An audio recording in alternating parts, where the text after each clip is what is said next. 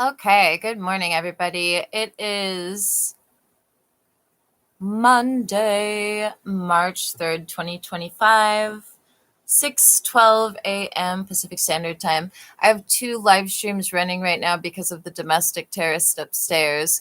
I woke up this morning, both live streams were still running, and then Unit 207 manually and physically, while I was looking at the live streams, turned off the backup live stream. I ended the first live stream, which timed out because I overslept by 30 minutes. So they'll be charged with that. Once again, I have 2 live streams running right now. We have to go over a variety of things, but before I do that, I am going to make sure that I have the appropriate settings for the chats in these videos, and then we will get to what we need to get to.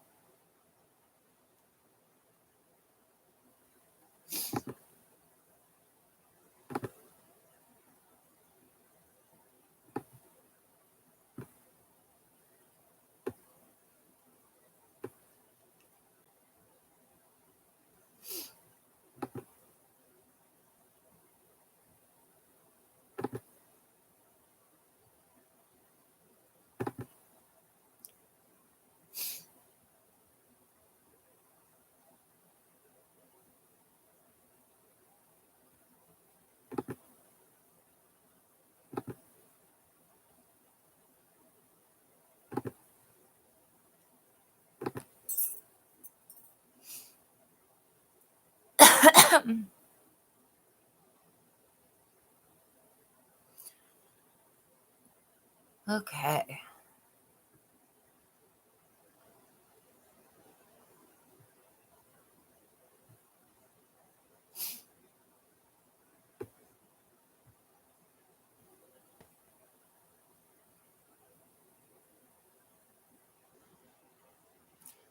I'm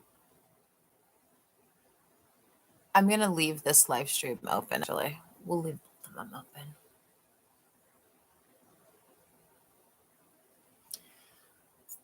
Oh, good morning. I will put in the chat here.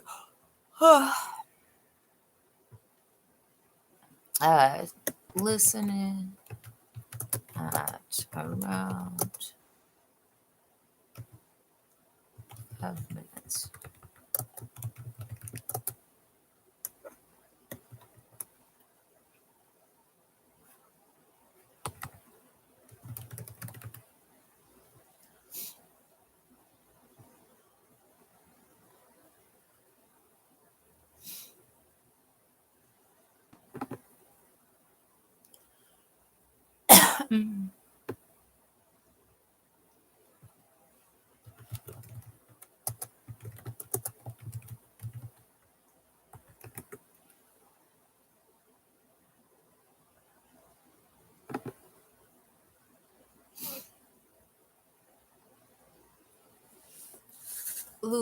I am navigating right now to a live stream video from last night, which goes over everything that we need to go over right now.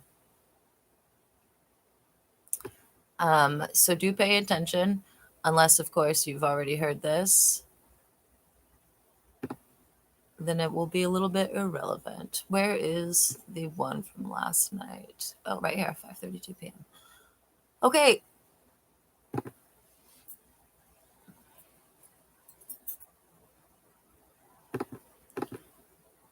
All right. Pay attention to everything said in this. Looking at the timer. 10-second delay, Nerd Squad. It is 5:32 p.m. Pacific Standard Time. I'm enabling the share screen. Hello, you're looking at the ceiling of my living room. It is 5:32 p.m. Pacific Standard Time, Sunday, March 2nd, 2025. This is a consensual recording with Mystic Gwen, pursuant to the Federal Bureau. Just to clarify, it's actually March 3rd, 6:19 a.m. This is a consensual recording with Mystic Gwen. Happy Monday. Okay, back to the recording. Of investigations, instructions. I'm not an employee of the FBI, but I've been authorized to state I am an informant since the last week of June 2024. That being said, I am going to play a recording that's going to go over everything that you need to hear for the FBI going forward. Some of you may be wondering, well, if all of that's going on and it's new, why aren't you reporting it? Why aren't you filing something, And the answer is because the FBI doesn't want me to do either. I don't know why. It's just what it is. Anyway, on the left-hand side here where we're sharing a screen, it's the same thing as you've seen for weeks now. This is actually the domestic terrorist in Unit 207, North Everett Precinct officers. Dedicated worker, this should just say dedicated domestic terrorist. Anything that says an incognito extension, as well as utility TTS service, utility storage service, spare renderer, and renderer. You can't see, but it's actually here. These are all the domestic terrorists upstairs. Actively choosing to show their intention and how deliberate they are in choosing to continue to tamper and obstruct in order to further their aggravated criminal conspiracy / enterprise / domestic terrorist organizations list of looming federal and state charges. Now, they've actively been terminating live streams for days and days. They haven't been as successful, but they've taken to desperate measures. Once this recording gets to like 6.5 hours, there's a girl upstairs that literally becomes seemingly suicidal. I mean, there's no other way to put it. I don't know what's going on with her. I suggested that perhaps she try Valium, not every day, but at least when she's suffering. And I'm reiterating that now, not even to insult her, which may be how she's taking it. But the reality is she wouldn't need any of that if she stopped doing the wrong thing. So anyway, but she's not. She's requesting to go to prison. And her request is going to be granted. Let me get to it real quick. I just pushed stop on this, so I should be able to play it. Clicking in the gallery. Okay, here we go. It's going to be an hour and 18 minutes of information. And then hopefully we won't need to play it again or go over it again until tomorrow morning. Monday. Okay, it is 4:16 p.m. Pacific Standard Time, March 2nd, 2025. This is a consensual recording of Mystic Gwen pursuant to the Federal Bureau of Investigations instructions. Be advised, I'm not an employee of the FBI. I have just been authorized to state I am an informant since the last week of June 2024.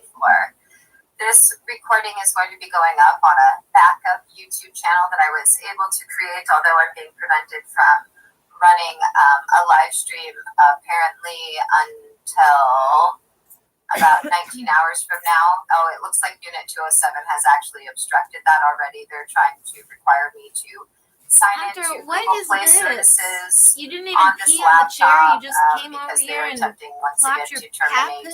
Why did you poo? Terminate live streams.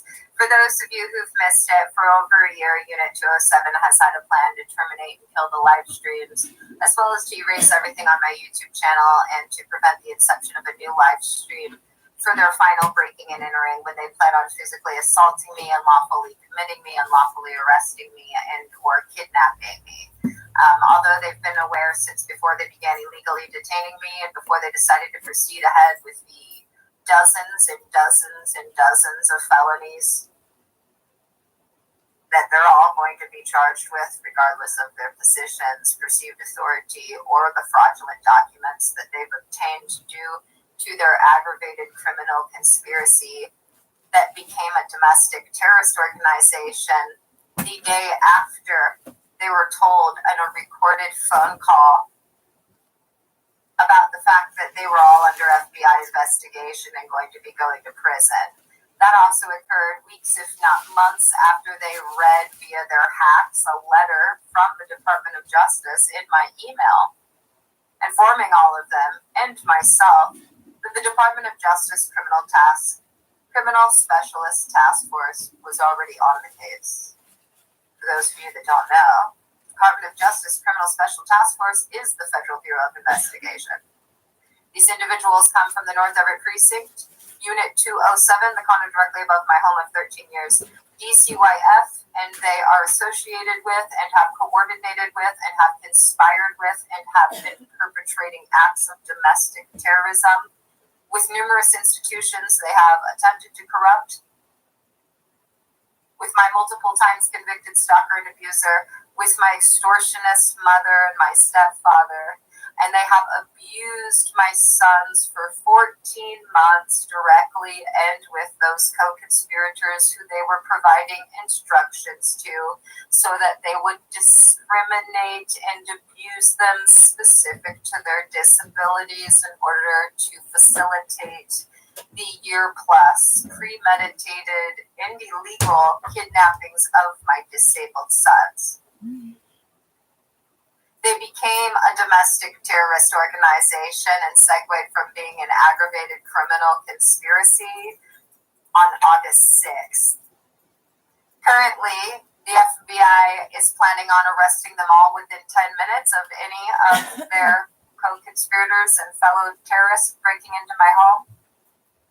Indoor on an unspecified date in the month of April while court is in session and some of the individuals the FBI is most excited to abdicate from power, that is to say forcibly remove, are in court because the FBI has a vested interest in humiliating some of these individuals in court. The FBI has also said consistently since August that I will be running a YouTube live stream when every individual is physically pulled off of the premises here and the condo upstairs is seized. From right here in my basement. Unit 207 and their domestic terrorist organization, since the beginning of this month, have been using my cell phone networks, every device in the house to destroy it, wipe the operating system, and utilize the condo from above my home where you can pick up, if you have a ham radio, their DCYF in North Everett Precinct signals. As recently as 2 days ago. My radio is off right now. And they are planning on attempting to, and have already been doing this for weeks, according to the FBI, and failing thanks to whistleblowers and the fact that they don't have any backdoors as far as the FBI is concerned. Anyway, long story short, the FBI baited them. They took the bait. They've been proving their criminal intent and what's deliberate and what's not deliberate. And that's important because right now, over 50% of the individuals who frequent Unit 207 per the FBI are whistleblowers who are at 100% risk of retaliation. 100% more severe than what I've experienced. And if we look at the totality of the crimes I've been a victim of for 2 years as of this month, and in certain instances, depending on which domestic terrorist we're addressing or co-conspirator, longer than that or less than that. But anyway, if you look at the totality of it, I have literally been the victim of everything except for what they're threatening and being murdered. So I'm going to speculate here that that means that there's at least one individual that the FBI thinks is dangerous enough to try and murder someone. Or more than one person who's been cooperating with the FBI. Additionally, because they are all 100% at risk of retaliation, this suggests to me, and this is my speculation, this suggests to me there's no way the FBI can respond to them. There's no way. How could they be responding to them knowing that it's going to put them at risk and knowing that the people that are going to prison don't give a shit about the law and will utilize the exact same tactics? Then add to that the FBI's own statement, which is that when precincts and public servants find themselves in the situation that everyone is in that's going to prison, there is apparently a common trend right before the big bust, and that is for officers to put other officers who are cooperating with the FBI into the crazy bin for 3 to 5 days. I don't know why, but the FBI said specifically 3 to 5 days. It's so fucked up, dude. So, can you imagine? There is a video here titled 2/16, 3 a.m. debrief. You're going to want to listen to that. It's almost 2 hours long. It covers everything you need to know. And then after you listen to that, you can just scroll up and you'll be like, holy shit, everything she said is true. Look at this. And then you'll know where we're at. That being said, I am making this video and I was going to upload it to the new YouTube channel, but it appears the craziest girl upstairs that's going to prison for the rest of her life has set it up so that this laptop will once again be hacked the way she wants it to, because she doesn't want me to have another YouTube channel, because she's still working like she has been for over a month on obstructing and tampering and intimidating and retaliating and stalking and a litany of cyber crimes and diverting mandatory funds to other places and trying to cover her own asshole from going to prison. And doing so in a way that she thinks is so smart that it will look like I've been doing it all to myself down here. Wrong. You're going to prison for the rest of your life, little lady. She's up there right now at 4:24 p.m. Anyway, I'll be playing this at the beginning of live streams that supersede the one that I'm currently recording. I just needed to create a little update because they've been terminating the live stream so rampantly and vehemently as they're getting closer and closer to the rest of their lives in jail. Excuse me, prison. Jail is where they go once they're detained in the Blitz suite, which will occur within 10 minutes of their next breaking and entering. Even if they're not on the property, or will occur in April on an unspecified date during Snohomish Superior Court hours, when a couple of individuals that the FBI is excited to put handcuffs on in front of judges and fellow attorneys will be there to bear witness to the reality of their former colleague. So again, you want to check out that 2/16, 3 a.m. debrief, especially if you're being asked or offered any sort of opportunity to join a domestic terrorist organization. For the last 2 years, before it was a domestic terrorist organization, when it was an aggravated criminal conspiracy only, frequently they did this to corrupt institutions per the FBI. Hello, we would like you to perpetrate felonies and gross misdemeanors and civil rights violations and ADA violations. We would like you to steal, destroy property, kidnap, abuse, trespass, stalk, yada, yada, yada, from the Jewish girl that we've been illegally detaining for over half a year and torturing for 2 years. And we'll give you non-existent immunity and promise you that that will be true if you just listen to us. And as a result of that, there have been over 50 individuals that if the FBI desired would be going to prison. There were 27 named individuals in September. Thanks to whistleblowers, that number went down, all the way down to the single digits. Then it went back up to the double digits. And according to the FBI, just in the last couple of days, it's gone up even one more. Someone that wasn't going to prison, that was upstairs terminating live streams and whatnot, is now going to prison. My front door has been closed since January 2nd, per FBI's instructions. My instructions to not engage with anyone, regardless of their title or position, remain the same. All of these individuals, from the North Everett Precinct to DCYF, to Unit 207, to Erica Owens, to John Owens, to Richard Garcia, to Anne-Marie Bauer, to Andy, to Kelly, etc., they've all known that it was illegal to be outside of my door, to be trying to talk to me, etc., since the day before they began illegally detaining me. At minimum, the only exception is the Owens, who didn't find out until after they did decide to proceed with what I told them was being threatened by everyone that they had been coordinating with since January of last year, as well as my multiple times convicted stalker and abuser, in order to abuse my sons, cause them to regress, and again facilitate their multiple kidnappings, which the FBI says they are absolutely charging you all with as aggravated, as well as aggravated child endangerment, as well as a series of charges involving child abuse. Aiding and abetting every crime perpetrated against me and intended to slight me has also been intended to defraud their employer, the state of Washington, and the Attorney General, who will be indicting them and arraigning them in Snohomish Superior Courthouse after the FBI gets them first. You see, after they are involved in the Blitz sweep, they will be brought to King County Jail. The whistleblowers will be met by federal marshals and will get to avoid the humiliation of a strip search. Then they will be brought to a nice hotel in downtown Seattle and be given a couple $100 a day per diem, but they're going to have to stay in their room with a federal marshal who is armed outside of their door.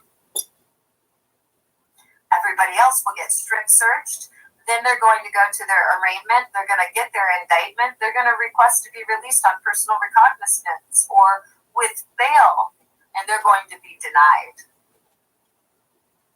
The FBI has stated they are adamantly opposed to anyone getting bail, in this case, who is being detained. They would like them to sit in jail for as long as they illegally detained me. We're at over 200 days. That proving that they are all a flight risk has already been accomplished by their own criminal conduct. And then after they are arraigned there, then I guess they just get driven up by the jailers, maybe to Snohomish County. I don't know how it works. But I just know, for whatever reason, according to the FBI gets them first. They get their indictment and their arraignment in King County before they get their arraignment and indictment up here at Snohomish Superior Courthouse. Normally, people of their profession are protected by the Attorney General. In this case, the Attorney General is very much going to be involved in their prosecution, as they've attempted to defraud the state of Washington. They've diverted government funds. They've done a series of illegal record sharings, all telling people they were part of a non-existent operation, a sting or operation that, according to the FBI, was never legitimate and was 100% the result of every individual I reported for every fucking crime they've made actionable back in 2017. Those individuals were employees of the North Everett Precinct, my multiple times convicted stalker and abuser, DCYF employees. You get the idea. And all but one individual per the FBI is 100% involved in going to prison. Also, remember, the FBI has stated some people were really delusional enough to think that retirement was going to prevent their arraignment and detainment. Au contraire. They will be detained and arraigned per the FBI the exact same time everybody else is, regardless of their location. Clean up hunter poo. Change all of the coverings on the chair. That 216 recording we will get to, but first I think that because of your little butthole. We'll play this one. This is again, I'm going to be playing this recording for superseding live streams. Not my favorite way. So this is 221, the 5:41 p.m. live stream. Let's listen to the first few minutes of this. It might cover some things I haven't addressed already. And remember, I'm talking about you cooling on the chair. If I don't orally and explicitly state the end time, I didn't end the live stream, and the domestic terrorists going to prison for the rest of their life are responsible. They'll be charged for it. Again, this is a virtual recording of Mystic Gwen pursuant to the Federal Bureau of Investigation's instructions. I'm not an employee of the FBI, but I've been authorized to state I am an informant since the last week of June 2024. That being said, if you missed it in the preceding live stream, the status quo fighting brief that occurs with the domestic terrorist organization that's been operating out of Unit 207 while perpetrating felonies against the United States of America and their employer, the state of Washington, since their terrorist organization made the segue and transformation from an aggravated criminal conspiracy, which is what they've been since March 2023, on August 6th, 2024, when they began to become a domestic terrorist organization, which is what they very much are, as the FBI and the Seattle Federal Marshals and Snohomish County Sheriffs will verify for you happily, unless, of course, you're a member of the domestic terrorist organization, in which case that's going to be pretty impossible for you to get verification until you're detained. Anyway, they have their debrief, their status quo debrief, and then they criminally and illegally set down some of the individuals that are volunteering and actually, according to the FBI, requesting. That's the FBI's word. Requesting to go to prison. Well, they have those volunteers that have been requesting to go to prison come here and to get themselves on surveillance by the FBI and my live stream, perpetrating more Class A witness tampering, more attempts to intimidate an FBI informant, more stalking, more harassment, and more retaliation. Coincidentally, concurrently rather, Unit 207 was actively attempting to terminate the live stream for a good 10 minutes. In fact, they're actively attempting to do so right now, this very moment, in this very live stream, which superseded it because they believe that they're going to get some of those individuals that were just very much volunteering to join them in prison to come back here tonight and perpetrate a break-in if they can simply get the live stream to not be running, which is why they've been attempting to terminate over 100 plus of them, as they successfully did for the evidentiary value for the FBI, as well as blocking me from sending offline recordings to the FBI from the 11th to the 16th of this month. Now they're all aware, like they have been aware for many months, that the door is going to stay closed until they're apprehended or their third break-in, which will result in them being apprehended, according to the FBI, less than 10 minutes after they're in my living room. That includes everyone in Unit 207. That includes those of you in Unit 207 that are child abusing, stalking fraudsters, who are the reason some officers are going to prison because they don't realize that you are actually the ones that are bad for children. But the FBI is going to make that very apparent as they are confident that all of you will be convicted with numerous counts cited child abuse, kidnapping, aiding and abetting, and child endangerment.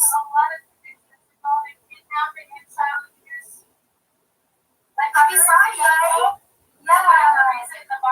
If you missed it also, every Friday for 17 months, these psychopaths who used to be officers in some cases, who used to be in court, he wants to get her, and he wants to cuff her abusers that no one would have ever given a job to if they had any idea what they really were, which the FBI is confident they'll be exposed for very, very soon, I might add. I've been told, with no uncertain terms, that in the month of June, I will have more zeros in my bank account than all of them combined have, including their assets. And that my sons will be home. June is so close. It is. It's less time than they've illegally detained me.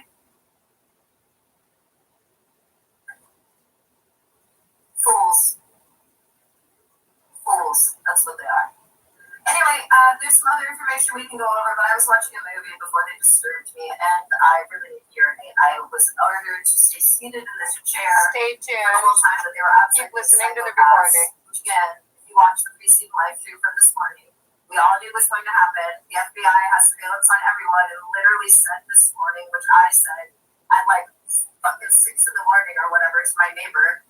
I said, the FBI says they're going to be extra psychopathic because all the ones that are members of the bar, they know that there are serious charges that are going to be levied against them in less than 72 hours, just because it will be February 24th. All right, now we're going to hop over to a different live stream that addresses other things that we need to go over. So I was directing you all to go to that 216 debrief. You may not have the ability to search on my channel. Unit 207 has just been having a heyday with, requesting to go to prison in some instances, and in more instances than that, requesting that the people that are requesting to go to prison be the only ones to go to prison. And those that are requesting that, not me.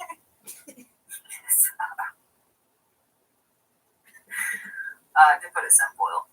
So I was Oh, it's playing funny, the 'cause it's 3 a.m. true. debrief, but I'm actually scrolling down because I think that I'm just going to play the one from the 13th because I feel like that document basically gives you a very condensed brief of that longer video. Yeah, this is it right here. Okay, let's try this. This may not have the full recording. Oh no, that's this new report. This is this new report. Which one is correct? Let's click on this one. And hopefully it's the right one. Hopefully I'm saying the right things here.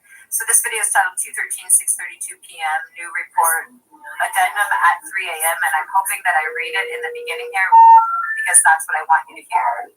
Okay, going outside this afternoon when yes, it is. Up there. Okay, so go ahead and listen from here. Okay, Unit 207, the men and women up there had a powwow going outside this afternoon when I went to lay down and go to sleep roughly an hour later. A powwow where they were meeting with a fellow domestic terrorist inside of their vehicle in certain instances. They criminally and illegally shut off this live stream as they've done to every live stream today in a blatant act that they will be committed for very soon. It is currently 6:33 p.m. PST. There are men and women upstairs. They are continuing to be guilty of a series of crimes, which is exactly why they are going to prison for the rest of their lives. Far sooner than they're expecting. And that's the reality. I warned them 3 years ago.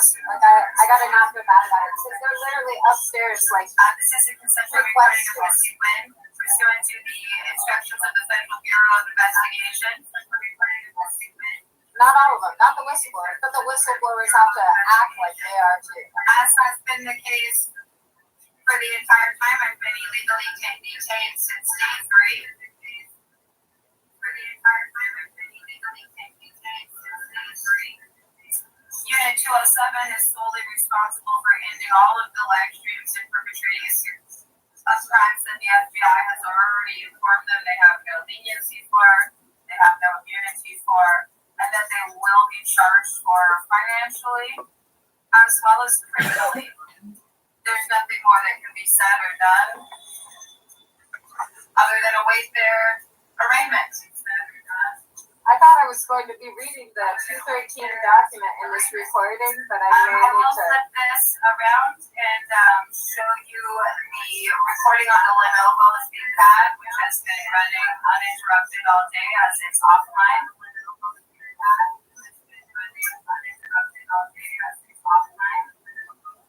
But first I need to adjust the title and the description and click on the live stream that preceded this and see how long did they criminally and illegally shut it off for and see how much, if any, video did they criminally and illegally erase in an attempt to make it so that it couldn't be used as evidence against them, which is why they're doing this.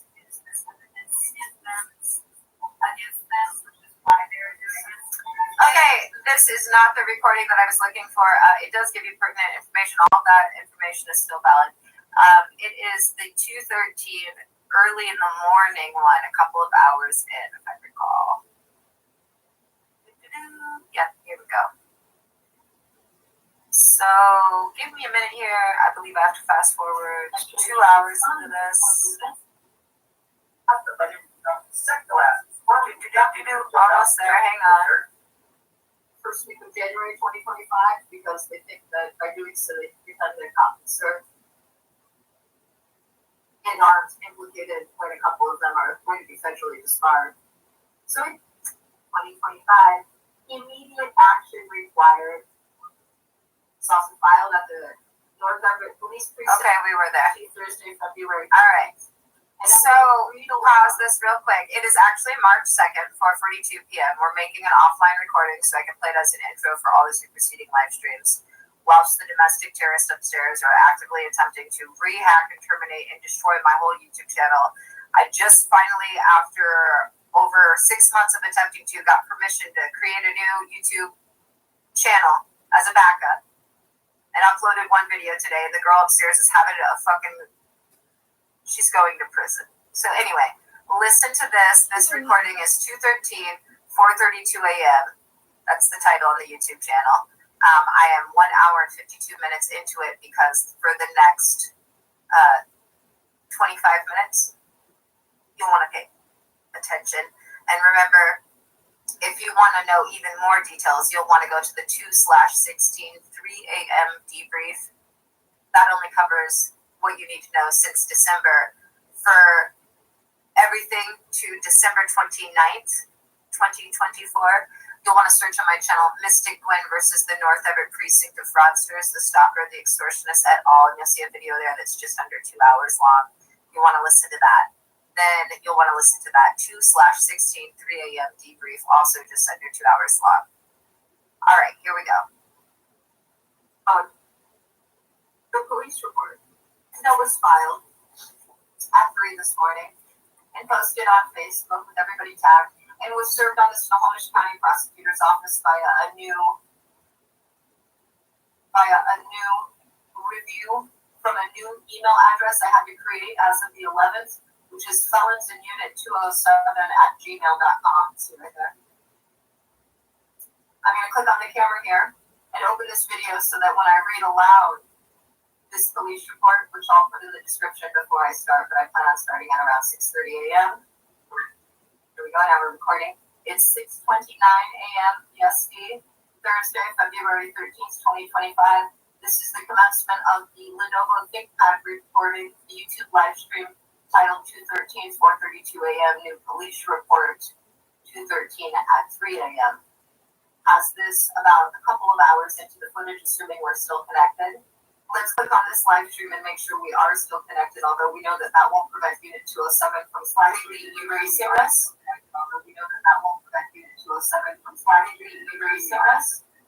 Retroactively, something they've been exhibiting repeatedly and has been reported repeatedly since February 1st in their attempts to evade justice.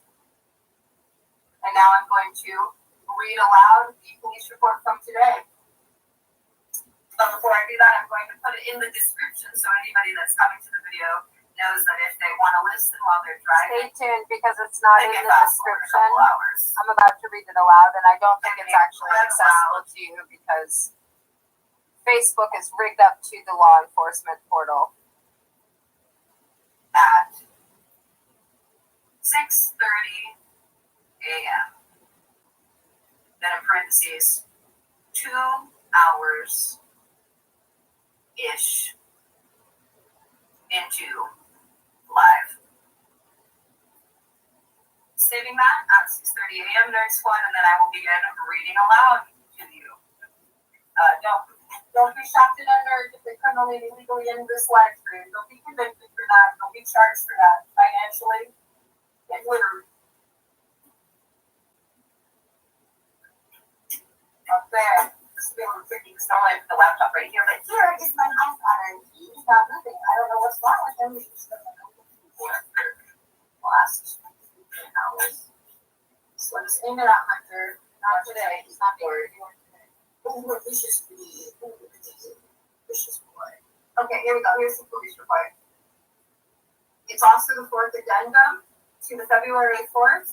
This was sent to all the law clerks at the Snohomish Superior Courthouse as well as the Clerk's Department. It's also sent to the North Everett Precinct, the Seattle FBI, the Snohomish County Sheriffs, DCYF, Anne-Marie Bauer, anyone and everyone that's going to prison and owes me millions, except for my multiple times convicted stalker and abuser who's one of their co-conspirators. It's also filed at the North Everett Police Precincts, which they'll reject, I'm sure. It's on their pattern of everyone was tagged on Facebook except for the prosecutor's office as they blocked me first week of January 2025 to shield the handful of individuals that knew from the start. They go to prison if they didn't get a whole bunch of other and armed implicated when a couple of them are going to be federally I'm disbarred. mad at you. So here we go. I'm gonna carry you in Fourth addendum of the formal judicial notice and police report filed February 13th, 2025, 3 a.m. Original filing, formal judicial notice, aggravated and ongoing criminal conspiracy, obstruction of justice, evidence tampering, child abuse, child endangerment, stalking, harassment, extortion, fraud, civil rights violations, and retaliation against FBI informant by North Everett Precinct. Unit 207 and associated individuals. Mandatory filing pursuant to ADA in any/all cases with my legal names, Lynette Renee Hansen, aka Mystic Gwen. Date of original filing, February 4th, 2025, 10:08 a.m. PST.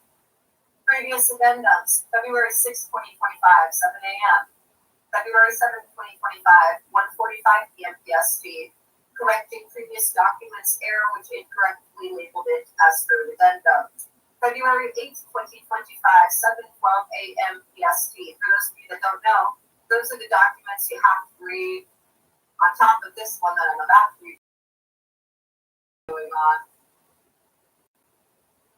That's kind of a lie because the FBI said that this one I'm about to read and the one that I read right after it are really all that needs to be said. Prosecutors and all forwarded to FBI. From Lynette Renee Hansen, So you can really look subject at that if you want the supplemental full information legal regarding filing. further criminal activities, escalation of But if you threats, want a evidence tampering, short extended child version, abuse, this is the and bridge incurred version. penalties, February 10th to February 13th, 2025. Immediate action required. Criminal enterprise in domestic terrorist organization. No immunity for unlawful directives. This document serves as the fourth addendum to the formal judicial notice filed on February 4th, 2025 at 10:08 a.m. PST and previously supplemented. It provides further critical updates regarding the relentless and escalated criminal conspiracy orchestrated by individuals associated with the North Everett Precinct, Unit 207 at 2120 Highland Ave, Everett, Washington, and their expanding network of co-conspirators. This addendum also functions as a formal police report detailing the criminal acts perpetrated between February 10th and February 13th, 2025. 1. Incorporation of prior filings by reference. All facts, invoices, statements, and incorporated documents referenced in the original formal judicial notice of February 4th, 2025, and all subsequent addendums February 6th, February 7th, and February 8th, 2025. And all police reports filed by Lynette Renee Hansen from June 2024 to the present date and any future date are hereby incorporated by reference as if fully set forth herein. This explicitly includes, but is not limited to, Declaration of Lynette Renee Hansen, aka Mystic Gwen, dated December 14, 2024, revised 8:07 p.m. PST due to unlawful tampering. Addendum to Declaration dated December 19, 2024. Addendum and Amendment to Declaration dated December 29, 2024. Tort claim filed August 14, 2024, case number 10500594, served upon the North Everett Precinct, Snohomish County prosecutors et al. All police reports filed since June 2024 by me, Lynette Renee Hansen, aka Mystic Gwen. 2. Supplemental information, criminal acts from February 10th to February 13th, 2025. The following criminal acts have been perpetrated by Unit 207 and their co-conspirators, further demonstrating the ongoing and escalating nature of this criminal enterprise. February 10th, 2025, just before noon, a male individual from Unit 207 briefly appeared to deliver written materials. The content and purpose of these materials are currently unknown but are considered suspect in the context of ongoing harassment and conspiracy. February 10th, 2025, 2 p.m. PST, the North Everett Precinct predictably and unlawfully rejected the police report/addendum filed on February 8th. This blatant act of obstruction of justice is consistent with their ongoing efforts to shield themselves and their co-conspirators from accountability. Occupants in Unit 207 were overheard discussing their intent to feign cessation of stalking while continuing these criminal activities. They also discussed plans to dispatch multiple individuals to my residence before February 23rd under the false pretense that my participation is required for some unspecified purpose. February 10th, 2025, 12 a.m. and 8:37 a.m. PST. YouTube live streams initiated by me were criminally and illegally terminated. These actions are consistent with evidence tampering, witness intimidation, and obstruction of justice. February 11th, 2025, 8 a.m. to 5:16 p.m. PST. Unit 207 engaged in a cybercrime spree, illegally shutting off an astounding 23 live streams. February 11th, 2025, 5:20 p.m. PST. A male individual from the upstairs unit known to be actively stalking neighbors Andy and Kelly, the DCYF employee and brother of an EPD officer who left harassing notes in the summer of 2023, entered the balcony door of Unit 207. This further illustrates the coordinated stalking and harassment efforts involving multiple individuals and potentially implicating members of law enforcement and DCYF. That shouldn't say potentially. That should say and it implicates. Everything that is written here, there is evidence of beyond a reasonable doubt, and the FBI has confirmed that. Also, shout out to the FBI, dude. I can't wait. Moving on. February 13th, 2025, 1:55 a.m. PST. I can't wait. I can send it. I'm not reading it on my broadcast and a significant escalation of evidence. I'm just saying, I'm going to enjoy the show. Recording stored offline. This act was concurrent with criminal and illegal erasure of over 4 hours of live stream from the previous night. Prior to the termination, I had explicitly noted in the live stream description the threat to the female occupant upstairs to terminate the broadcast while I slept, which he subsequently carried out. This erasure is happening to be for the same reason speculated in the February 8th addendum: obstruction of justice, intimidation of a federal witness, and tampering with evidence of their ongoing criminal conspiracy. Ongoing cybercrimes and live stream interference, February 12th to the 13th. February 13th, 1:55 I should say to today, March 2nd, in counting. Above. February 12th, 9:11 p.m. PST. Female felons upstairs unit explicitly planned to terminate the live stream while I slept. This threat was typed into the live stream description in an attempt to deter their criminal actions and document their intent. February 12th, 8:57 p.m. PST. Female felons engaged in further cyber tampering, illegally cutting and tampering with the live stream. February 12th, 8:02 p.m. Live stream terminated from 7:06 p.m. to 8:02 p.m.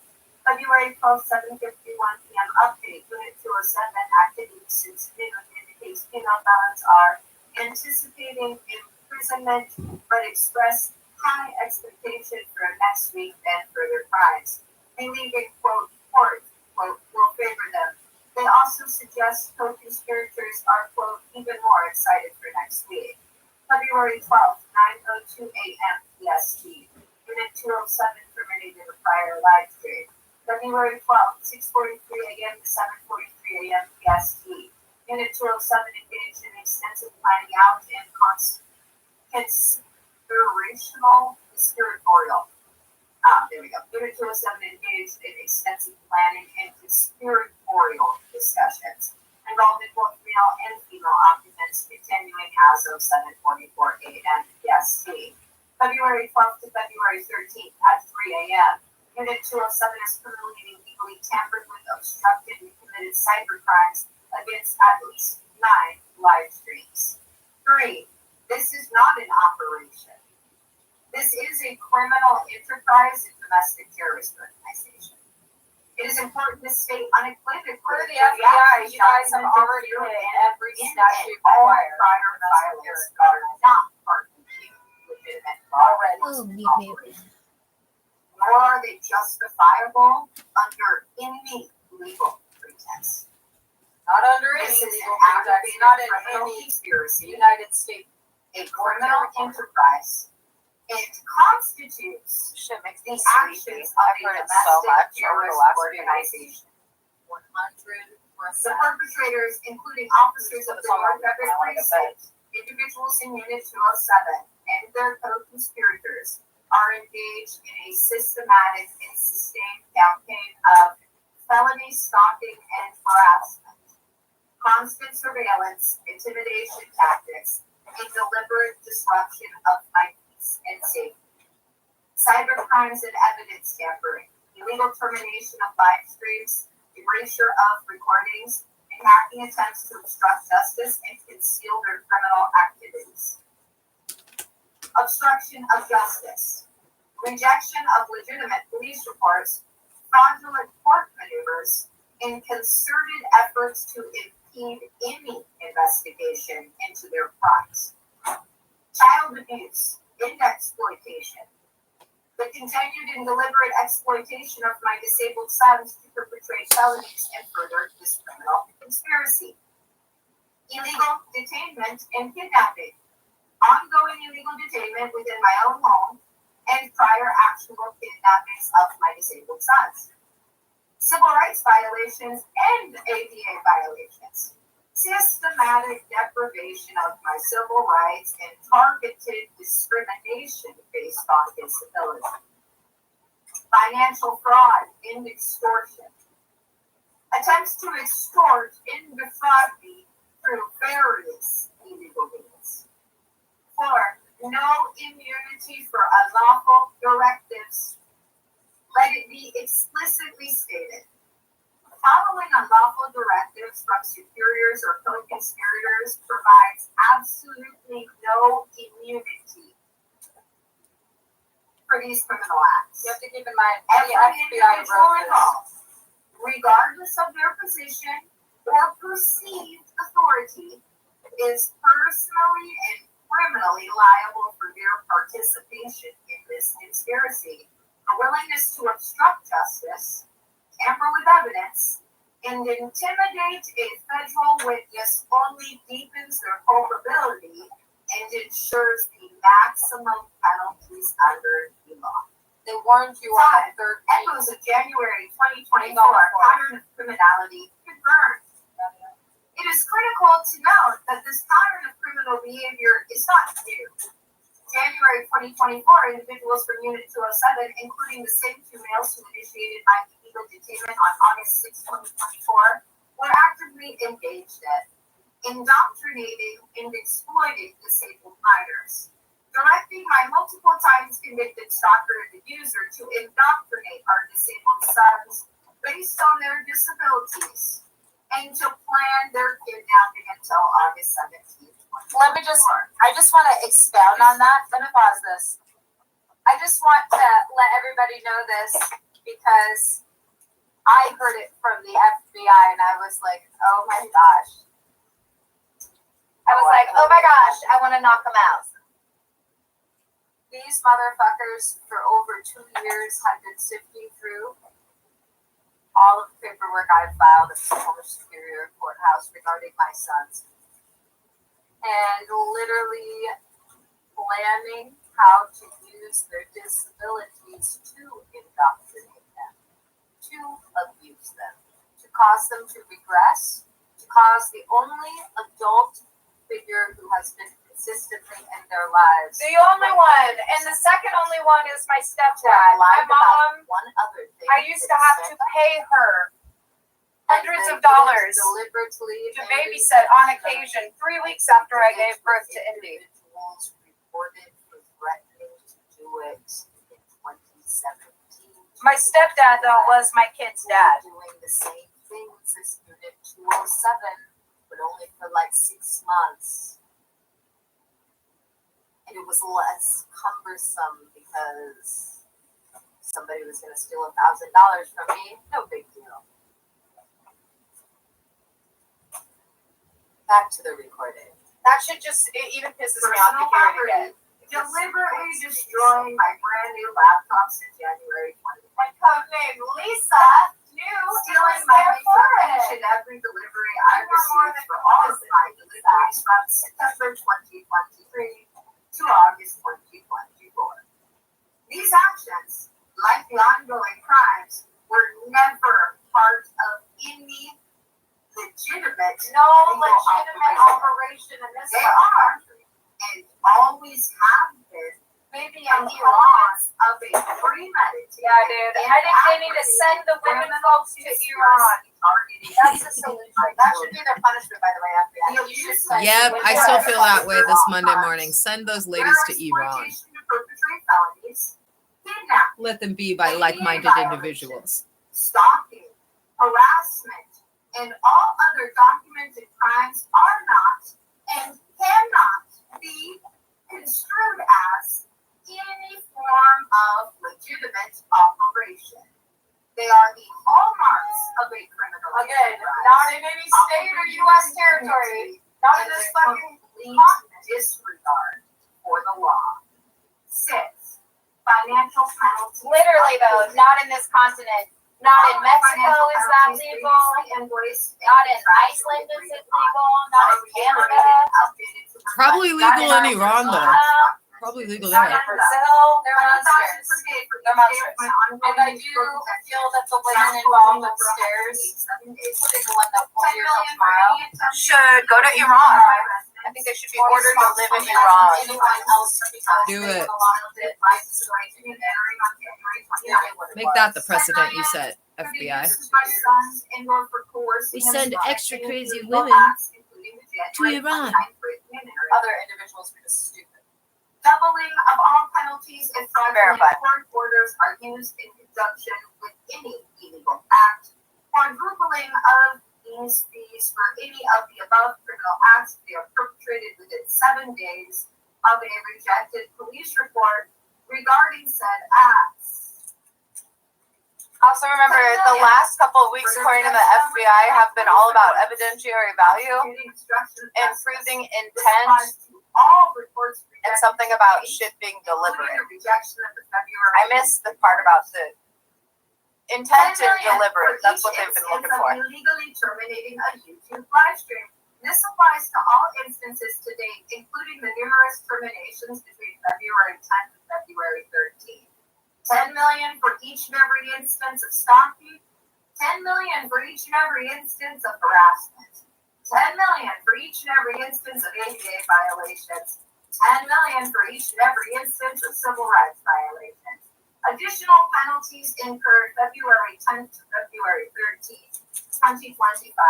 Obstruction of justice. Rejection of 2A report. 40 million. Quadruple penalty. Live stream terminations February 10th to the 13th. At least 30 terminations times 10 million equals 300 million. Ongoing stalking, harassment, and cybercrimes penalties continue to occur daily and per incident.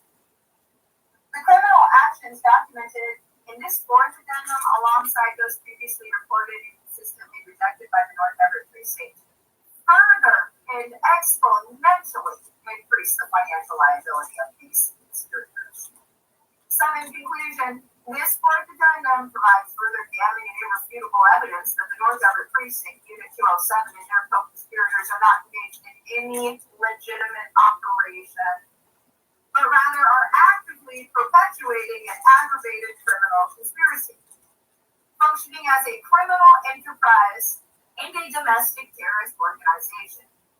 Their actions represent a grave threat to my safety, the well-being of my children. I'm just going to pause it there and point out to everybody, you have to remember, I am not an employee of the FBI. I've only been authorized to state identity for. That being said, the FBI did write this. And I just realized in hearing that last two sentences, I think what they're saying is the FBI is going to be charging you all with the domestic terrorism, and that the Attorney General is going to be charging you all for trying to defraud them in the state of Washington and for being an aggravated criminal conspiracy / being grape Kool-Aid for the first time since I think I was 10. Whereas the FBI told me that is it good?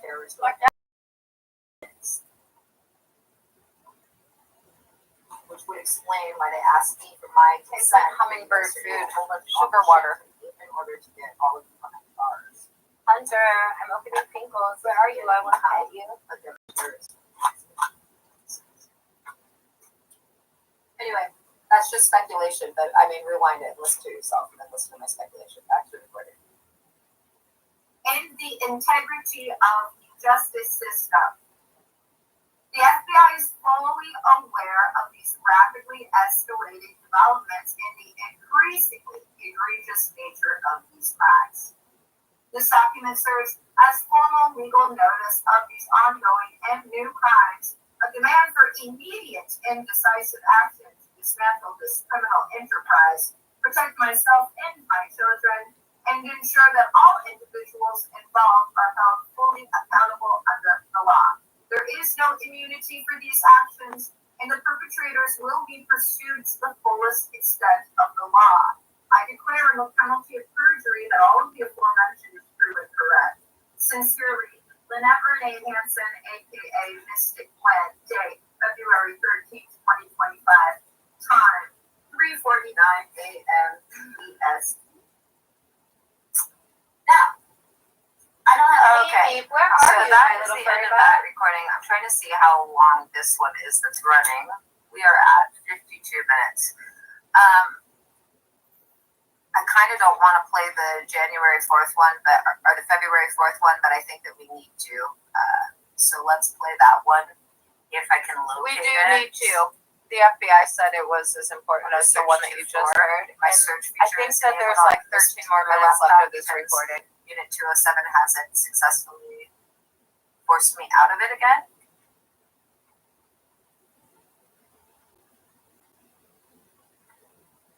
Judicial notice.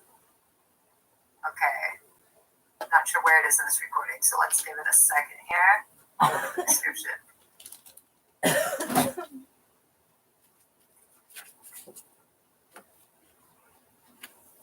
We have a 9-second delay, Nerd Squad. It is 11:14 a.m. Pacific Standard Time, February 4th, 2025. This is a consensual recording of Mystic Gwen pursuant to the instructions of the FBI. Be advised that I am not an employee of the FBI, but I have been authorized to state I am an informant since the last week of June 2024. Now, there is normally a litany of things that I need to go over, and you can hear all of those things in the preceding live stream. You'll want to listen to almost an hour and 44 minutes of me talking in that preceding live stream. Disregard that Per the instruction. FBI's instructions But if you today, are wanting more details, for this again, you lecture, want all the of those 2:16 going forward 3 a.m. guides debrief, for which you, has what you what I just will heard, review in a plus moment. what you're about to hear, Cutting and pasting it to try and fit it into minus the updates that came after.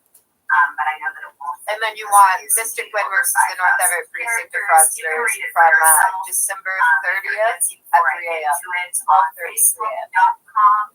Facebook.com/Mystic Gwen Loves. I'm just going to pause it here and say that they've been using the law enforcement portal, I believe, to block all of my filings. I don't know that for sure, but the FBI has emphasized in states like every week that they obstruct justice at every turn.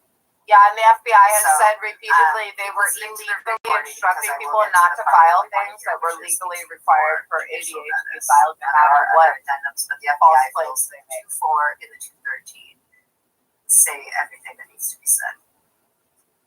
That's only you. And yes, indeed, it is too lengthy for the description here. So let me go down to the bottom of it and erase as much as possible before I get to it. Again, you can read it for yourself on Facebook.com/Mystic Gwen Loves Only You. One thing that I do need to state, though, even though I no longer have to go over that 2 hours of information that I had to go over in the preceding live stream, is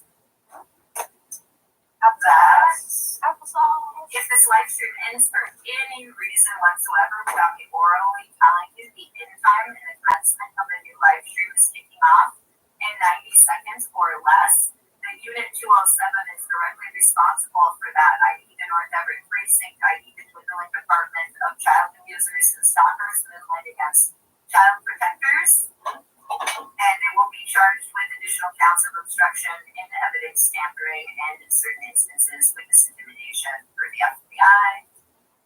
And as a result of that, I have started a new thing where I haven't been uploading a photo until the end of a live stream, which my dumbass forgot to do with the preceding live stream, which I did indeed end. So let me quickly do that before I read this police report.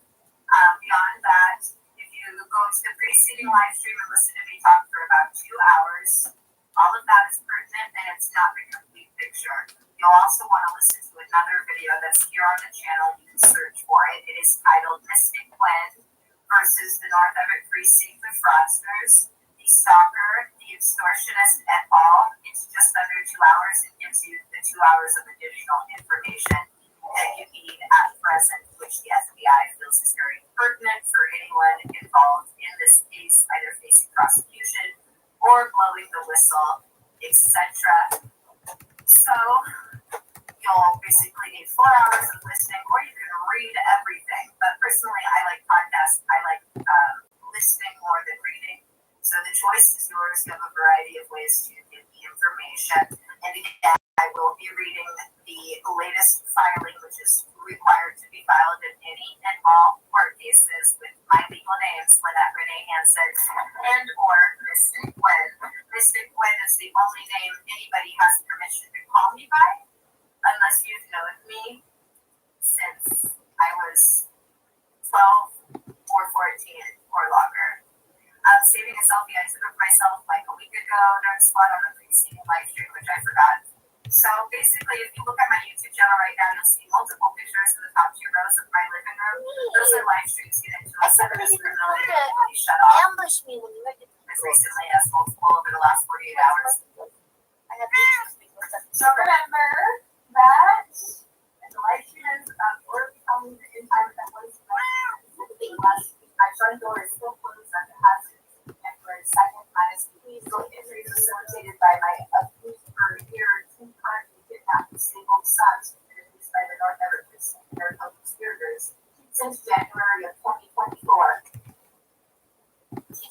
Abuse directly streamlined to cause regression and escalation and problems with their mommy directly in with those conspirators. The FBI is confident that we can be rolling out pictures for. Doling them out. So now that I've uploaded a version of your live stream, I ended right before this, but I distinctly did not have a photo to just keep that in mind going forward. I've only been doing the allowance of the living room image since February 1st, and that's because they're averaging multiple live streams they're making every day. And according to the FBI, this is being done deliberately to obstruct justice, further the criminal conspiracy, intimidate me, and to tamper with evidence. All of these separate criminal actions from one action. So, this is what the FBI wants me to address in all of the live streams going forward until they are detained and or the instructions change, other than what I've already provided you with information about. But again, if you want the full story, you want to click on the preceding live stream and listen to that for almost 2 hours. And then to get the full story prior to that, you want the just under 2-hour video titled Mystic Gwen versus the North Everett Precinct, the extortionist, the stalker, and all. Then you'll be fully abreast. Are there little details you're missing? Yeah, but you'll get such a great idea of the scale of this that you'll be so disgusted even yourself if you're an officer in the enforcement community will want to throw in handcuffs and missiles. These disgraces to the badge. These child abusers and stalkers and hackers and thieves and fraudsters moonlighting as child protectors and officers. These disgraces to every man and woman who is a public servant. So here we go. Keep in mind, they're also a threat to the whistleblowers that are not those things. Also served on federal felons via email and provided to numbers at some Superior Courthouse via email, ADA, mandatory filing, and any all cases with money against the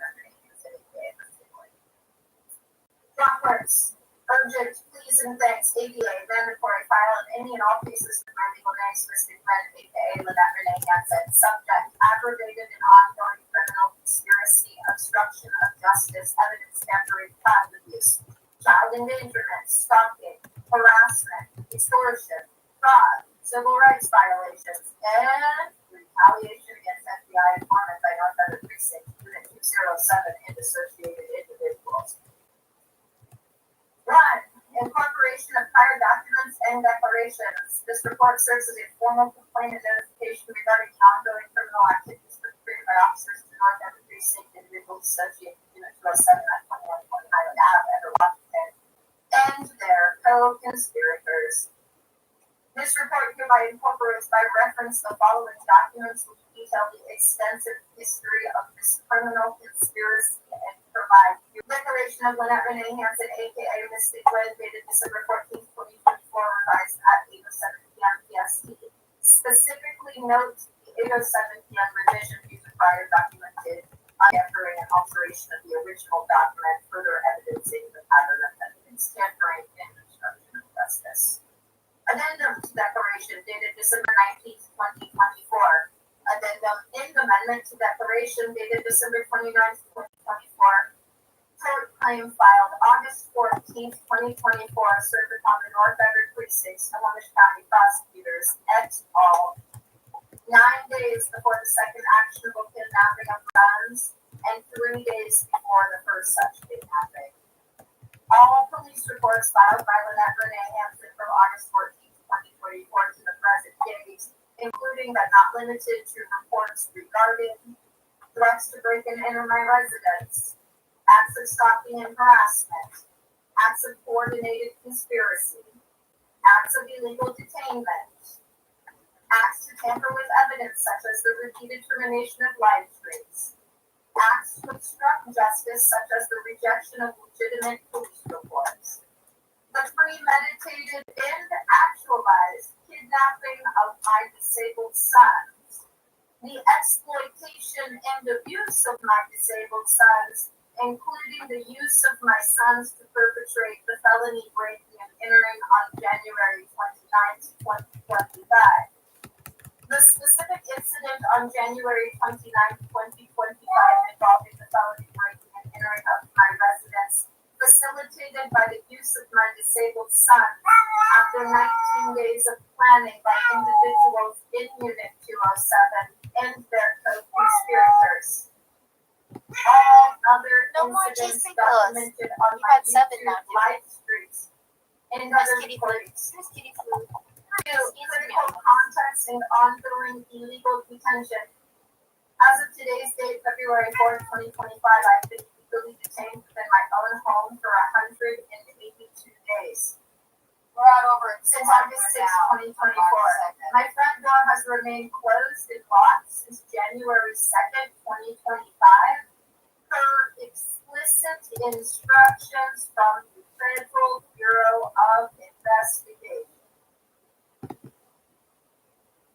With the sole exception of the illegal forced entry on January 29th, 2025, I have not, nor will I, interact with anything or anyone on the exterior of my home. Same thing FBI directives. on March 2nd. Now, this isn't in the filing, but is required in every court case in the police report, which is what I'm bringing you. But as an aside, this includes the greetings report. The FBI no longer wants me to play back if you guys come to your second actionable breaking and entering. They're at third now. They want me to act like you're already dead. Oops. The FBI said they're counting the September 27th. Okay, back to the filing and private property stuff. let me rewind it. I have not, nor will I, interact with anything or anyone on the exterior of my home. Per FBI directives. 3. Pattern of criminality and fraudulent court orders and retroactive fabrication of legal basis. The North Everett Precinct, in conjunction with the Snohomish County Prosecutor's Office and other co-conspirators, has engaged in a persistent and egregious pattern of obtaining and utilizing fraudulent court orders to harass me, obstruct justice, and further their criminal conspiracy. These orders are obtained through fraudulent means, without proper service, and in violation of my due process rights. It is hereby unequivocally stated that any and all court orders carried by the Lynette Renee Hampton or Mistake Gwen issued last year or this year are deemed fraudulent and part of this criminal conspiracy. Still true. March 2nd. The possession, attempted enforcement, or any involvement in the acquisition of these orders implicates individuals in multiple felonies, including but not limited to conspiracy, fraud, obstruction of justice, and witness tampering,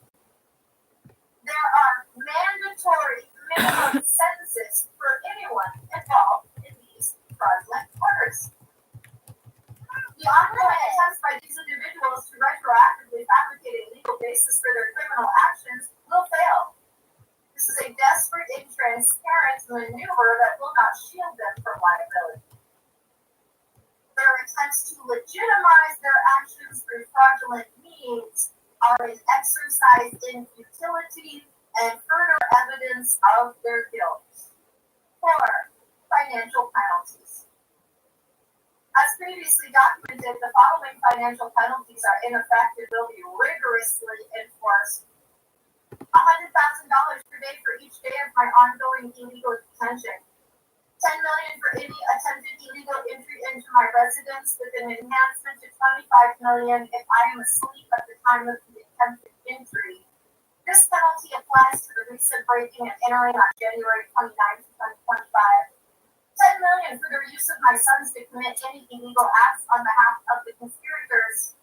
Doubling of all penalties if fraudulent court orders are used in conjunction with any illegal entry, attempted illegal detention, or any other criminal activity. Quadrupling.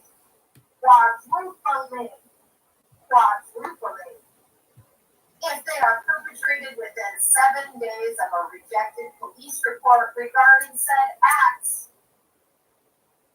5. Absolute lack of immunity.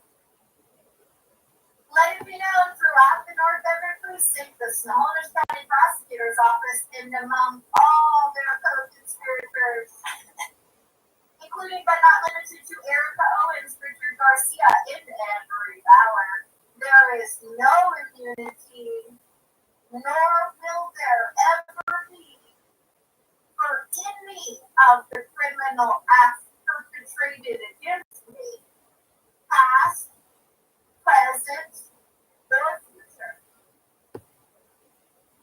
Every individual involved in this conspiracy, regardless of their position or title, is personally liable for their actions. This includes any and all attempts to follow unlawful directives. 6. Recent events and further obstruction of justice. February 4th, 2025, 8:49 a.m. PST, the North Everett Precinct, in furtherance of their ongoing obstruction of justice, rejected the police report I filed earlier today regarding the events of January 29th. This rejection occurred less than an hour after the report was filed, and significantly, just prior to further criminal and fraudulent court maneuverings that were attempted and are believed to still be in progress as of 10:08 a.m. PST today. Unit 207 activity. Occupants of Unit 207 have indicated that their second premeditated breaking and entering of my residence is planned to occur expediently. While the exact timing remains unclear, their discussion suggests it could be today, tomorrow, or within the next 7 days. They have previously made over 38 attempts to illegally enter my home since the first week of August. Based on their comments, they intend to use either the Owens and/or another co-conspirator such as Andrew Bauer for this subsequent breaking and entering. January 31st, 2025, the occupants of Unit 207 expressed confidence in their issuance of fraudulent court orders dated January 31st, 2025. They believe these fabricated documents provide them with impunity. This is a delusion. 7. Conclusion. The North Everett Precinct, in conjunction with Unit 207 and associated individuals, is engaged in a relentless campaign of criminal activity. Their actions are an affront to justice and a clear violation of the public trust. The FBI is fully aware of these developments. The FBI called them a stain Accountability is imminent. Sincerely, Lynette Renee Hampton, in one of these filings. Again, it is 11:32 a.m. Pacific Standard Time, February 4th, 2025.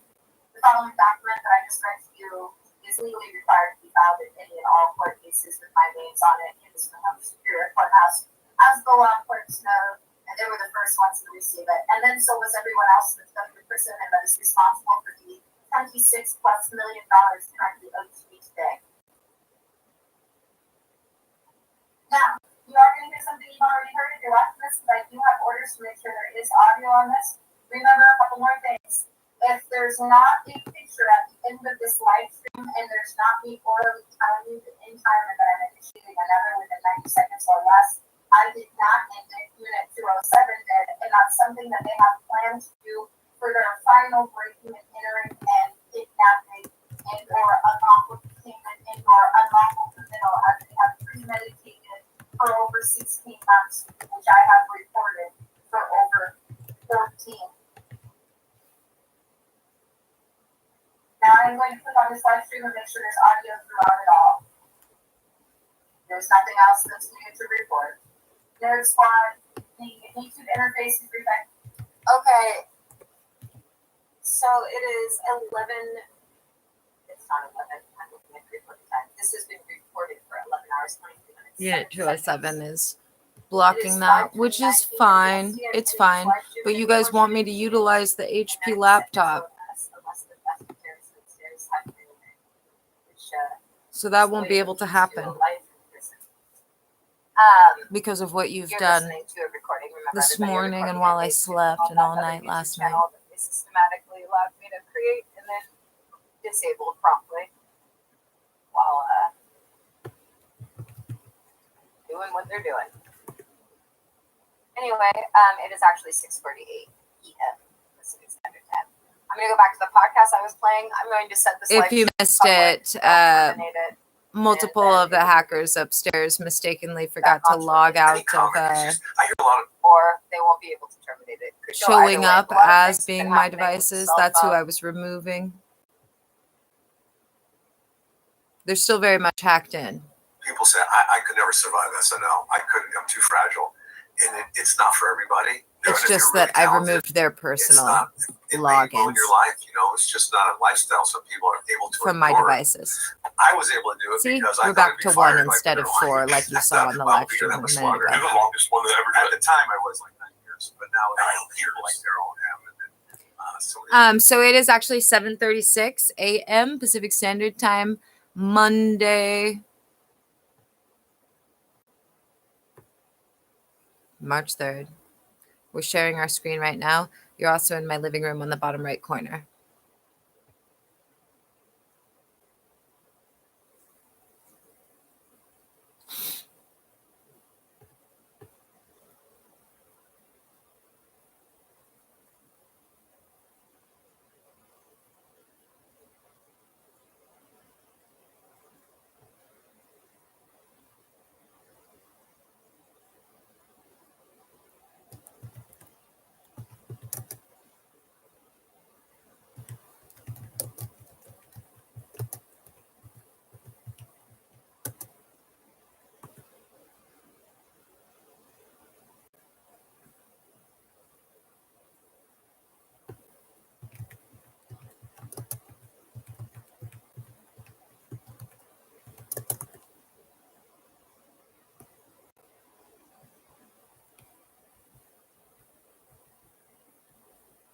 Maybe it was this one. I thought it was Stack something.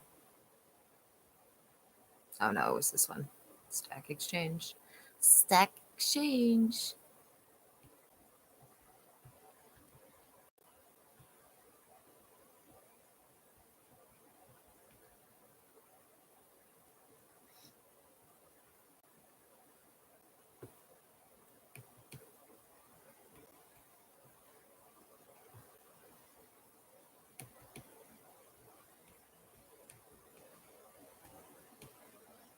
A male domestic terrorist upstairs is acting like he's annoyed that I'm doing this. You should be annoyed that you're going to prison because of the people whose instructions you've. That's what you should be upset about, boy. You should be upset about the fact that this time next year you're going to be in a cold prison cell being told what you do at 7:38 a.m.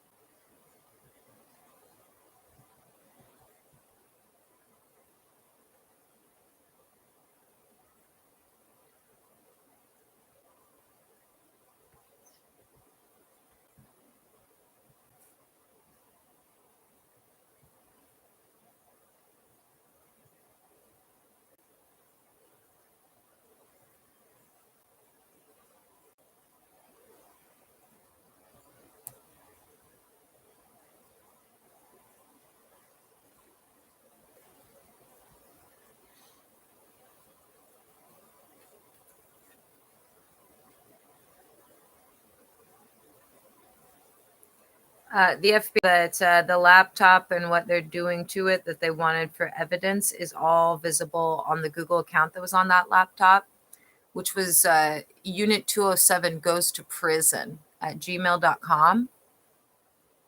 So they said that because of that, they no longer are requiring that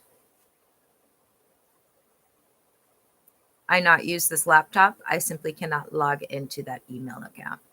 So Unit 207 is preventing it by pretending to be a criminal enterprise that manages my network and that I am a working business with all 4 of their devices in my own.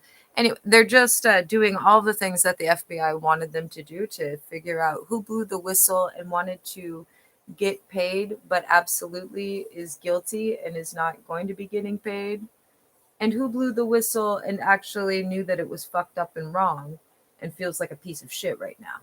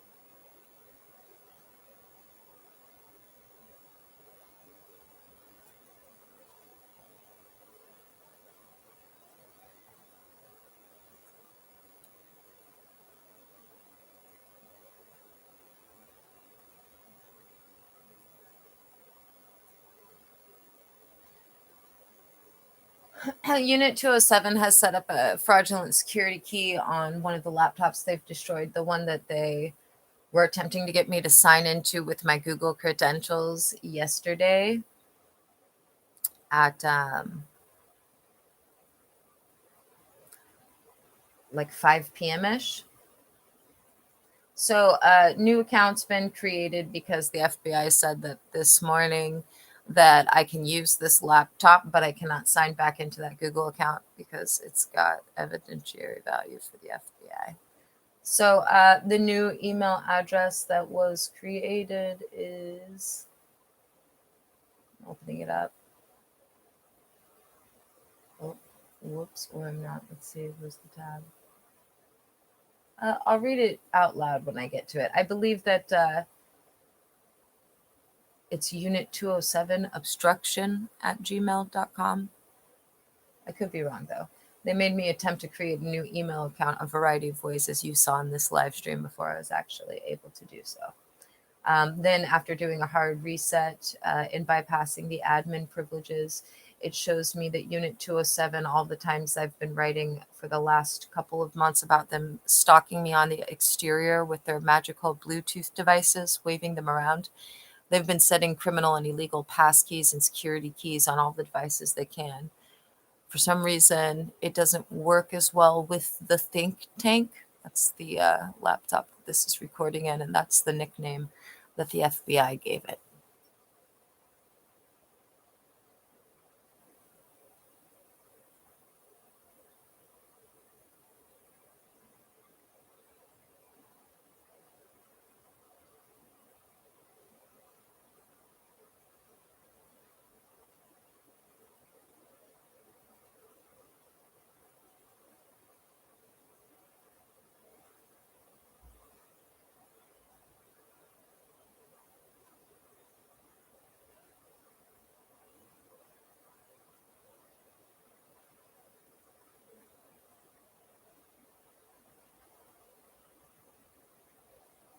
I've removed all extensions for this account. I'm disconnected from the internet right now after doing that hard factory reset to bypass the admin. I disengaged the email so that I could set it up to open at a specific page on startup.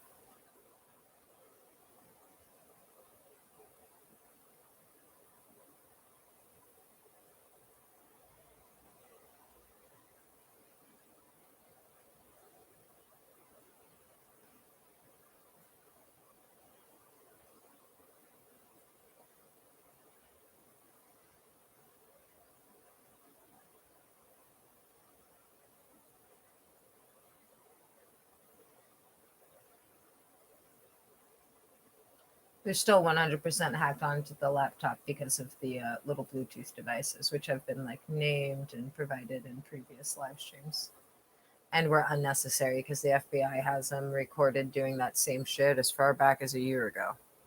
We're going to stand outside and stalk her while we illegally detain her and wave around our Bluetooth devices here. Set passkey, obstruct justice, tamper with evidence, intimidate, retaliate, and continue to stalk an FBI informant. Anyway, could be worse.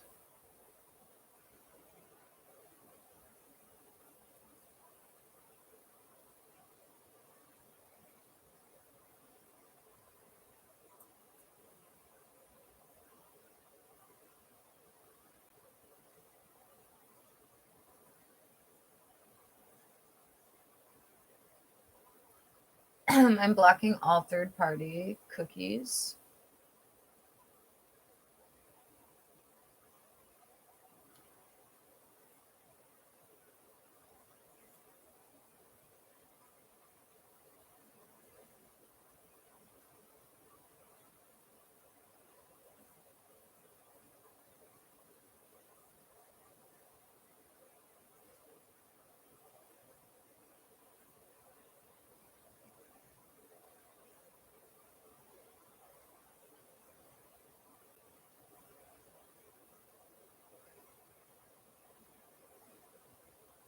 Oh, and they turned back on the Bluetooth as I was talking about all of that. I'd already turned it off.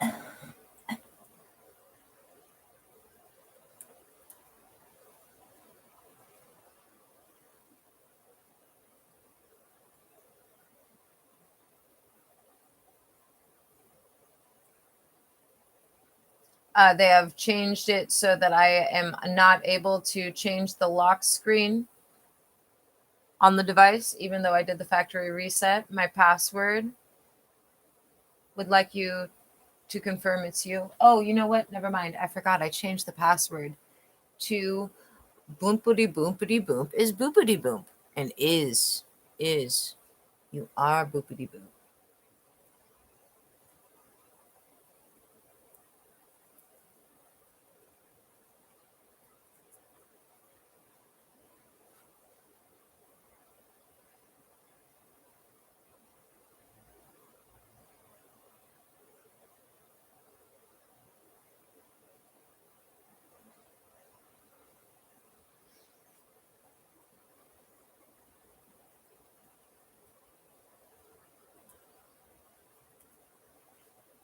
Some of you may be wondering, did you choose that password so that we have to enter it, we have to think about what it says? No, I chose it because you're fucking creepy as hell, dude. And for any of you to say that you're anything other than what you are, less the whistleblowers, is insane. And I say that as a former mental health professional. That is to say, I don't say it lightly.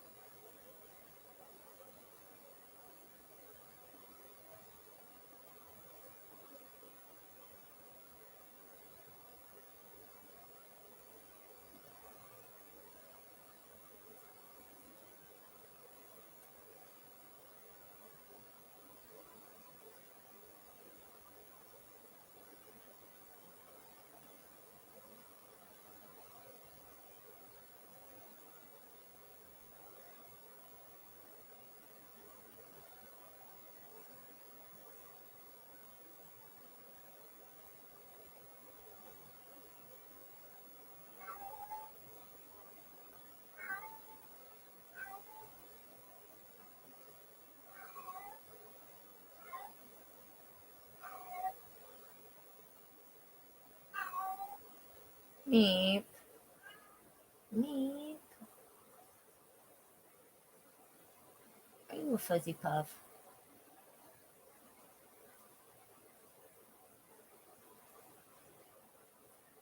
Okay, I have connected this laptop to the internet, the Hewlett-Packard laptop. And the email address on that Nerd Squad. Remember, the email address I used yesterday has all the evidence that the Nerd Squad needs. Is no longer on this laptop. Now, unit207obstruction@gmail.com is the email address. Unit207obstruction@gmail.com.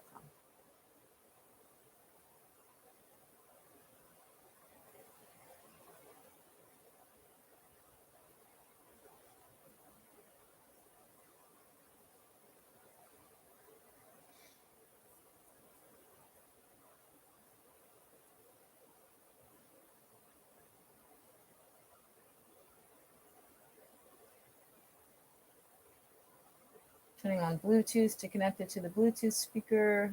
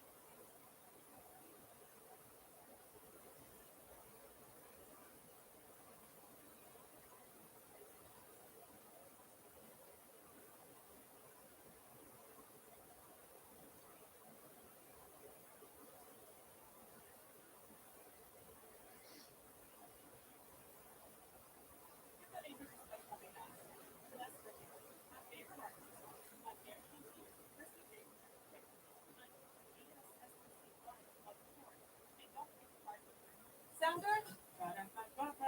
Participating restaurants for limited time. Steve Bennett, thank you. Thank for you, coming man. on. I Thank you for appreciate coming to the world. it. We were just talking about New York, and you Yeah. like Love it. New York's my favorite city. why is Well, it Hong Kong's my favorite city, but New York's so cool. Hong Kong is Yeah, no, I can't go there anymore because I've been banned. I've been sanctioned by the Chinese Communist Party. So amazing? Really? yeah, I'm the only civilian in history. So at one Time for This American Life, the This newest message comes from episode, Carvana. Sell your car at the convenience. 8:55. Enter your That's a weird license thing plate to or lie VIN, about. Answer a That's few the title of the questions, and get a episode. real offer in seconds. I Go dedicate it to the Carvana.com liars. today. Upstairs and around the A city. quick warning, there are curse And words that beyond. are unbeeped in today's episode of the show. If you prefer a beeped version, you can find that at our website, thisamericanlife.org. Casey's autistic. And she says it's puzzling, neurotypical people, and how much they lie. She's not alone. Yeah, in our support groups, that issue comes up a lot. For some people, it's very puzzling and they just don't understand the concept. And especially because so often lies are just completely transparent. She gave me this example. When she worked in HR, they caught this guy who was having an inappropriate relationship with his administrative assistant. A naked picture of her was on his work computer. And still, he denied it. Kept lying. It's just baffling to me. It's just it's inexplicable. I don't understand the continuing in the lie. I don't understand why they haven't learned at an earlier point that it's not productive, that this is not an effective tool for you. Looking around on Reddit, we found a lot of autistic people writing about this exact thing. Here's somebody who posted saying, I recently realized that a lot of things I'd always categorized as lies are not seen that way by NT people, neurotypical people. Like, they say it, knowing it isn't literally true, but they don't think of it as a lie because they don't expect others to believe it. For example, here's some things that I always thought were weird, inexplicable lies, and then there's a list. It was great to see you. Let's do this again soon. I hope you have a great holiday. You are so funny. I love your hairdo. Where did you buy that dress? I need to get one too. Oh wow, that's very interesting. See you later. They continue. I've decided to start translating a lot of NT chatter from its literal meaning into a simple form of hello. I want you to see me as friendly, so I am making friendly noises. Do Yes. you relate?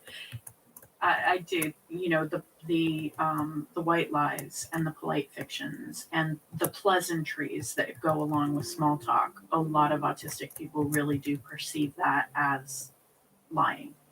Yeah. For me, I recognize that it's a cultural structure rather than an intent to deceive. And does that make it any better? Absolutely. She remembers when she realized just how widespread lying is for neurotypical people. She was a teenager, and she says she was heavyset, from a heavyset family. That's pretty normal to me. You know, I'm not offended by or afraid of the word fat. But a lot of the people that were my friends were very afraid of that word. And so they would say to me, "Oh, you're not fat." And for me, that was just baffling. Like, I understood that they were trying to be kind, but I couldn't fathom how they thought that would actually be believed or helpful. I mean, it's a demonstrable fact. I have a mirror. I know what I look like. It started to make me clue into this idea of white lies and polite fiction. And then, you know, with the teenage politics, you start to see people who, "Oh, I'm so happy to see you. Awesome. Let's hang out." And then behind the person's back, "Oh my God, I can't stand her. She is just the worst." So I started to catch on that this was not just widespread, but that this was considered appropriate behavior. Now, of course, she's used to it. I talked to her, she was just about to go to a conference where she knew people who barely remember her would be saying, "So great to see you," and not mean a word of it. And she's okay with that. She ignores it, moves on. But she tries to keep things more strictly truthful. So you never lie? I won't say never. I think of myself as sort of practicing radical honesty with tact. So I do my best to tell the truth in all circumstances. I have to say, if that's your philosophy, I find it so interesting to think about what are the very few examples where you do let yourself lie, where you feel like that's the right thing to do. What are those? So, from a moral and scriptural basis, one is justified to lie to protect others from individuals who mean to do them harm. So, for example, there was someone in my life who was in a domestic violence situation, and I helped her to get to a safe place. And when her husband called, I said, "I have no idea where she is." It's quite simply a lie, but it is a lie that is fully justified because it is information to which he is not entitled for the protection of life and limb of myself or another person. That is obviously a very hard example to argue against. She told me another one where her dog pooped all over her car and she was late to a meeting. And when she got there, she did not tell the truth about why. She didn't want to gross anybody out. Also, none of her business. Otherwise, she almost always picks honesty. When kids picked on her nieces about their weight, they came to her crying and asked, "Am I fat?" And she says it was really hard not to say the kinds of lies that people said to her when she was their age. And she didn't. She said, "Let's talk about your body and being fat. There's something wrong with being fat.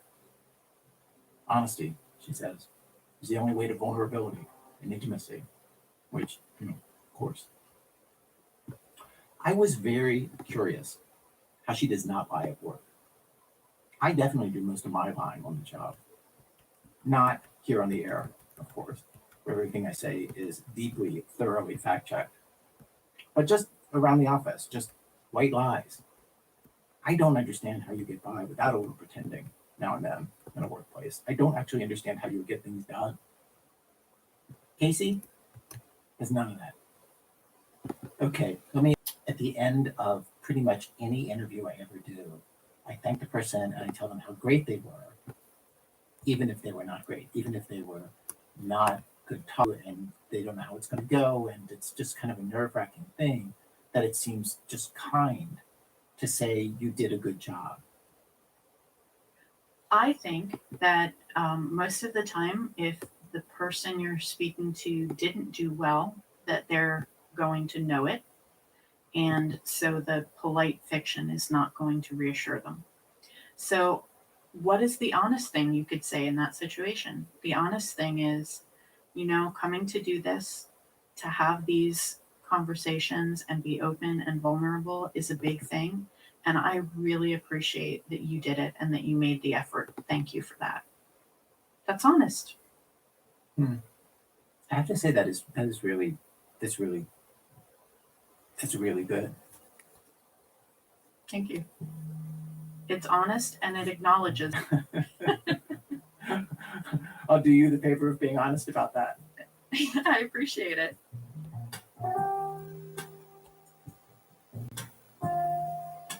One of the reasons why I wanted to talk to you today is that we're doing a whole episode of our show about inexplicable lies.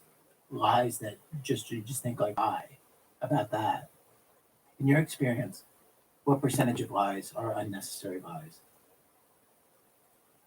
Can I say 100%?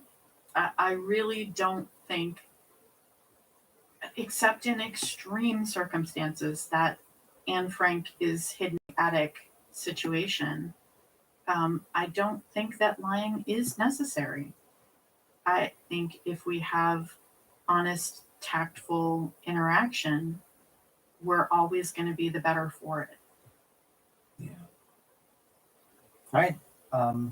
Thank you so much for doing this. It's my pleasure. I know that it's a vulnerable thing, coming in and speaking honestly, and I really appreciate you doing that. No, I can genuinely say that that you were great. You were very straightforward, and you spoke in a real way about what you really think, which is what we want. Thank you. Remember, I hope it will whistleblowers. be useful. She makes the best rockets. Pray the direction of Mecca. Allahu Akbar. Blend in whistleblowers. You're 100% at risk of retaliation. Seriously, we have some fun stories for you. And they are fucking bonkers, man. American class. Stay with us. Woman, man. Everyone that's not a whistleblower doesn't even know how insane they are. To the whistleblowers, to myself, to the FBI, you guys are fucking. You make other people feel insane who have to be around you, listening and experiencing what you're trying to do. Your face. With Apple Pay, 24/7, dude. are authenticated by you, 24/7. thanks to Face ID. Just double click, smile, and tap to pay the Apple way. With each tap, your card number and your purchases stay secured. Compatible devices required. And on that note, thank you, FBI, Godzilla, everyone else involved in me being able to play a podcast while I've been illegally detained for over 200 days and you're fucking victim for 2 years. You know who I'm talking to. I'm talking to a couple of people upstairs. Not to everyone. In 2011, living in DC, working at the Washington Post. This was the golden age of blogging and social media. Instagram was just a year old, basically a toddler. Twitter was 5. And news outlets realized they could use these blossoming tools of the internet to do a hybrid version of reporting. They called it the breaking news blog. Liz was a reporter at the Washington Post's breaking news blog. Called Blog Post. Very original. Very original. And what was happening at that time was the Arab Spring. So I was writing about protests in countries all over the Middle East every day for months on end. The job was a combination of actual reporting and aggregation, basically reading other reporters' stories in various social media accounts and repackaging it all. I was doing a similar job around this time at AOL News. Our blog was called Surge Desk because we were supposed to create a surge of traffic for the website. Only I worked at AOL News, not the Washington Post. So I was reporting on Groundhog Day in Staten Island and writing posts about how solar flares are kind of like the sun is farting. Liz was writing about the Arab Spring.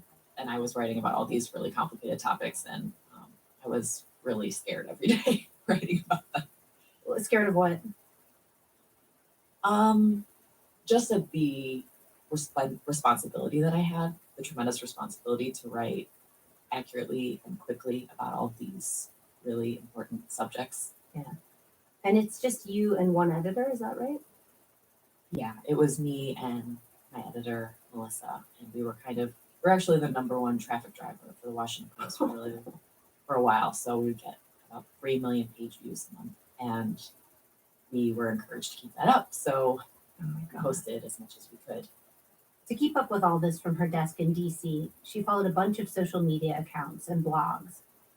The Arab Spring, you might remember, was one of the first big social movements to use these online tools to organize. Rightly or wrongly, it was called the Facebook Revolution. One of the blogs Liz followed was written by a 35-year-old Syrian-American woman named Amina Aref, who had recently moved back to Damascus from the US. Her blog was called A Gay Girl in Damascus. She writes about her complex identity of being an out lesbian in conservative Syria, having grown up in the US.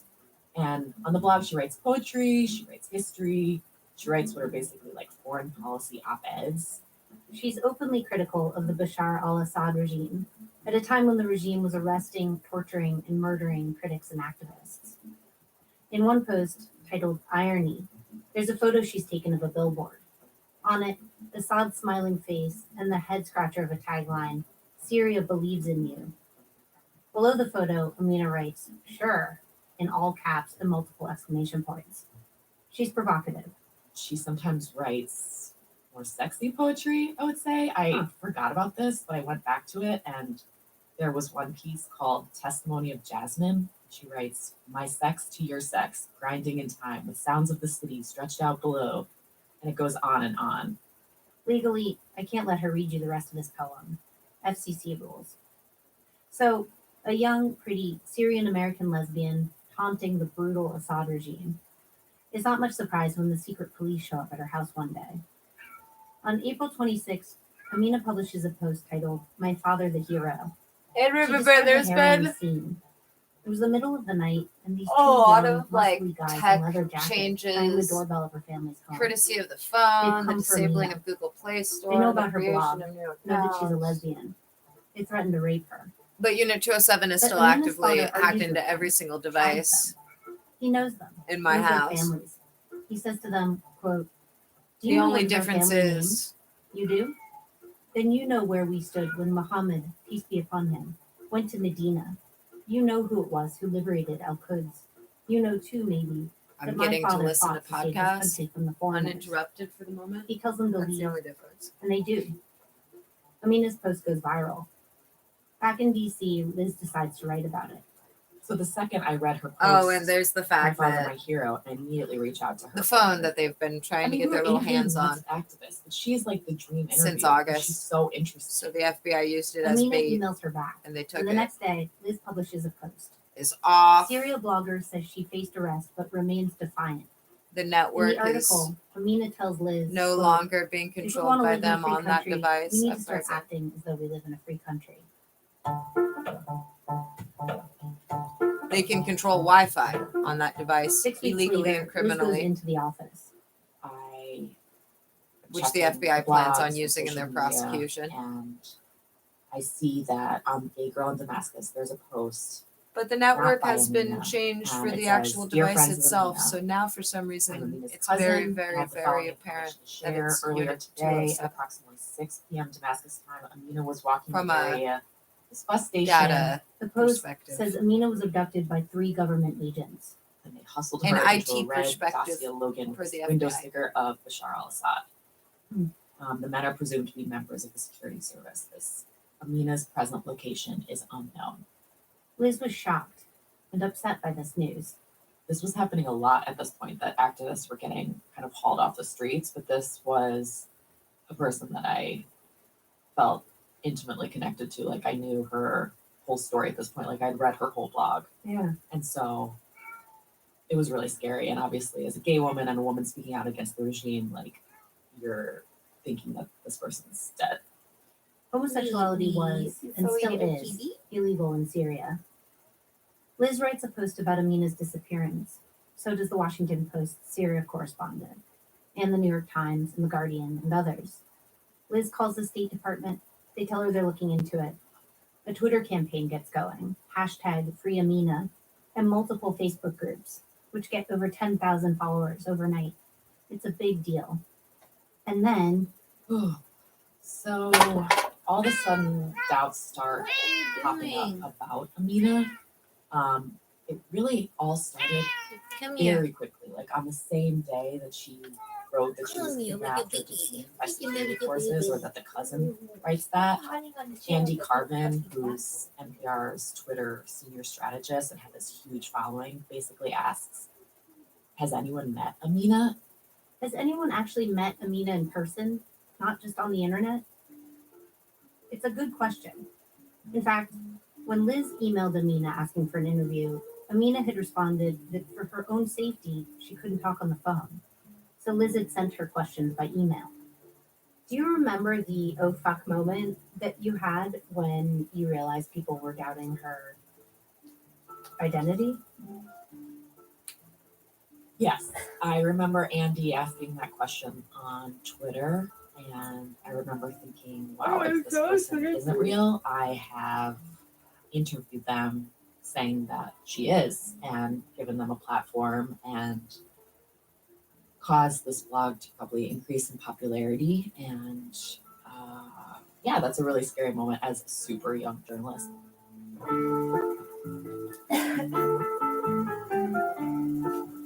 don't know if you remember this New Yorker cartoon from 1993 where it says on the internet, no one knows you're a dog, and it has this dog computer.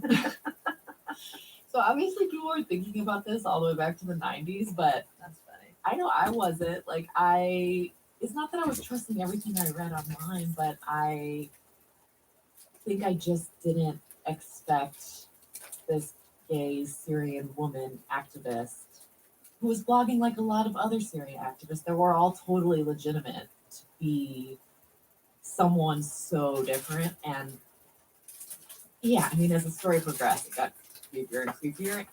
The Wall Street Journal reported that the photo of Amina on a gay girl in Damascus was actually a photo of a woman named Jelena Lecic, who was of Croatian descent and was living in London at the time. So Liz and her editor, Melissa Bell, start trying to figure out who Amina actually is. They look up the IP address of the gay girl blog. It leads back to Scotland, to the University of Edinburgh. And they get a mailing address for Amina from one of her online friends. It's a house in Georgia, the state, not the country, owned by an American couple who were studying in Scotland. They narrow in on the wife, a woman named Britta. Britta was studying Syrian economic development. She had written about Syria for a Quaker group that she was the head of. And she had even posted photos of her visiting Syria with her husband. And she had posted this photo on the photo website Picasa, showing a billboard of a smiling Syrian President Bashar al-Assad with the slogan, "Syria believes in you." Syria believes in you. It's the same photo from Amina's blog post titled Irony. I mean, it's not a photo that exists like thousands of times on the internet. It is only in these two places. And we're like, oh my God, this is the exact same photo. That's a smoking gun. Like, you never get that clear of an answer. Totally. Yeah. Totally. So they got to call Britta, but they can't find Britta's phone number. But they do find Britta's mom's phone number. They call her up. We explained the whole situation to her. I remember thinking this is so bizarre. Like, I'm sorry, but I think that your daughter is this person posting on this blog, pretending to be a lesbian woman in Syria. And to her credit, she was not like, please leave me alone. She basically said, oh, this is so interesting. And I don't think it's Britta. I think it's Tom. Tom, Britta's husband, Tom McMaster. And she was like, he's so involved emotionally with Syria. He, his interest has evolved from there. And she even said, Britta complains about him spending his whole day on the computer. Aha, one of those husbands. What they learned about Tom. He's 40 years old, a Middle East fanatic, obsessed with the Israeli-Palestine conflict. He's getting his master's degree at the University of Edinburgh. There's more. We find that Tom's cat is named Muammar J. Gaddafi, which is basically the Libyan leader Muammar Gaddafi's name. It's just getting like ridiculous at this point, to be honest. And then we find one more thing, and that is we find that Amina gave a 5-star review to Tom's ESL school that he has in Atlanta. I know. And this is when it starts to just feel like, oh my god, this guy is absurd.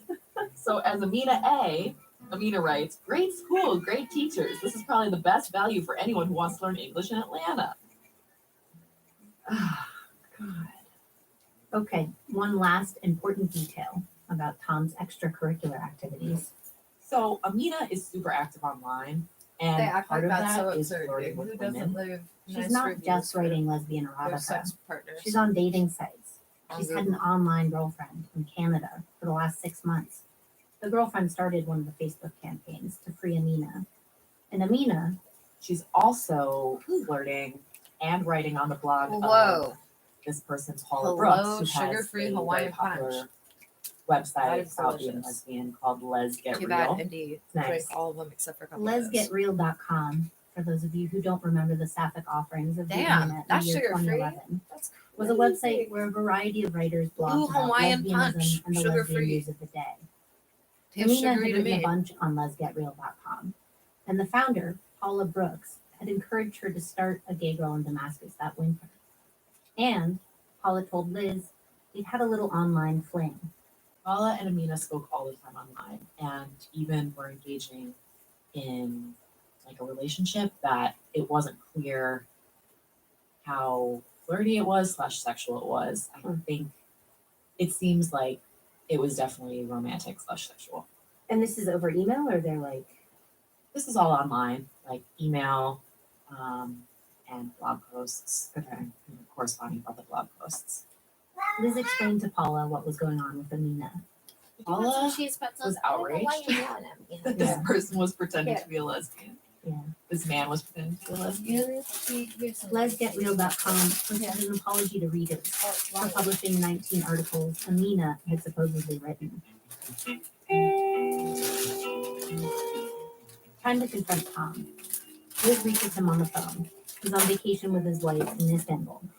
And I remember they're laughing a lot. Like, they laugh off the idea that either one of them could be Amina. And Tom is kind of like sarcastically laughing at me. And he says something like, look, if I'm the genius who pulled this off, like, I would just say yes to me and I would write a book. And I genius. Yeah. And then I went through all the connections we had, which at this point were like 15 different connections.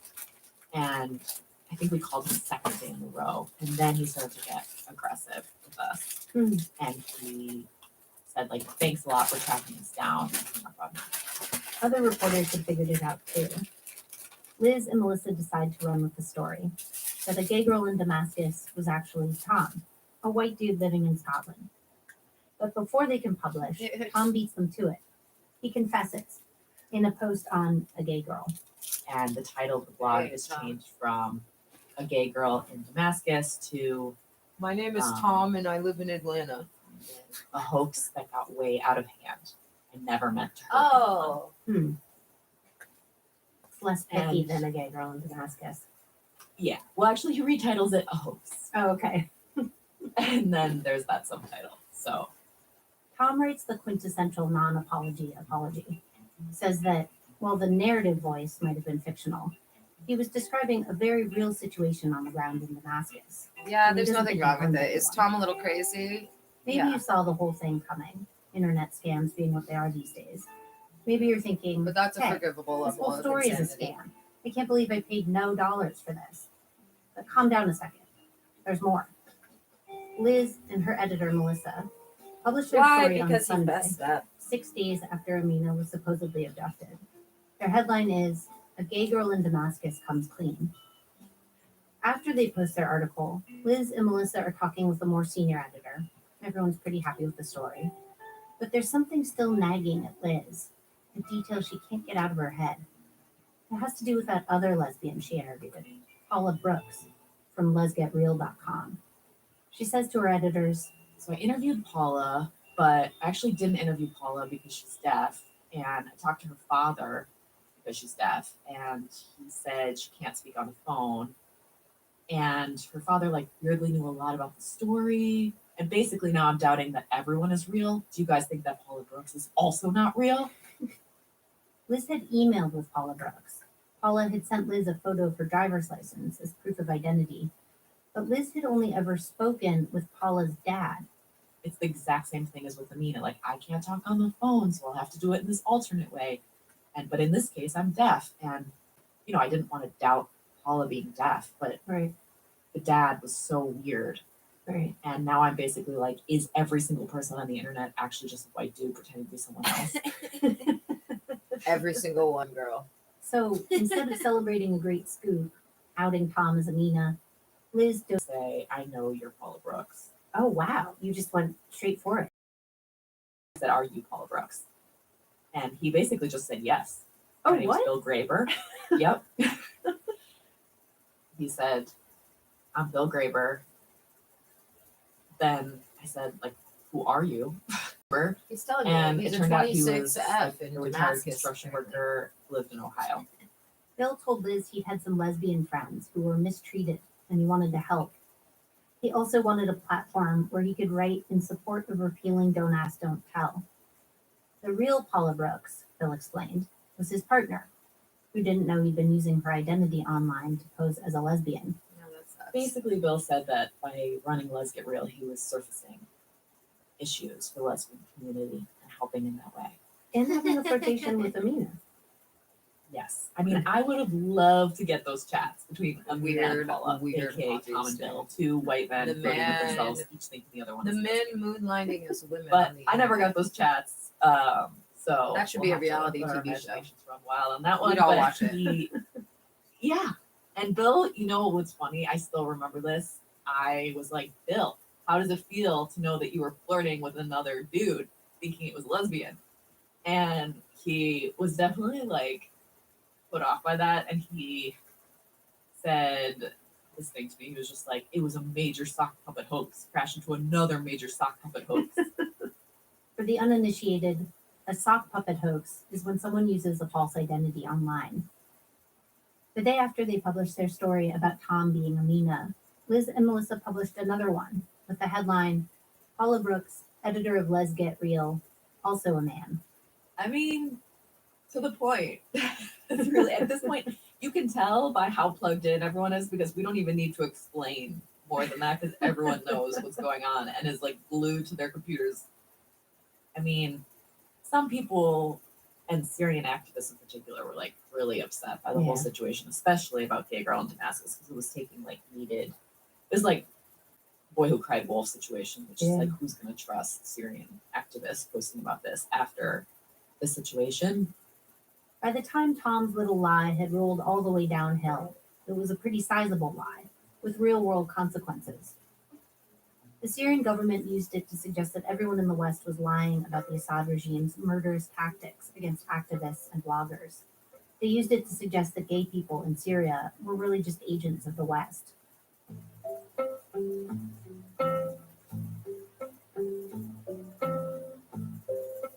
In retrospect, Amina's writing, it's so bad.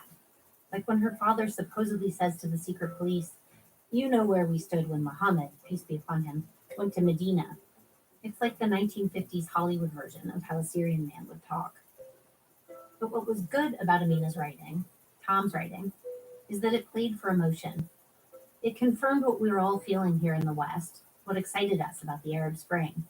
Democracy was ascendant, the bad guys were going down, the lesbians were taking over, or whatever.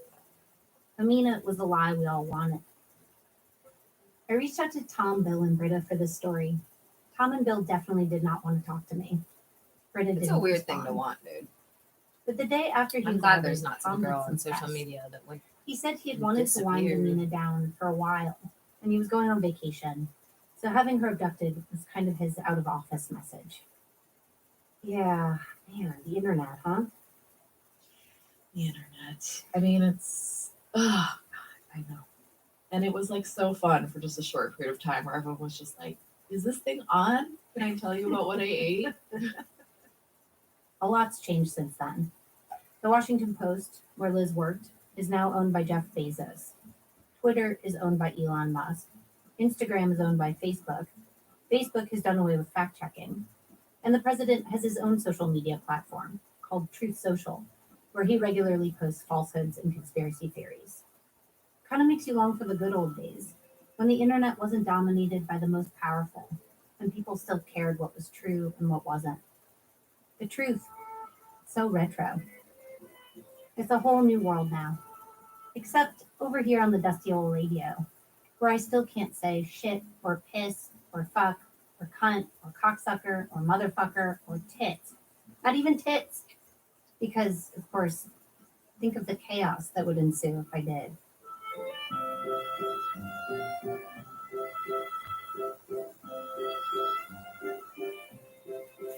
Dan Cheris is a reporter on our program. Liz Flock is still a reporter, but now she spends years reporting her stories. Her latest book, The Furies, which she traveled to Syria multiple times for, is out in paperback.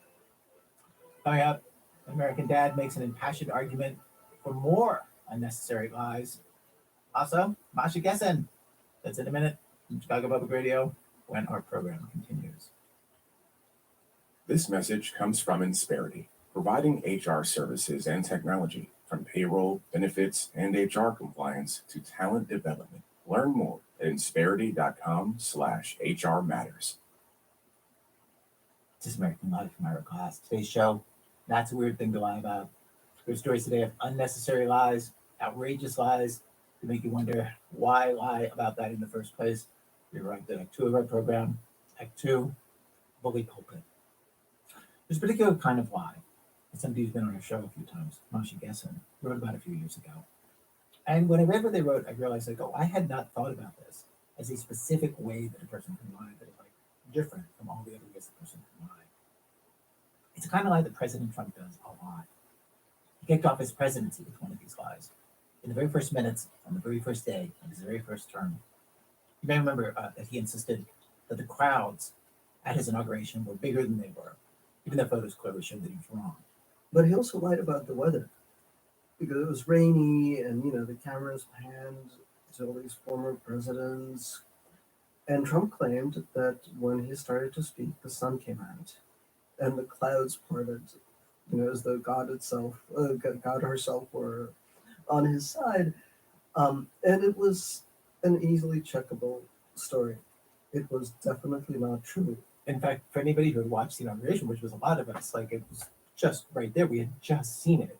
And then he emerges from this and says, that's something entirely different than we saw with our lying eyes. Let me ask you to read, you write about this very enjoyably. Let me ask you to read this passage. I'm going to hand you a copy. Let's start here and continue up here. We'll skip this a little bit and then we'll keep going. Okay. Lies can serve a number of functions. People like to deflect, to avoid embarrassment or avoid punishment by creating doubt, to escape confrontation or lighten the blow, to make themselves appear better, to get others to do or give something, and even to entertain. However unskilled a person may be at lying, they usually hope that the lie will be convincing. Executives want shareholders to think that they have devised a foolproof path to profits. Defendants want juries to believe that there is a chance that someone else committed the crime. People in relationships want their partners to think that they have never even considered cheating. Guests want the host to think that they like their fish overcooked. These lies can be annoying or amusing, but they're surmountable. They collapse in the face of facts. The Trumpian lie is different. It is the power lie, or the bully lie. It is the lie of the bigger kid who took your hat and is wearing it, while denying that he took it. There's no defense against this lie because the point of the lie is to assert power, to show I can say what I want when I want to. The power lie conjures a different reality that demands that you choose between your experience and the bully's demands? Are you going to insist that you're wet from the rain, or give in and say that the sun is shining?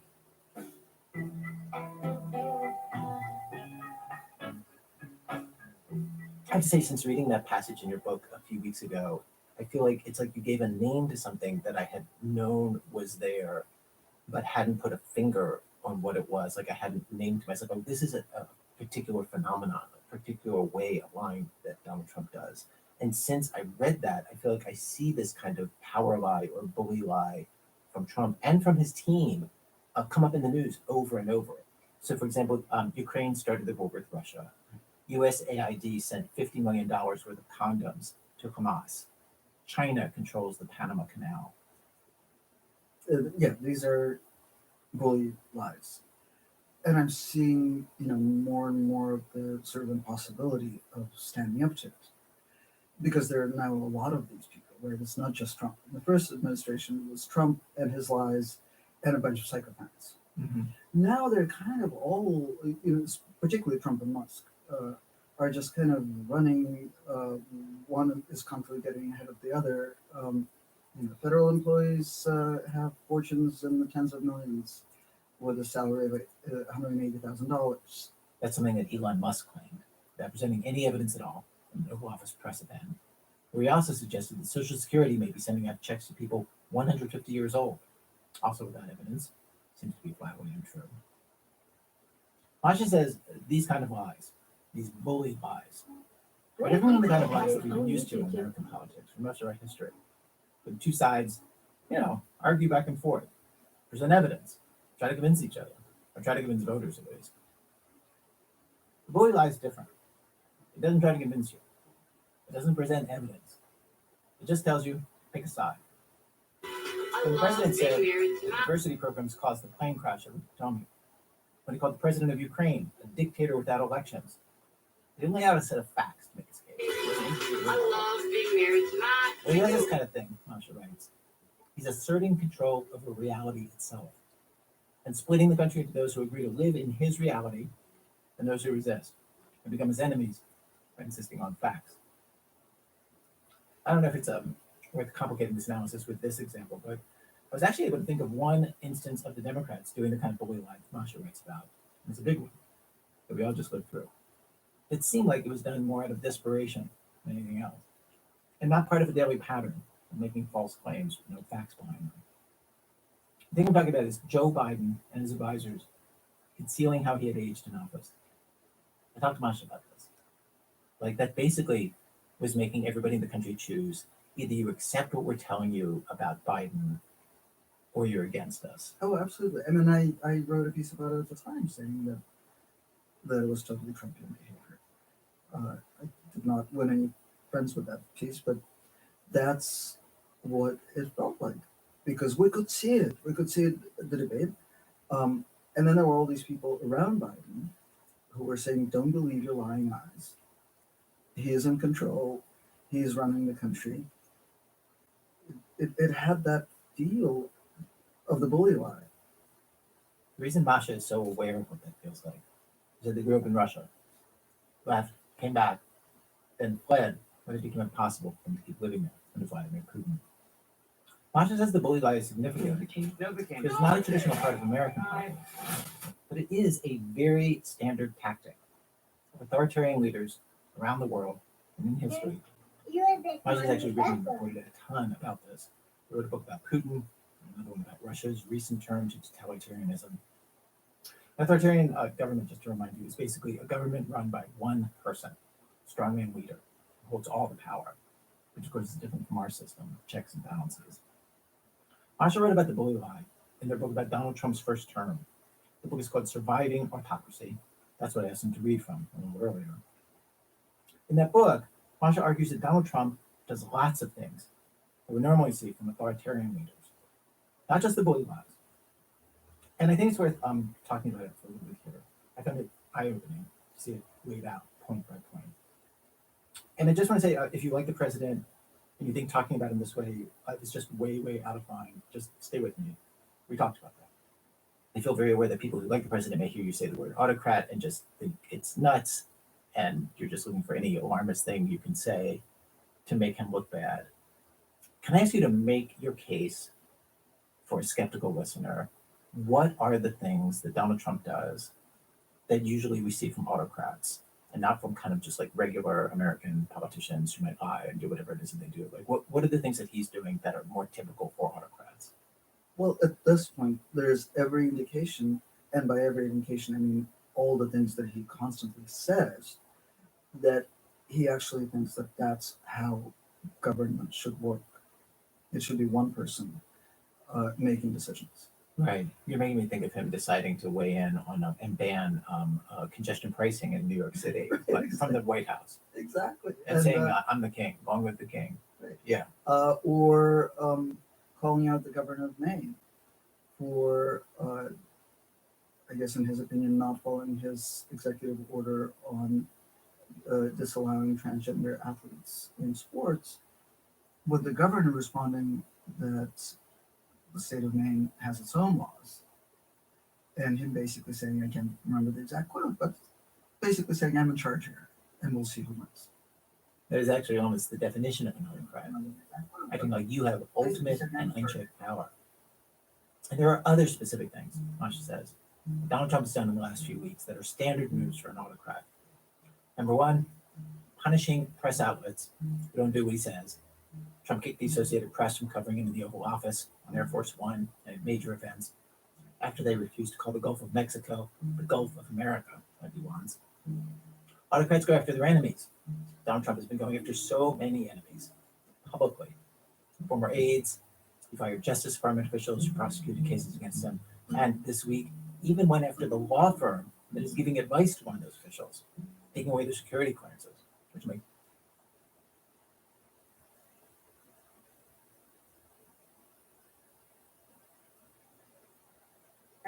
Seems like Vinny is more than happy to just let it all go. My heart is broken. Brandon told me, Gina, say he doesn't want to have sex with you even if you have a good behavior. I'm not willing to be in a sexless marriage anymore. I know another marriage is not conventional, but I'm willing to do whatever it takes to save our marriage. Darcy's here. What? Yeah. A lot of issues that Florida are having. Like Darcy is the key factor here. Oh, give me a hug. How you doing? Yeah, well, we're here to work on our issues, so tell me about it. You told Florian you're better off single. Why do you call him at 3 o'clock in the morning? Like, so what? Because you want my man? Are you crazy? Enough. Then I'm out.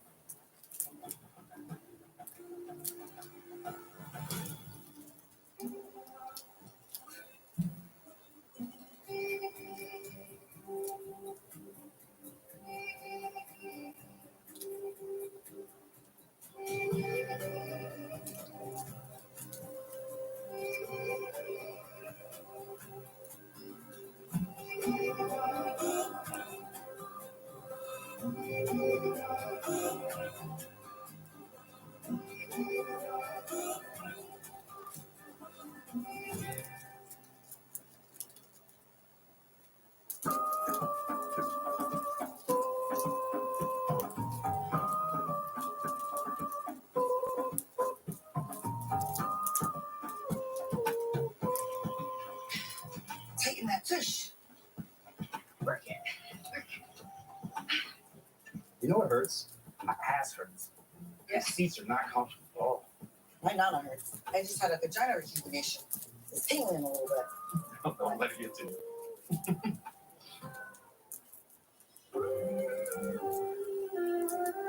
I brush my teeth. Oh, that's good. Feel it. Huh? Oh.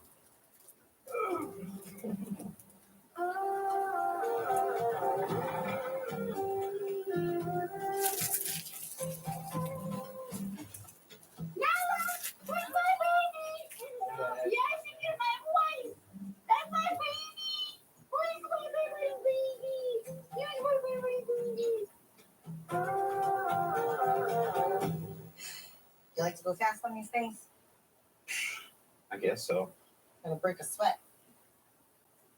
I woke up thinking maybe go get some cardio in, and at first I'm seeing Stacy, but like there's something different about Stacy. Oh, I know what it is. It's not Stacy, it's Darcy. And that's kind of weird and a surprise. I must have missed some things at dinner the night before. If Darcy's here. What was your name again? Rob. Rob. Okay, so you're here for the couples retreat. Yes, I am. With Sophie. We Oh, guys all yeah, hung I out met her last yesterday. night. She's very sweet. She's beautiful. Why weren't you at the dinner last night? Sophie just really hit me over the head with just a bunch of bull yesterday. She comes out and she makes this announcement. Rob's got a dating profile, and it's like, no, I'm not online talking to anybody right now. All the girls are, oh, Sophie, right. And I have to defend myself, and then I get upset because I'm a fiery guy. Like, if you're gonna sit there in my face, accuse me, lie about to my face, Well, get up on. I needed a minute yesterday. It was a rough day for me, but like, what did I miss? You know, I wasn't there. I'm kind of curious. You missed a lot. Stacy was really going at it. She was starting. She came in really hot as soon as I arrived. At you? Like, she was mad? Yeah, just had an attitude.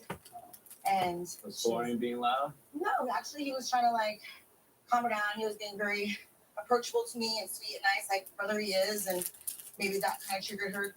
And then she walked off, and Florian followed her. I followed because I wanted to see what was going on. She said, "What do you want, my husband?" That's what she said? Yep. I said, "Are you kidding me? Are you crazy?" Absolutely not. Never in a million years. That's my brother-in-law. That's your husband. I don't know. It's her insecurities. Stacy accuses Darcy of wanting to have sex with Florian. I mean, as far as I know, the dynamic with Darcy is that Florian hangs out with her too damn much. And so I can see why Stacy might be like side-eyeing Darcy, like, what's up with you? You trying to get in my man or what? We have a special connection, Florian and I. And I think Stacy gets a little intimidated by that. Do you ever think like you got this and everybody's so on top of each other? I feel like it's actually driving y'all apart. And if we don't fix that now, we're gone. We were done.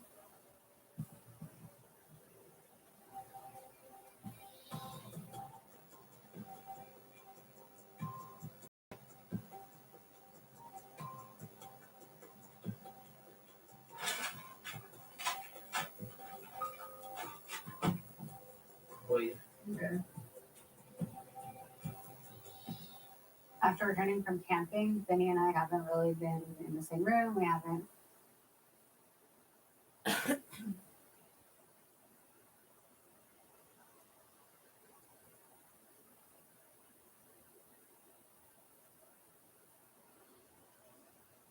Slightly less difficult. We're a couple and we have a girlfriend.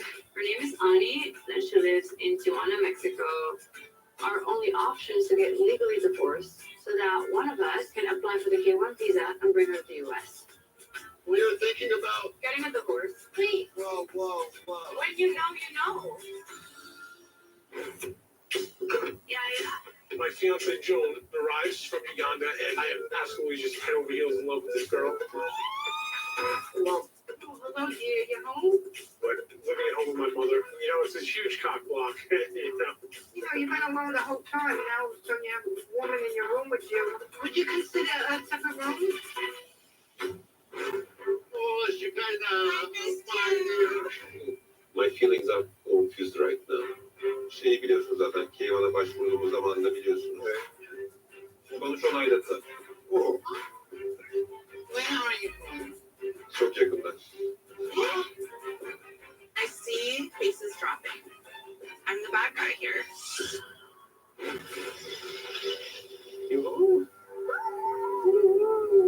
After 2 years, Mina and Maria just arrived in America. Wow. C'est Jordan, Jack. Yeah. J'ai trouvé la surprise dans la chambre des photos de famille. Ils vont pas être là à ma présence. I stay with you for life. I don't stay here.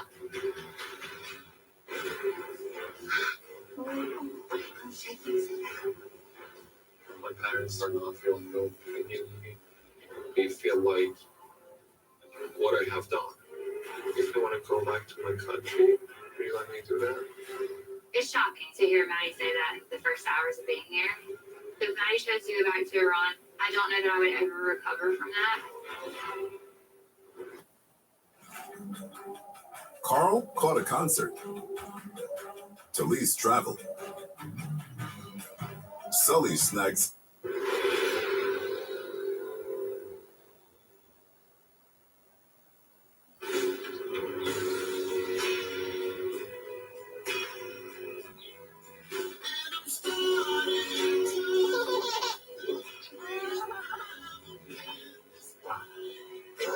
Happy, yeah. You happy? Yeah.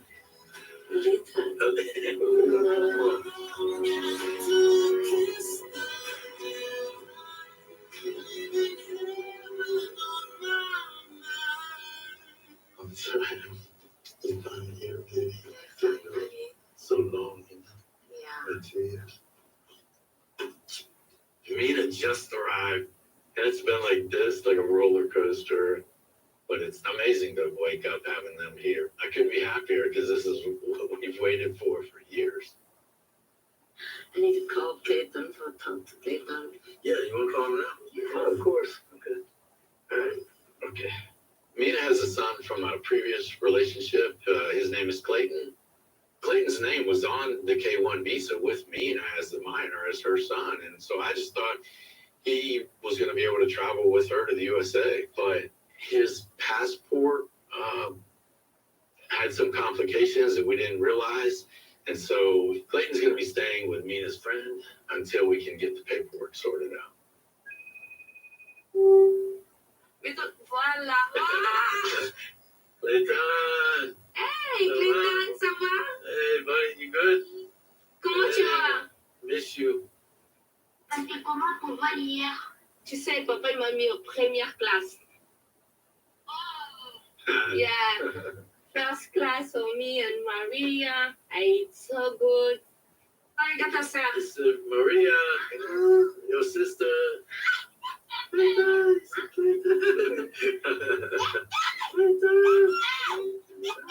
It's I can't wait for you to come back and home. Come to the USA, Clayton. Your English is still good? Yeah. You practicing? A little? You be okay? You're not sad? Yesterday you were very sad. Because you go out of France. Oh. I'm gonna see you and along, I think. No, you don't take this, okay? I think is you coming soon.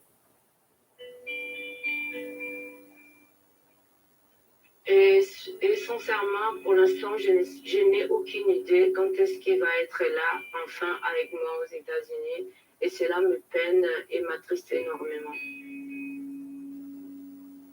Et c'est la toute première fois que je le laisse, qu'on se sépare, qu'on s'en suit loin de l'un de l'autre. Why is my passport taking so long?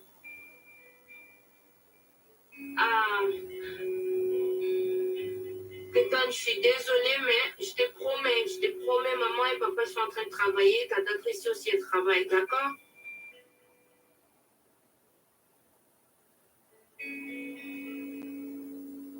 Bisous. I love you. Merci, Tracy. Bisous, Clayton.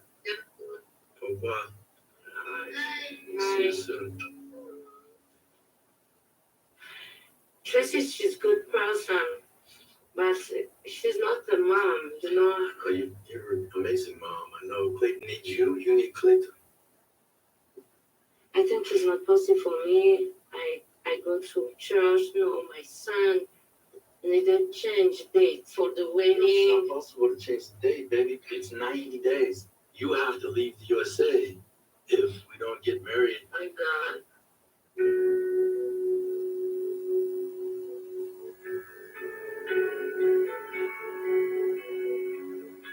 I don't know what to do, you know. The chores resolved, but now it's about something.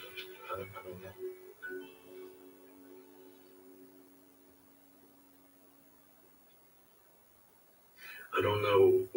I don't know what I can do. You can't go back right now because then you can't come.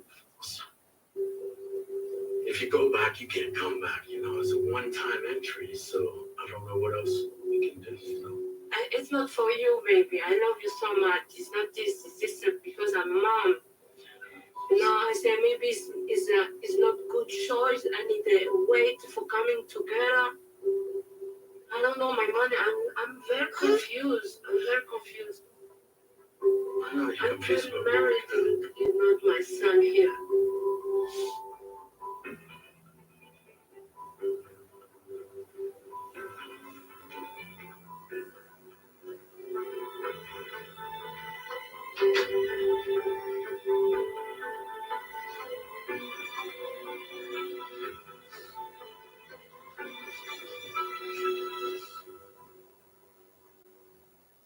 This morning on Take It Off Today, an incredible transformation on TikTok. Her weight loss video went viral with 12 million views. Take a look at this. And the best part, no need to eat salads and vegetables all day. No need for medication, no sweaty at the gym, and no injections. Want to know how? Come with me.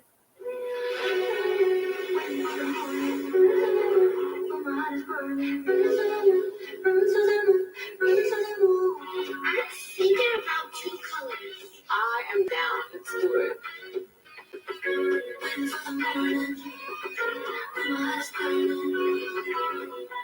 am so glad I found your salon, and I'm gonna tell all my friends about it.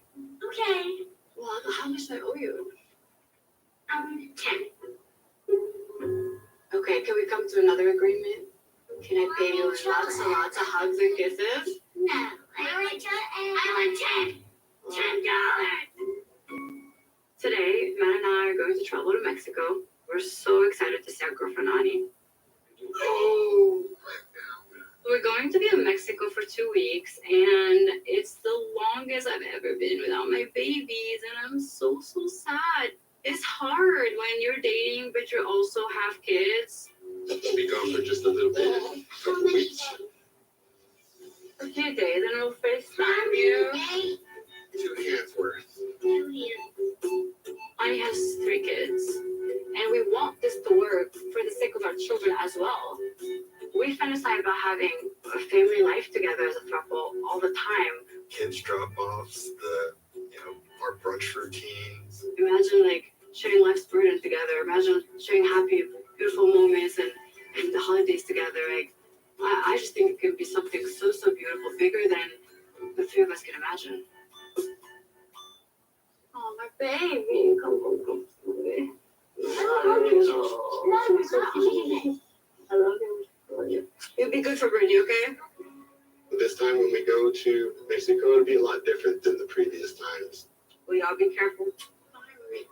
The first half of the trip, we'll be spending some time in Ensenada. We'll be romantic, doing all these touristy things together. On the second part of the trip, we're going to Guadalajara, and that's where Ani's from and where she grew up.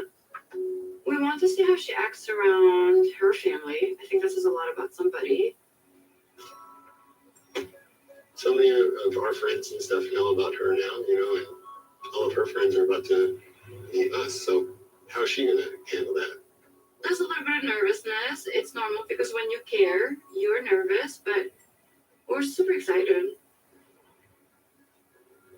I don't know, it was hard for me to leave them. Man, I'm devastated. I haven't left them that long before. Yeah, I get it, honey.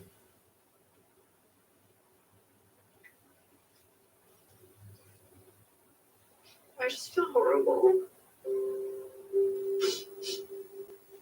I feel like a mom. Honey, we are very much there for our children. It's not about being there for them. It's like leaving them for 2 weeks to pursue love. Sometimes I'm like, why can't we just be like the normal parents? Leaving our kids is getting harder and harder. We leave to Mexico, have a hole in our heart because our babies are missing. We come back to the States, we have a hole in our heart because Ani's not there.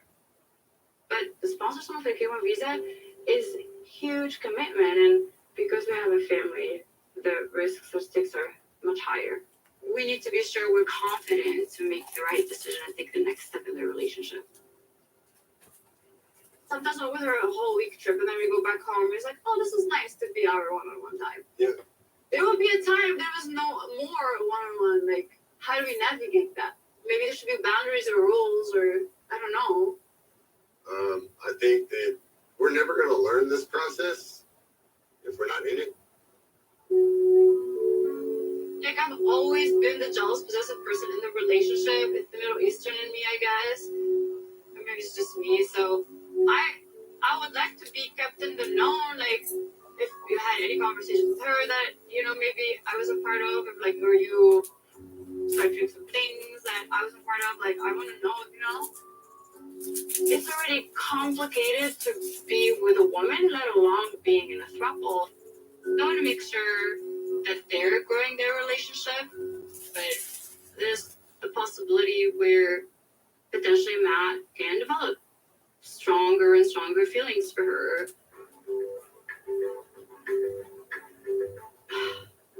I always wonder, what if another woman could be a better partner to Matt than me?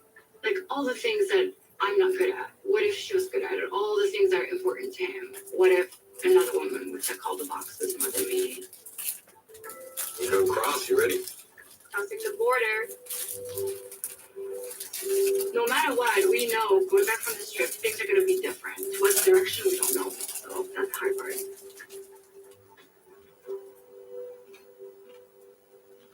That actually make a loaf of bread. So instead of holding up a sign, we'll hold up a loaf of sourdough. Today's the day where Joan arrives from Uganda, and I am just so ecstatic. It feels like I've been waiting my entire life for this moment. It's like, opening that box of pizza, just having that first slice, taking that first bite. Oh my God. Last time he said something about they were already having some doubts that maybe he might want to get back. Maybe. I have never been away from my family, from my parents, for my whole life. I miss them already. If you're hiding your regrets already, you're not going to get through 90 days or our entire life.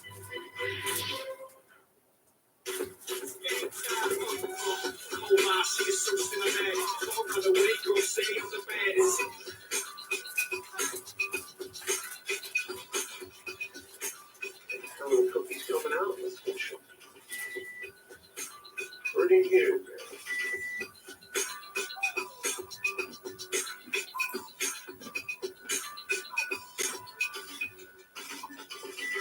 Another humid day. So you have to leave soon.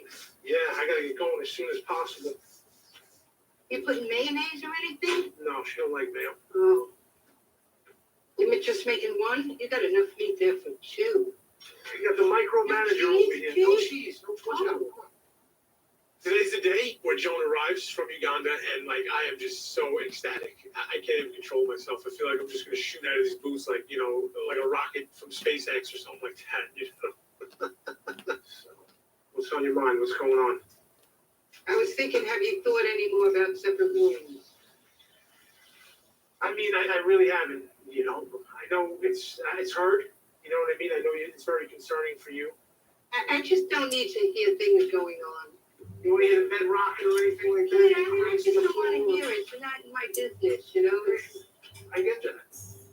Mom wants us to sleep in separate bedrooms because, the house, I guess the walls are very thin. So if we're getting intimate, we're getting sexual with each other, I mean, she can probably pick up, everything that's going on. I'm not used to you having a woman in your bed with you. I get that. I do wish things were different. Of course, I want my own place and I want privacy for ourselves, but this is what we have to deal with for now, and we're going to get through it. You want this all in a little shopping bag? I know you're going to put it in a shopping bag anyway, so go. You can't just have it loose like this. Pack it up. I know that when they're together here, they want to spend time alone, to do what they want as the urge strikes. You got to get your shoes on, right? Shoes, shirt. Cologne. But I hope they still want to have me around in their life, and I ain't gonna be like a third wheel to them, and that girl will still appreciate me and not tell me to get lost. So besides the cookies, I actually made a loaf of bread. Oh, that's cute. So instead of holding up a sign, we'll hold up a loaf of sourdough. I hope she sees that instead of Aw, Joan, that right? is cute. Joan and I started this K1 process about a year and a half ago, and it is just absolutely crazy that it's happening now. I love you, Mom. Love you. I'll let you know about dinner.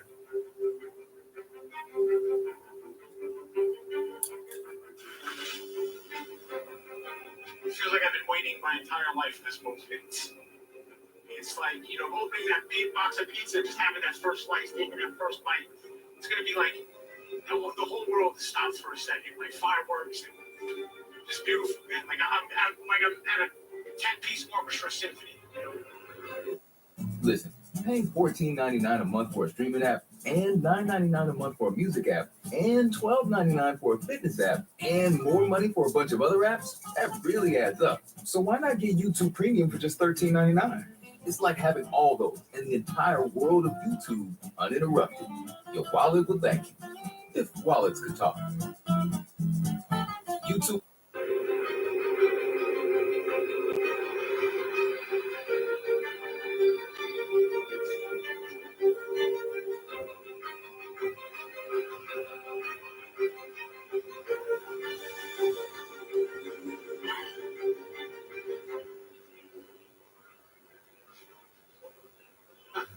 So a flight has arrived at 103.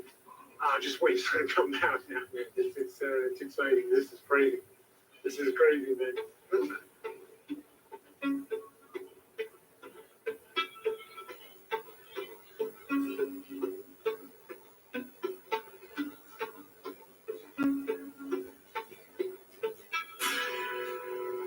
Oh my God.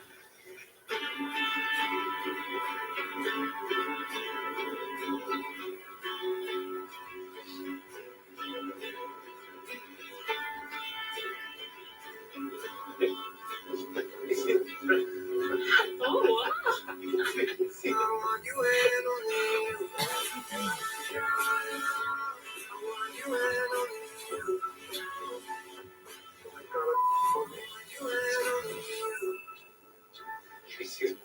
Yes, I like it. He's now holding a cardboard sign, my name is John, and I'm from Kampala, Uganda. So I've traveled all the way from Uganda to meet my fiancé, Gregory. So I'm excited to be here. I love you so much, baby. Yeah. Let's get you out of here. Oh, okay. It feels amazing to be reunited again. It feels like I'm waking up for the first time ever, being born out of my mom. This woman,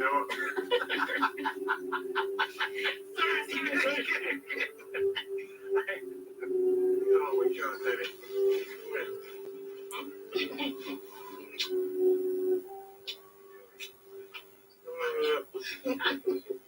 Aw, they're So, cute. baby, Look how we got much he bread, loves her. made you some bread, ginger cookies. How much? Yeah, of course. I've missed Greg so much. He's looking great. He has lost weight. Yeah, I like that. I'm glad we're done with this long distance. I'm really excited. I almost missed my flight. I was so worried about that. I'm not gonna lie. I can never do this again. Never again. You don't have to. You don't have to. Oh man, I can't wait to show you how to make bread. Sourdough. Probably not tonight, right? Right now I'm on like cloud 9. Like seriously, I'm up there. I'm hovering. But I do have a realization of what needs to be done. I wish I could just take her back from this airport and go home to our own place, our own apartment, and I just worry about being enough for her and this life being enough for her. I can't believe it. I mean, can you believe this or what? Yeah. Can you think that?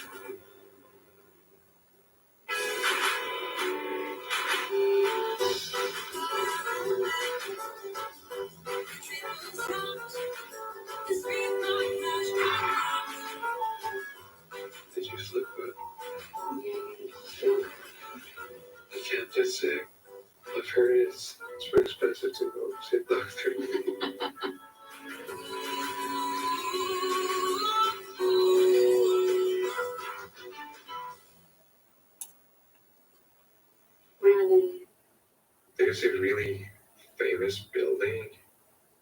and that I've seen in like videos. Is it in French? The French Quarter. Yes. Yeah. I would love to go there. Our first night in New Orleans was just as good as our first night together ever. I think this one was way better because I wasn't stressed. I was like relaxed and like more professional. More professional? Yeah. Yeah. Yeah. He's a professional now, thanks to me. I was gonna ask you last night when we were talking, you said something about how it would feel if you went back to your country. Yeah. So you're already maybe having some doubts that maybe you might want to go back? The thing is, it just crossed my mind. Like, I said it without even thinking about it. That would mean that you shouldn't have made this decision to begin with. It wasn't a serious question because It's serious to me.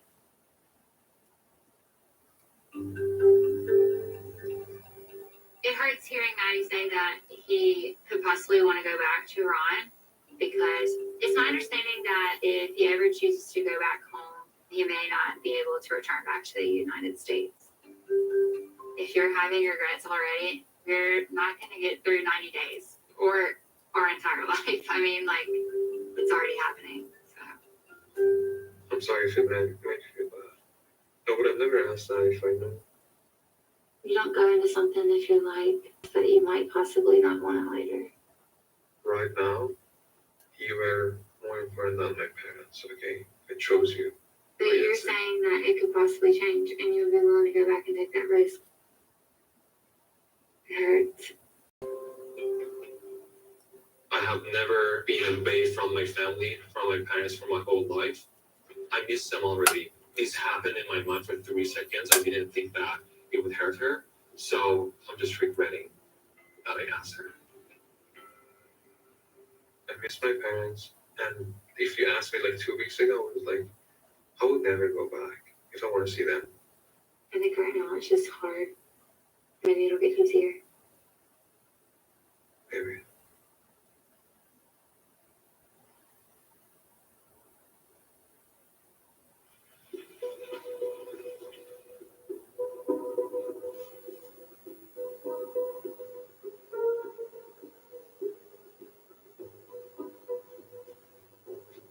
Okay.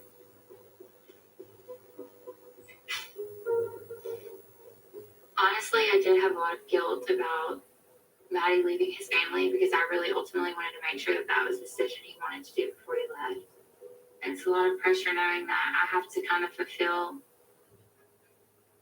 all the voids that he has from leaving. It's also really scary when someone says, like, if it's not enough, then they'll go back, you know, because how you can't fill that void.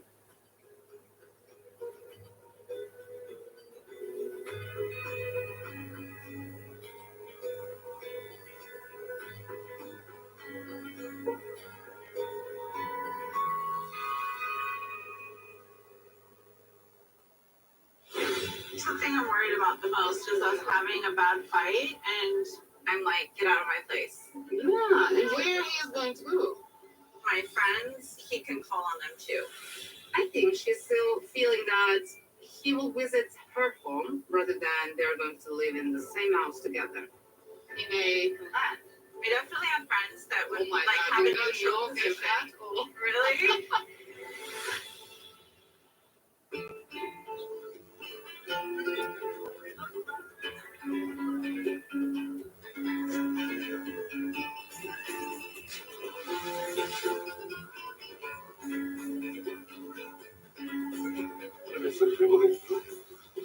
For you.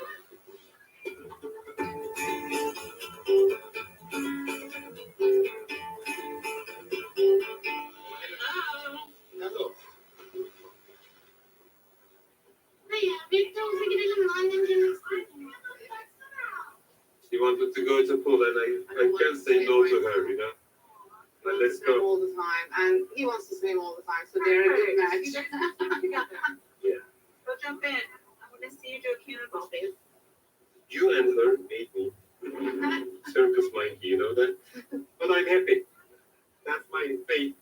It's your fate. Dude, I wouldn't They're be so surprised cute. at all if this guy Sarper watched Woody Allen's her, dude. Dude, she did more When of a the other gamble. chick gets so old that the Botox Cheers, in the sister. face won't work. Cheers to the new beginnings, let's say. Yeah. How are you feeling? Happy? I feel relieved, really happy. I feel a little bit like sad too, and guilty and bad about taking him away from you guys. He's the only one. I am the only one in this small family. That's why our parents feel sad how he's doing. I know. So I hate that. I know. That's the thing I think. I hope they don't end up resenting me for this. We have our own thoughts. Sure. That's it. I get it. For us, it's really, we don't feel okay for him to be there alone, obviously. Like, you fight, right, when you are here, and you left the house. Yeah. A couple times. Something I'm worried about the most is us having a bad fight, and I'm like, get out of my place. Yeah, and where he is going to go. He may come back. Yeah. But I want to connect him to good people that he feels like, even though they're my friends, he can call on them too. Do you think that your friends will open their houses? I definitely have friends that would Oh my like God, have a you don't neutral show him position. that? Oh. Really?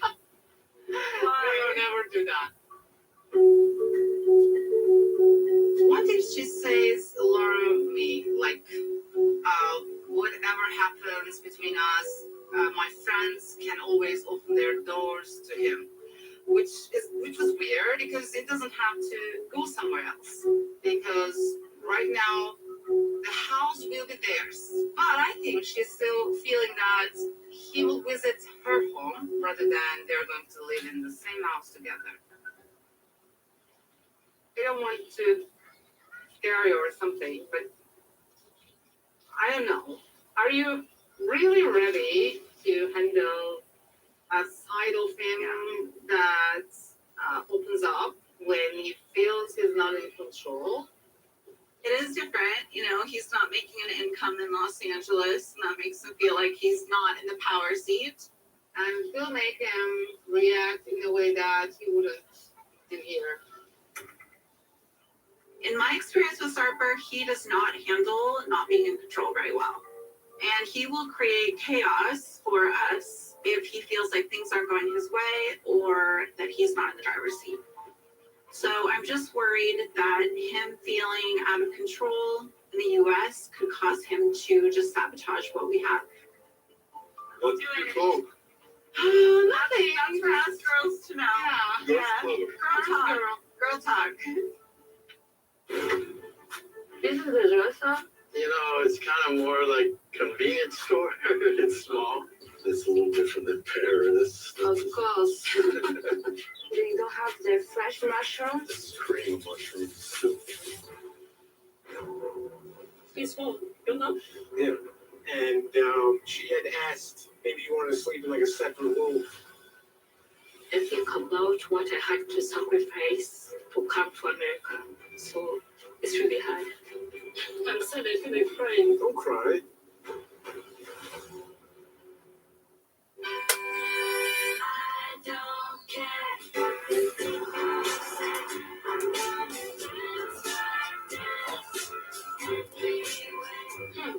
This is personal. Maya, it's not for baby.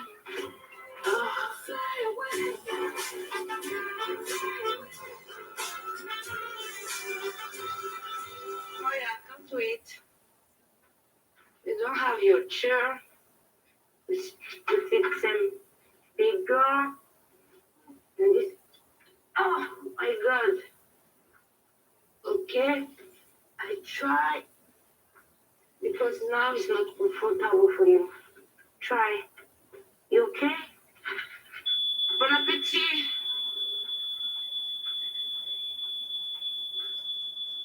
Oh my god. Baby, what's the smoke? I hope you. You burned something. They It's still. okay. You find everything? Yeah, I still have the shirt from Maria. It's not fine. I almost did. I was gonna, but then I got busy and getting you. So I didn't have time. But we can go into town again. You know, it's been 20 plus years since I raised a baby, so you gotta expect a few things to slip through the cracks, baby. Maria, come, daddy. The eye charm, the diapers. I messed up. I should have made a checklist. I know.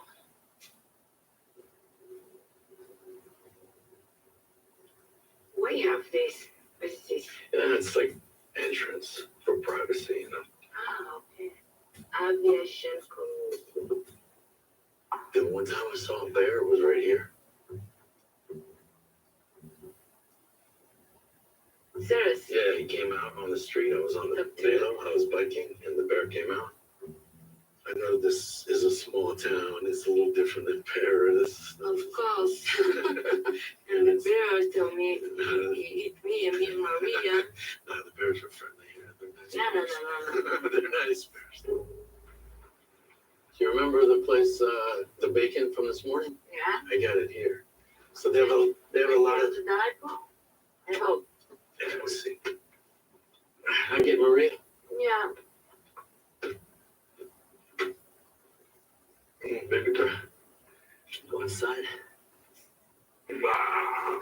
Mark, What? this is the dresser?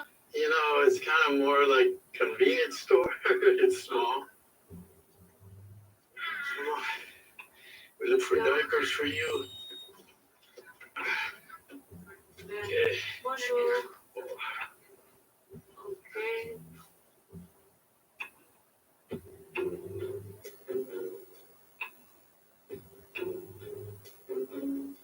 Allez, maintenant. Come on, Maria. Ici. Where's the lamb? I don't think they have the lamb here. But we can check. Okay. But glance in the fridge back here. They might have meat. Yeah, so here is meat and dairy. No, I changed my mind. You have pasta? This is like frozen stuff to reheat. Tu me ramènes dans un centre, dans un supermarché, mais chérie, c'est quoi ça? It's a gas station. It's a convenience store. It's for emergency. You just run down, you get this, you come back. Oh my god. They don't have the fresh mushroom? I doubt it. These are like canned, you know. I don't even think they have mush. This is cream of mushroom soup. Oh, Maria. Hey, how you doing today? Good, how are you? Good. Thank you. Find everything okay? I think so, but you don't have lamb here, do you? What? Like lamb chops or anything No, like that? Yeah, nothing like I didn't that. think so, but we were And just the checking. fresh mushroom, no? No, that's the first time anybody's ever asked me for that. That's all right. We're going on. Okay. Wait, we have to pay, Marie. Wait, I have to pay. I give it back. Thank you. You're welcome. All right.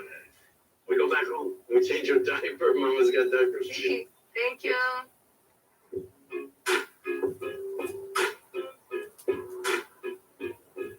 Masha says it. I like this name.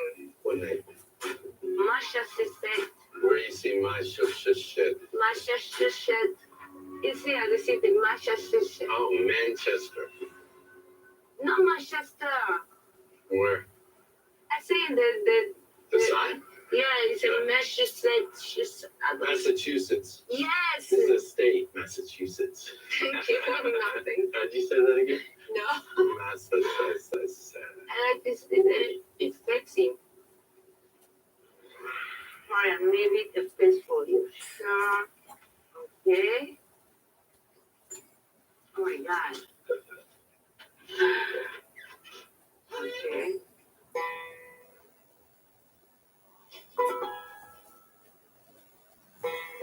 Mon Dieu, bear everywhere. C'est étrange. Everything in here has a bear on it. Yeah, we brought home. It's cool. Can I help you find anything?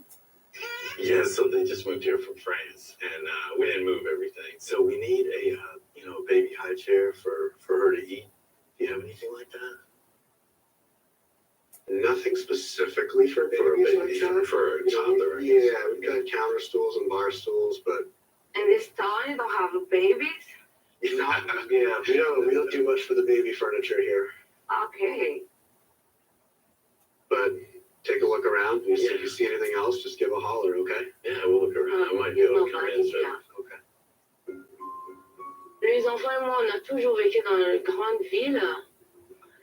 Mark tell me he love really, really New Hampshire is the best place, but for Mark, no me. What do you think? Anything you like? No, Anything you want to get? No. Je pense que 90 jours soit pas assez pour en fait que je puisse me sentir à l'aise et élever les enfants ici.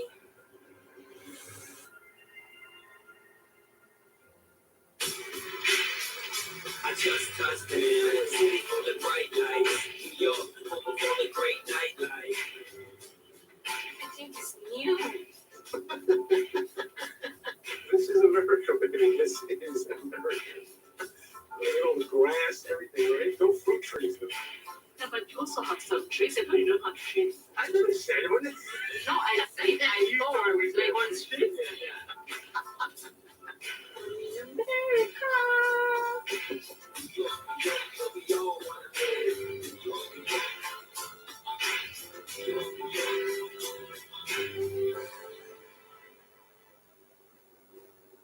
And welcome to New York. We have a beautiful skyline in front of us. And if you look to your right, you will see, I don't even know, just empty space or a road. So, I mean, I have so many people who want to meet you, November. Seriously, so many people. It's fun, you know? Yeah. She's really excited to meet you. You're going to be meeting her soon. I'm also excited, but also nervous. So we were having a conversation about you coming here. And, one thing we were talking about is just like obviously us getting intimate, making love. And she was very concerned because she doesn't want to hear noises and all these crazy things. You talked to your parents about intimacy? It's not that I got into like raw details about everything, like, you know what I mean? But, the whole situation as far as my mom not wanting to hear what's going on between us, you know what I mean? I told her, I was like, listen, I hear you, I understand that she had asked if it was possible. Oh my God. Just possible to what? Maybe you want to sleep in like a separate room.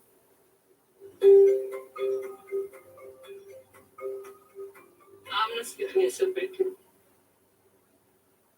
No, I don't want you to. Maybe we can compromise on something with my mom, like leaving the door open. Like to leave the door open like for some hours, we'll have to leave the door. Obviously, when we go to sleep and she's in bed, we're closing the door. Like that's gonna happen. You know what I mean? Okay. But like during the day, if we're all home and she's home, she doesn't want us like going upstairs and fooling around. You know? Like we're gonna go upstairs, nothing happened. Like I don't know. I just don't want to disrespect like mom in her house, and I completely understand that. You know what I mean? But listen, going into this, like, hope you're not mad or you know what I mean? Don't be like sour or you know. I'm not mad. I'm just sad.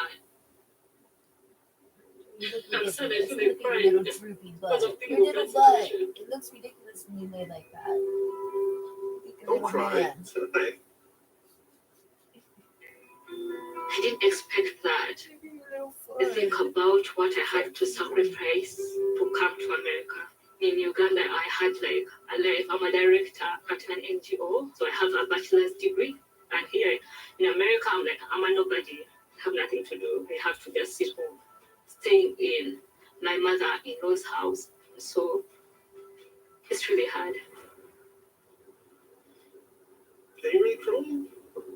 Come on, baby. It's sad. It's sad about the whole situation.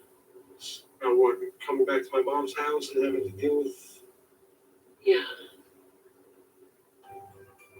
I feel so bad about that. mean, I know she's tired. I know she's exhausted. She's feeling extremely vulnerable at this point, I can imagine. So I wanted this day to just go smooth, you know, and the fact that now she's feeling like this, it's not what I expected at all. And it's a pretty stressful situation. Like, I don't, there's no words to describe what I'm feeling right now. It's gonna be all right, baby. It's gonna be good. Don't worry. Upset. Singing and dancing, if you do that in Iran, they can arrest you. I can feel the freedom. Watching Maddie walk around New Orleans is like when you bring kids to Disneyland and they're like overstimulated. Would you say this in your country? Never. Oh my gosh.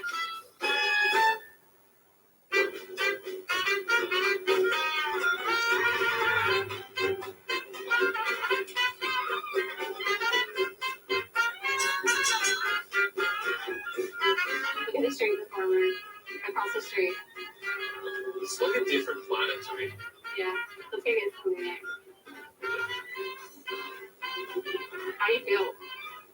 I feel weird. Like I do not belong here, but I like it here.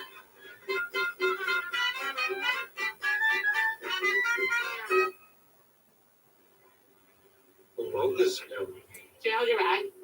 No, I'm fine. Try. It's okay.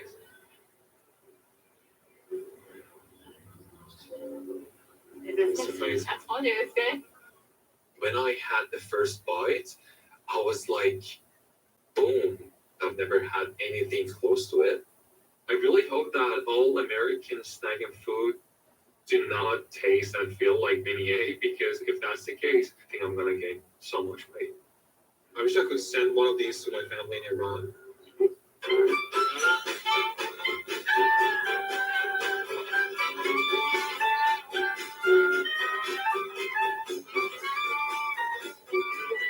Do you need these? Do you want? Yeah. Would you say these in your country? Never. Not even the picture, like nothing. Like the head. I mean, you can't see the head. Oh my gosh. He's chilling. Hand it. It's not a real. It's not real. That's scary. Do you want a picture? No? You want to say hi? It's so scary. Yeah. Watching Maddie walk around New Orleans is like when you bring kids to Disneyland and they're like overstimulated by everything that they see. And I feel like Maddie didn't know which way to look or what to look at or what was appropriate to look at. When does the flashing stuff start? Tonight. I mean, like, do you count necklace? Like Louis beads? Huh? Louis? Oh. Ooh. Oh, beads, yes. See people singing and dancing like in the street, it just feels weird, because if you do that in Iran, like they can arrest you. You know that? For dancing? For dancing, for like singing. I can feel the freedom. Yeah, obviously here. Yeah. Did you know that you can't do that in Iran too? What? You can't have your dog On a leash? even on a leash. Well, where are you supposed to keep it? I don't know, at home. I feel like everything has changed. 48 hours ago, I was in Iran. Everything was like a really I have to be I have to be careful about the words. You can speak freely here. You're in America. I know, but I'm worried about my family. It just goes back to the politics stuff, and It's not comparable. yeah. Are you ready to go home? Is it gonna be way different than here? Oh, yeah, for sure. I feel like I had a sunglasses in Iran that I could see everything darker, but here everything looks more colorful and livable. I can totally feel the freedom here. I told you 100 times, but I do feel like I'm still dreaming. It's so sad to leave you guys. You got the planet, yeah. It is really difficult leaving everything. That hurts. How are you feeling, babe? Confused. I changed a lot of things in my life for her. I hope she appreciates that. I think it's a little overly dramatic because you're a grown man. My name is Sunny. Matt is my boyfriend, and Amane is my girlfriend. I work in the strip club in Tijuana, but they wanna go for live together. Ellos se tienen que divorciar para que yo me case con ellos. Están casados, están casados. Tienen 2 niños. Nunca había estado con una pareja en una relación. I'm scared, I'm afraid.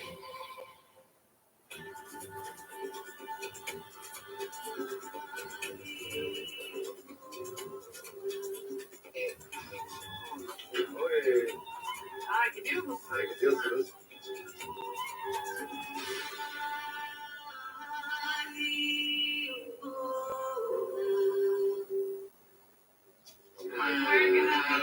I'm so sad to leave you guys. Bye, honey.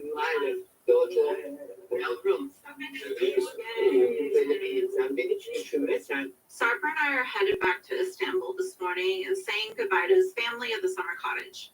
This has been a very hard visit. It's been really heavy feeling, and we delivered news to his family that made them feel so sad.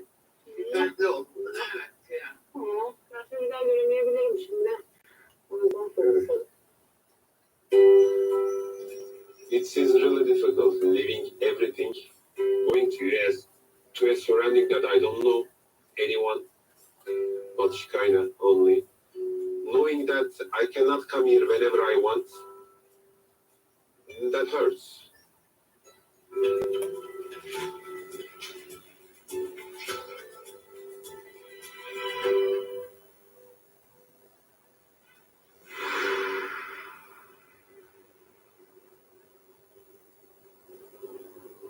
How are you feeling, babe? Confused.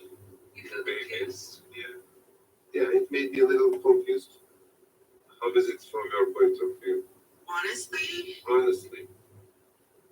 I think it's a little overly dramatic because you're a grown man, and it kind of seems like you're attached to the hip with your parents, and like you have never been away from them before. You cannot get it. It's a little different in Turkey, It's not about being mama boy or whatever. It's something being close to each other to help whenever needed. That's a big thing. But you have me now. I have you. I'm your family now. Yeah. I chose you over them. That's right. You don't need to choose me over them. Maybe you saw my mother's face. Was that Like I normal? said, you're a grown-up. One day Sophie tells you that she goes to another country. I raised her to be very independent. Okay, maybe that you can feel my mother's feelings. She kind of has different cultures, the family relationships, so different than ours. Look at my family. How supportive they are in any condition. And Shikaina's family is not supporting her enough. And it's a big contrast. So, sometimes it is difficult for her to understand the relationship with my family. I'm leaving everything that I built up back, including my parents, and I'm going to, unfortunately, just to be with her.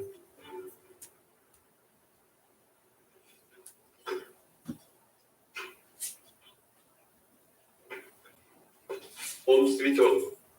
Not that sweet. What is the problem of yours in this house? You couldn't love this. You will miss this, Look, you changed everything. You think I will miss this? There is nothing. No bundles collection. The only thing I would miss is you and taking care of me. The beginning of the end. The beginning of a new chapter, not the end. How many years? Like 12, 13 years I'm living here. Forget about them. Okay. You hate this house, right? Do you want to pour the gasoline and burn this house when you're like a little fat furry You're so dramatic. on the chair, like Go take your shower. Okay. Go take your shower. I'm living in my apartment for 13 years, I think, and at least thousands of girls visited there. I have to make this place a museum, you know. I changed a lot of things in my life for her, and I hope she appreciates that. And I hope it won't be a mistake to go to United States. Shikaina, Shikaina. My biggest trouble in this world. I can hear you.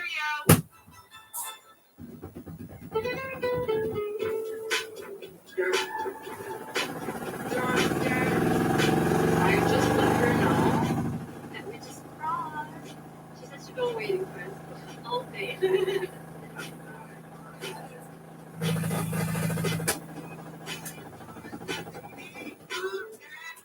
We're going to downtown Tijuana. I think there's like a festival going on for the Day of the Dead. Probably a party. I got this one for you. I got this one to match like my dress. Ta-da. Who are you? What's you and my wife? I honestly don't know much about the Day of the Dead. I associate it with Halloween. It is a day to remember those in your family who have passed. Oh, that's so sad. It's not sad. It's supposed to be happy. I always see that she puts effort into how she looks You are before she so sees us. It's cute. Because I know I do that too when I care, you know.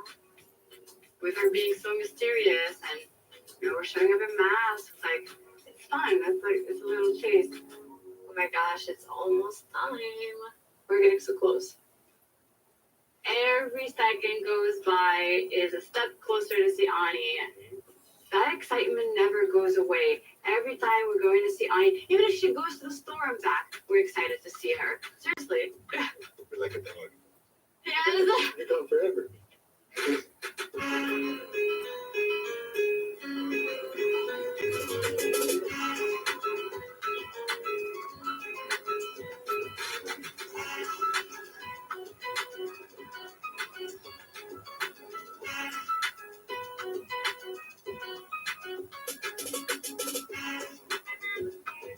My name is Annie. I have 37 years old.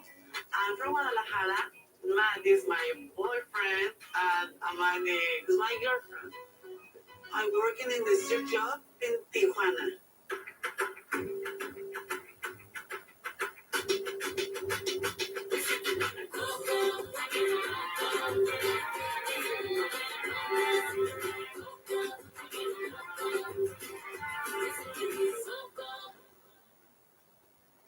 ¡Bravo! ¡Qué bonita! ¡Qué hermosa te miras! ¿Cómo estás? Tengo mucho que no te veo. Te digo mucho chisme. Chisme potente. Te digo mucho chisme. Cuéntame qué estás haciendo. No me vayas a juzgar. Trabajo moviendo el culo. ¿Tú crees que te voy a juzgar? Estoy en una relación. Ah, ok. ¿Con una niña? Ajá, es guapísima, pero con un niño también. ¡Ay, Yani! Soy la novia de la pareja. Ah, es como swingers, pero creo que ya va más para allá la situación. Es que, pues, realmente, pues, ellos se tienen que divorciar para que yo me case con ellos. Están casados y tienen 2 niños. Va a ser complicado. Las mamás que tenemos este trabajo somos mujeres muy fuertes. Me voy a cambiar, ok. We need to enter 6 p.m. and you finish maybe 6 a.m. When you finish, you're so tired. Very, very tired. But I will do anything for my babies.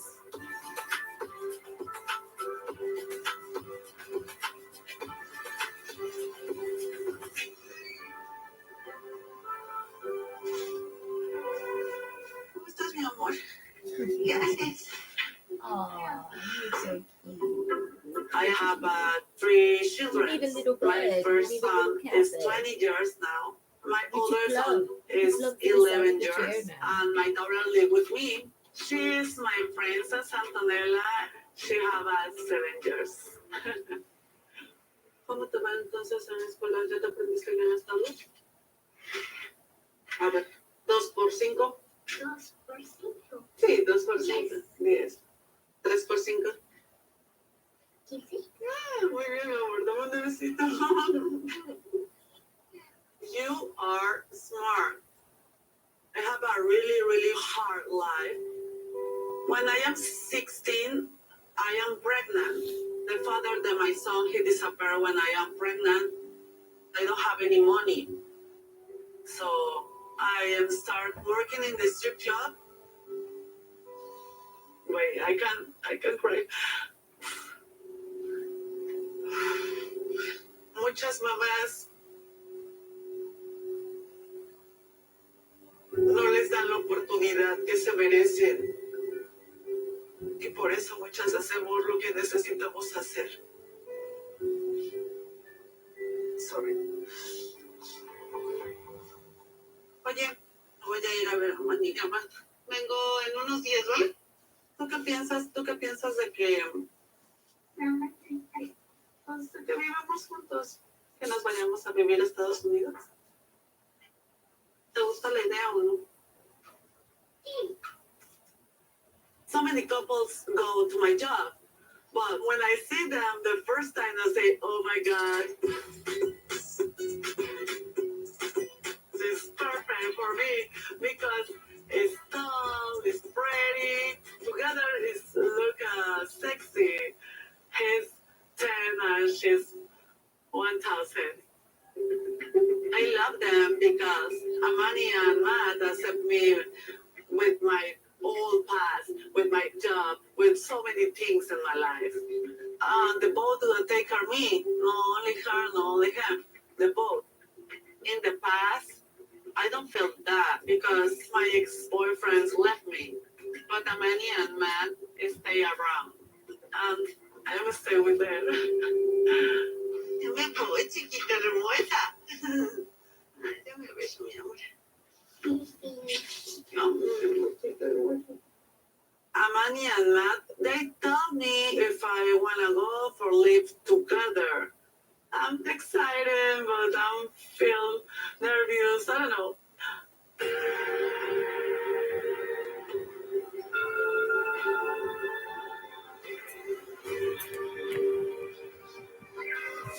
Nunca había estado con una pareja en una relación. Ellos ya tienen como su estilo de vida y son su estilo de vida de 10 años. I'm new in the relation. Maybe one day them is tired about me. I don't know. I feel no issues, but I'm scared. I'm afraid.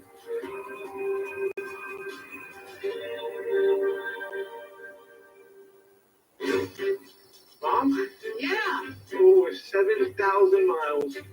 Nice and clean. That's a lot. They're not in their own place and have to consider me here.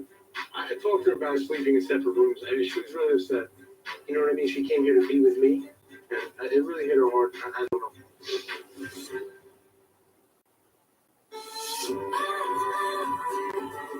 You hungry, you know? Yeah. This from French fries, chicken wrap. And so I made all this from scratch. You know, cut the potatoes, marinated the chicken. The salty. Really? The fries and the pumpkin. Better do your homework better.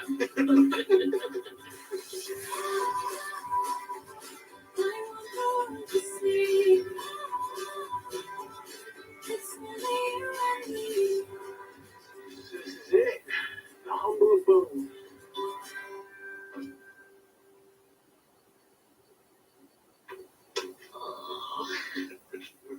Putting you through the first time. I'm seeing Greg's house for the first time. It's a very beautiful house, but after Greg told me that his mom told him we have to sleep in different rooms, it's really making me sad. I can't wait to introduce you to Mom. If Greg had told me before I traveled, I wasn't coming to America. It's a bit heavy. Oh, yeah. So I come in. Yeah. I close this. Yeah. Okay. Mom? Yeah. Finally. What time is it? 10:15. Yeah. No. Oh my God. All the way. Over 7,000 miles. Hi. How are you? How was your trip? Tessa. Oh. You're so tired. I see it in your eyes. You were just tired. But you made it. I can't believe it. Yeah. Oh, that's the dog. This is Daisy? That's Daisy, yeah. You're beautiful. What do you think, Mom? More beautiful in person? She's beautiful, right? Nice and thin. Not for long, you're thin, right? Joan seems very shy and very clingy with Gregory. Are you guys hungry? What are you doing? No, I'm tired. We were gonna sit and talk over dinner. So, just real quick, this is a bathroom over here. Okay. There's things that has to be put out there, you know, on the table, and just think that they're not in their own place, and have to consider me here. Oh my, we got your bricks. Jeez. 20 pounds of gobble. You don't organize the room. So it could be cleaner. Why do you have particular editing calendar? I don't know. My mom put it up there and just never really took it down. I guess I kind of just like the dogs, you know, they're adorable. This is obviously the bed, you know, and this, we're going to have to clear this out. Maybe you can help me. Obviously, you can have either side. What do you think? Not organized. In reality, I did clean a good portion of it, but my mom came in and just... Helped you. Yeah. What do you think? This is Daisy. She jumped up. That's Daisy. She jumped up. I'm down. Daisy, you gotta get down. I'm sorry. You're not on bed. She's freaking out. All right. So yeah, maybe this is it. Not the bed. Daisy, no. In my country, dogs are outside the house. They're like security dogs. But in Greg's house, dogs come onto the bed.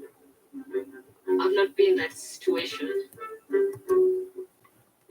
Oh! You were sweating. I'm sorry. Want to take a shower?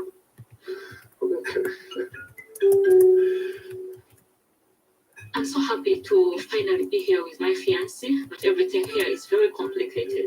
We have to be in his mother's house. Us are two dogs, and we have to follow his mother's rules. So I think I'm going to need more time to be comfortable with everybody at the house, especially Mrs. Lucille. Oh.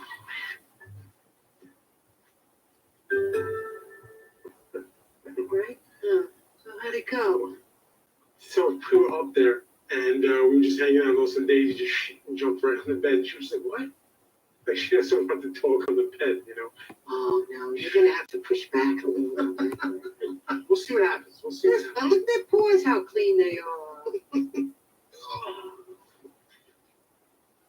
What'd she do? Go collapse? And she went in the shower. She wants to go take a shower. Yeah, I know. She should be out now, right? No, I think she's probably still in. So I don't know. I talked to her about sleeping in separate rooms. She's really upset. I mean, I guess in her perspective, it's like, you know what I mean? She came here to be with me, you know? I mean, it's not only that, it's like she is afraid of the dark, you know, and I don't blame her. She's afraid of the dark? Yeah, well, dark is different over there, you know what I mean? There's no lights, and like, it's not easy. You know, you can wake up in the middle of the night and there's no power, you know? Oh, okay. So... And she was kind of nervous to meet you. Like, she was really nervous to meet you because of all that. And it really hit her hard. I don't know. I just can't wait to talk her. Really, just every day. I don't know.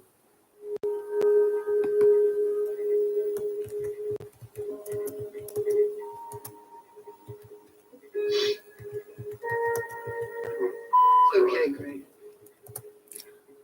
10-second delay, Nerd Squad. It is 10:01 a.m. Pacific Standard Time. This is a consensual recording of Mystic Gwen pursuant to the Federal Bureau of Investigation. Be advised, I'm not an employee of the FBI. I've just been authorized to state I am an informant since the last week of June 2024. This is a backup live stream. There's currently a live stream running. Well, now there's actually two. So the reason for that is because of the domestic terrorists upstairs and their propensity to terminate the live streams repeatedly, especially as of late, in order to further their domestic terrorist organizations' list of felony and criminal charges. Formerly, their domestic terrorist organization was only an aggravated criminal conspiracy. And then on August 6th, they made the decision to also be a domestic terrorist organization. So I am going to direct you, if you're watching this live stream, to go to the live stream that preceded this that's already public. This one I'm going to keep private because I may not end running. So it is 10:02 a.m. right now, and the preceding live stream was like 6 something in the morning, I believe is when it took place. And it's still running. I would share the screen with you, but I can only share the screen on one live stream. I ran some tests yesterday, and I'm able to run multiple live streams during the same period of time, but not able to share the screen with both. And on the left-hand side over here, you see the same thing you've seen for weeks and weeks of recordings. All of these extensions, all of these back-forward caches, the spare renderer, utility TTS service, the utility local search service, the utility storage service, anywhere that you see dedicated worker, service worker, shared worker, anywhere you see blue line, everything up here, Unit 207 is controlling. Now, the FBI told me to just let them do whatever they're going to do at this point in time because they're gathering data and evidence. They said that the last couple of weeks, that was evidentiary value for them. And they talked at great length about it being used for proving criminal intent and something to do with deliberate. I can't remember the exact sentence, but it was like intention and being deliberate about the intention. And all of the terminations and attempts to terminate and yada, yada, yada, all of those apply with that. The FBI also said that someone was looking at going to prison who before was not looking at going to prison. So yesterday when I started running 2 live streams, they terminated one. So I'm going to use the pop-out dashboard, which will tell me if this is connected to the internet without me having to use the chat.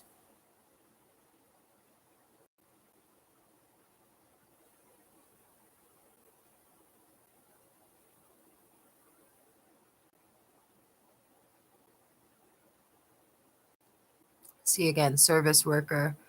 That should say dedicated domestic terrorist upstairs. This shouldn't take so long to load, so it's possible they've already terminated the live stream because this should work instantaneously. Let's click back on the other one and do the same thing with this one.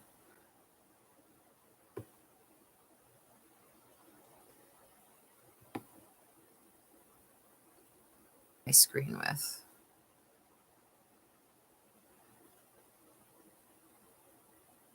Looks like they actively are stopping the internet.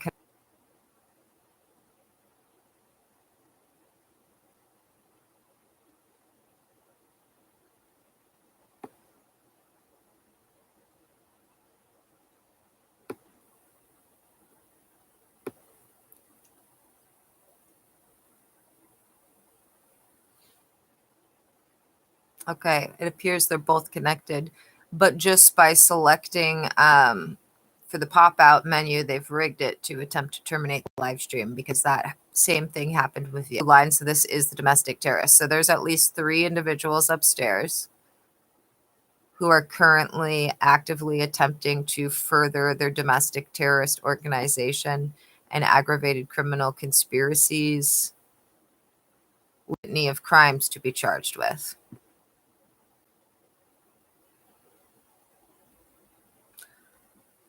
Okay, And then the living room looks just the same as ever. The only difference is it's a different blue sheet on the drying line.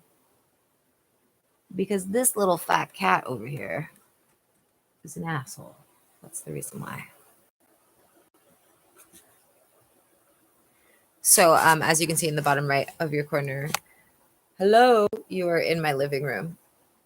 We're sharing a screen, but the camera is actually still recording as well in my living room.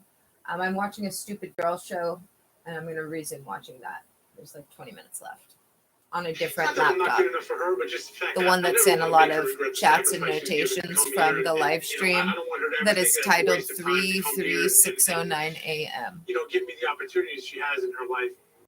I just love her so much. I really do. Yeah. I mean, we can make the compromise, leaving the door open.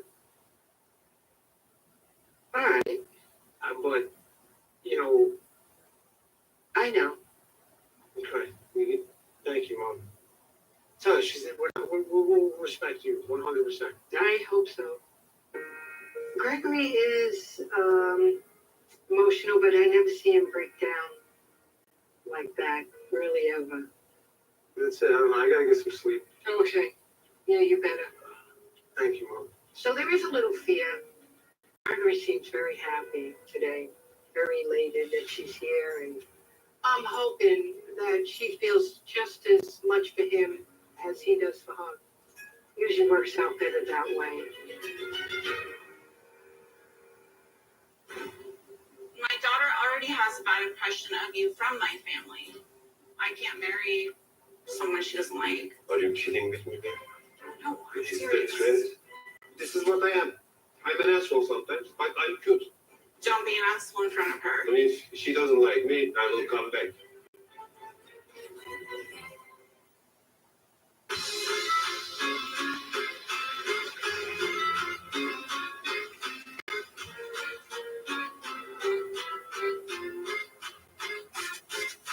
What did you do me? It's like magic. Voodoo? I turned you from a Gwen to a real man. That's what I did. You turned me from quick to Okay, babe.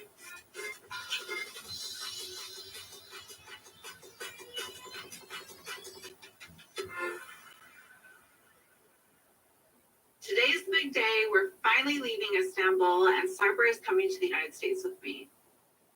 You're taking half of my house with us. I know, but 3 of these are mine. 3 of these are yours. I'm coming to US permanently, I know, babe. and 3 of them are yours. I'm leaving everything behind. Oh, and also note, many memories which also kind of- note, on the screen, the cursor is in the gray menu bar right above the link on the Ultimately, it's the apartment YouTube Studio pop-up box that's sitting on top of the live stream that's currently recording that says 3/3/609 AM, Unit 207, yada, yada, yada, and then excellent 001. Note that the cursor is right Can't there. help but think about how God it went with Straya. See it right above the URL in that box. Go If like that with cursor Sophie, moves anywhere or anything do is worry that my selected daughter, on this Sophie, laptop won't while be it's able to make recording an on the unbiased screen decision about without what me she thinks of telling you Sarper I am because about to of do what she's it, heard. Unit 207 Happened did when it. my sister Straya came to Turkey to meet Sarper. I want always to Tamper and to obstruct. If she's texting, she There is no other reason. Wait, what? Oh, and intimidate and What I retaliate. see from him is someone who wants The goal is to have there not be a live stream here so other individuals can go to prison and hoping that a live stream won't be running it's when really they important to me for my daughter perpetrate to another be breaking in a and happy entering. and healthy relationship, and it's important to me that she likes him. When the fact remains the same as ever. No one should have ever broken and entered, just like no one should have come to my door Really think about everything you who say. knew they were under FBI investigation. If she doesn't like you, I can't marry someone she doesn't like. That's my daughter. Are you kidding with me, babe? No, I'm Is the serious. threat? Well, I think it's good Look for at you this. to Look think at about us. before we leave. You Alright. have to think about this Okay, stuff. no problem. If And she then doesn't remember, like me, I'm not then employed by the interesting. FBI. But I speculate that part of the reason for this is that the FBI doesn't want some poor idiot to go to prison because he's been manipulated into breaking and entering. But that is what is going to happen. And so I've been speculating perhaps they're sending an officer that's either an undercover agent or an FBI informant, and they're going to use the fact that a live stream is running to not do what they know is 100% criminal without immunity.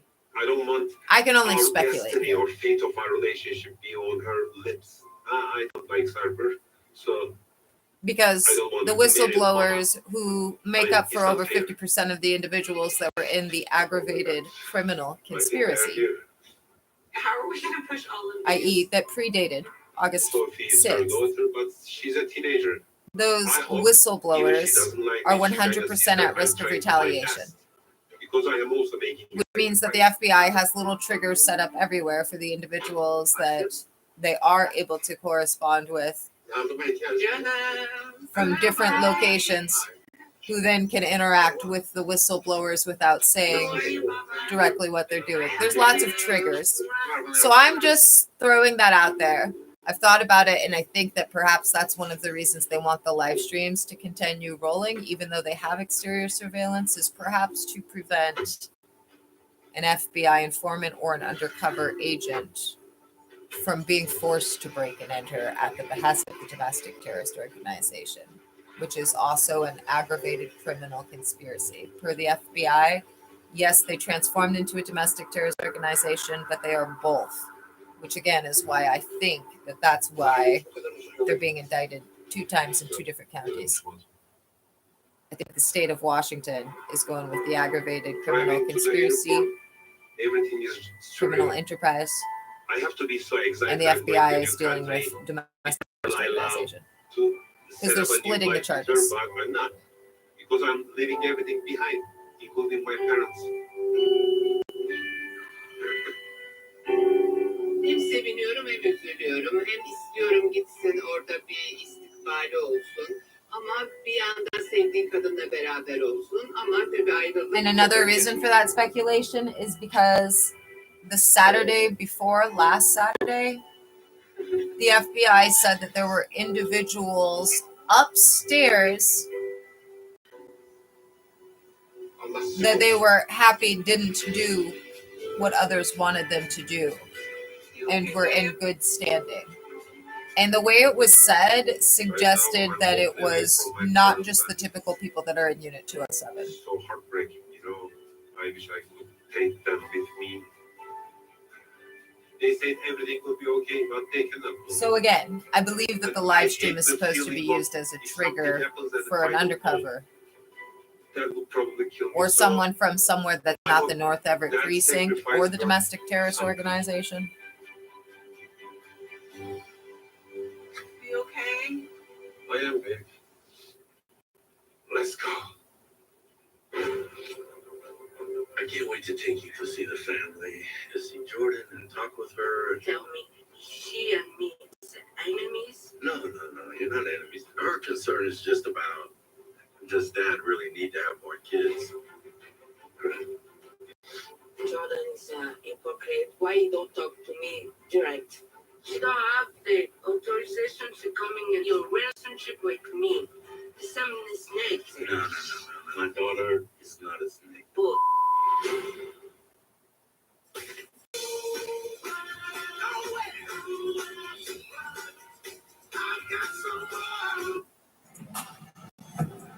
Wherever you go,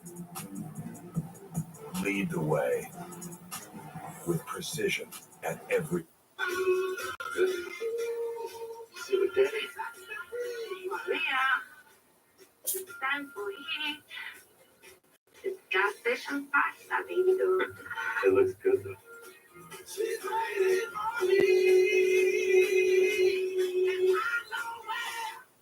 Gas station pasta, gas station wine. Something there. Okay. Iaptop. Maria. Where's the Oh. Maria, you okay? Maria, look.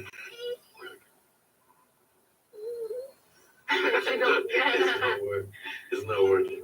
It's not working, Daddy. You sure? I'll take her to bed. She's tired. Okay. Maria, go. You finished. Get us some more wine and relax. Tu sais, baby, Maria, elle a un peu le palais français. She don't like the pasta gas station because she's... Of course, I understand. No. Not everything we eat or make is going to be from a gas station. There is good food in America. Not everywhere is like Paris, but we can find some good food, I promise you.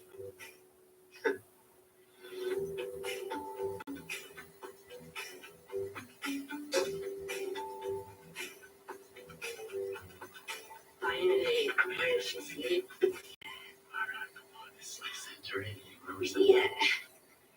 It's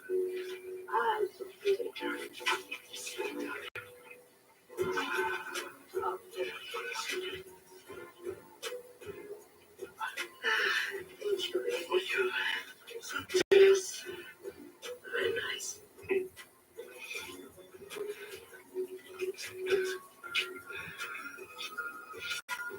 You see the beauty of New Hampshire? You know, it's quiet, it's calm. I want Maria to see this too. And you maybe will like it, you know. I think you enjoy it, so you give it a shot, okay? And baby, you know, I can't wait to take you down. You know, we'll go south to see the family. You know, I want you to see Jordan and talk with her and more than in Paris for the weekend. And it's important to me that you and Jordan get along, and you're her stepmother. Yeah. You know? It's strange. I know because she's 27, but it's important we get that relationship going, you know? Yeah, I know. You know, Mina already not adjusting to New Hampshire is starting to stress me out a little bit. But, you know, even beyond that, I'm a little worried about how it's just going to fit into the family. I know my daughter Jordan has a lot of concerns, and, you know, that's been weighing on me tremendously. No, I don't have problem with the family, but I have depression. But Jordan and me is a competition. No, it's not competition. So you it's have different. There's room for both of you. I love you both. I'm not going to stop loving you both. She has concerns. Why is it concerns? You know, there's a big age gap. You know, because she was only around you the one weekend. So are you marrying me for love or just to come to the USA? Tell me, she and me is enemies? No, you're not enemies. Give her a chance to know you and love I give you. a chance for your family every time. Every time was one time in Paris. One time in Paris for the baby baptism. She was mad about you guys not having more time together. But me and her are very close, father-daughter. Mm-hmm. So her concern is just about, does Dad really need to have more kids? Obviously, we have a baby together, you know. Baby, I'm sorry. Right? Baby, come on, stop. No, because it's true. It's just I don't like you when you cry. no, because no. Singapore di dalam perkotakan Korea di home tempo dah ha. What? It's not the Filipino guy. Now I'm in the Middle East. What is this? Dude, there's normally some Filipino guy or Vietnamese guy that shows up at the end of the stupid shows I like. Salam. Oh, girl, so much killer. What did you do to my leg again? The heck did they go? Look, it's Unit 207. Bakri. Or these don't have these, these are Bakri. Bakri तो तेरे देनी ही नहीं. अगर तू तीन मजा दो कटियां लेके गए निकलने के कटियां. एक कटी बिल्कुल तेरे जैसी. Oh, me pillando. Agamor está pasando, pillando. China. Hello, Nani. China. Our visa, the car. Oh,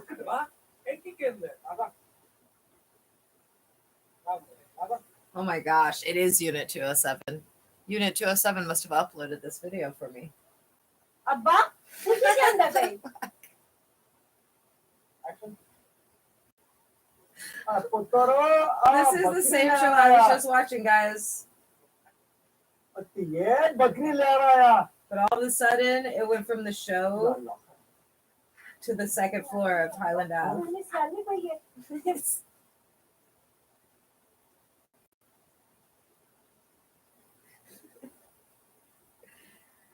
Whoa.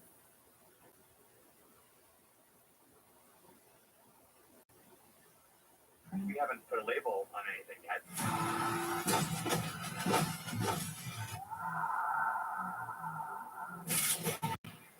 I agreed to quit drinking. Quit drinking. No, you just made it would be. Novocaine.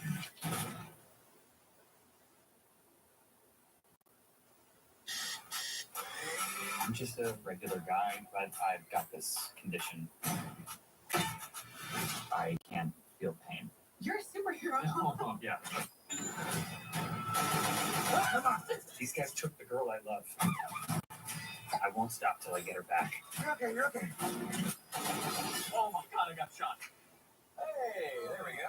I'll see you later. You know, if I don't die. Novocaine.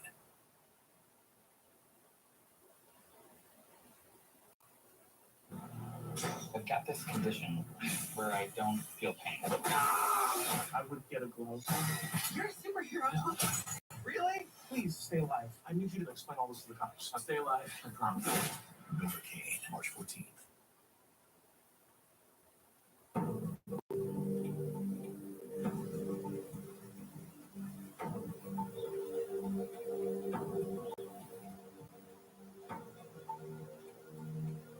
So this will not be moving forward with the romantic marriage. As far as I know, the dynamic with And really talk much with each other. It's kind of like I'm sort of numb to this in some ways because like I've just been dealing with this forever. Just can you wait over there? At the end of the day, it seems like my husband has no interest in fixing the marriage, and I don't feel any support from the other couples.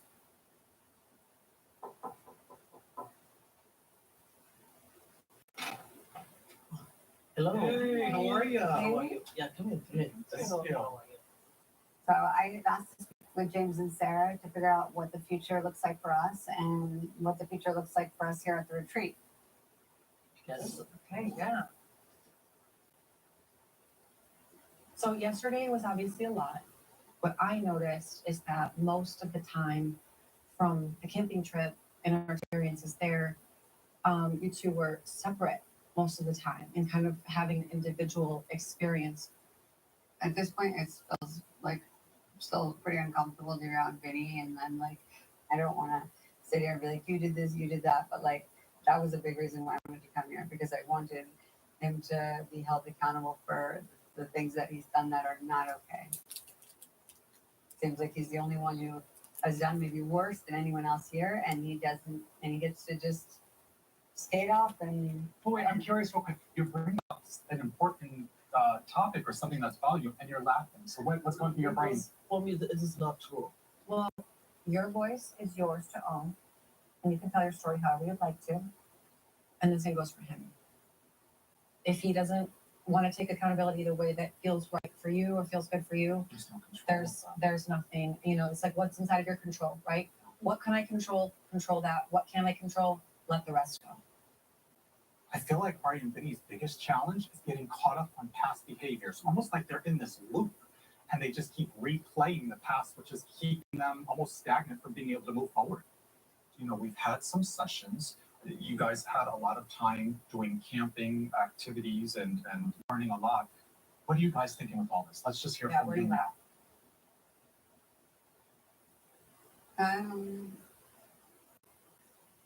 I think it's better for us maybe not to be together.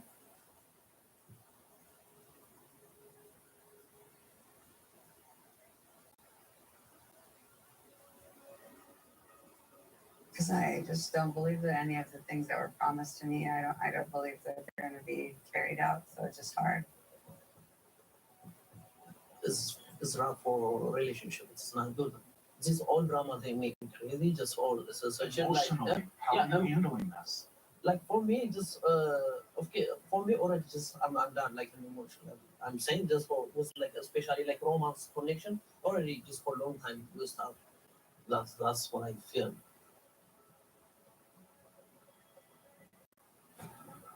I want to make sure that we're understanding you guys, and I'm hearing that as of this moment, this will not be moving forward in a romantic marriage relationship.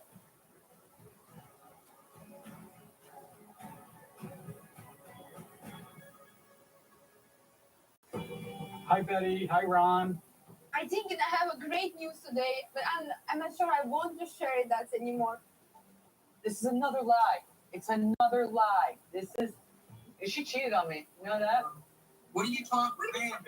Sometimes you can't make things better by walking away.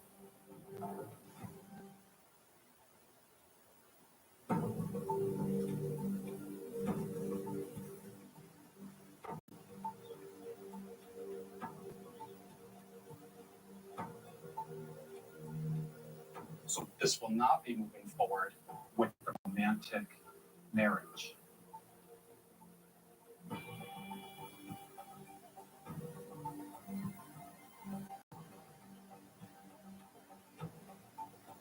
I tried so hard to make a broken marriage work, and it's not working.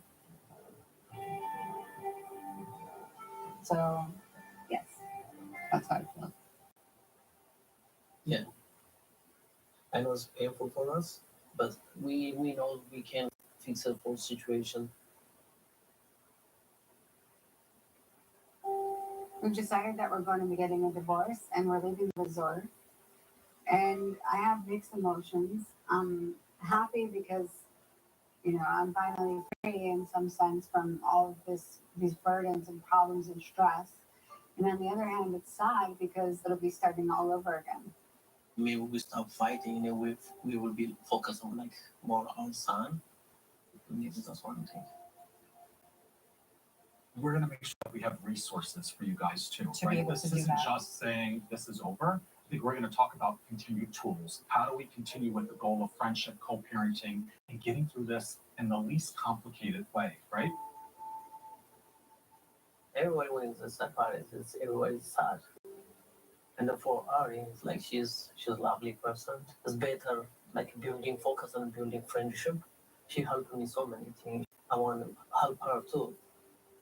Now that you've both made a mutual decision, using this point as a chance to start to focus on what do I want to build going forward? Who do I want to be going forward? And how do I use, right? Because the pillar now is your son.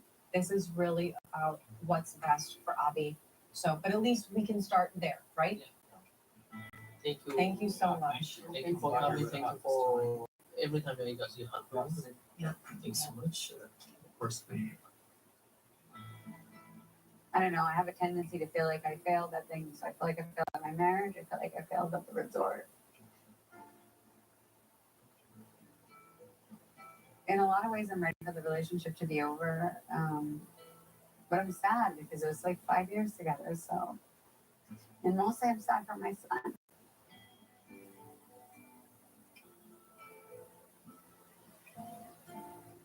Now, what can I do?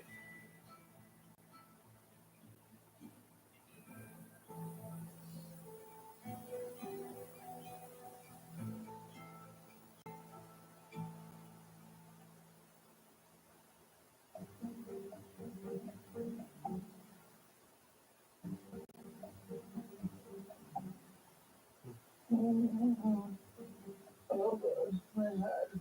Any something to try? Medicine. I had some drinks last night.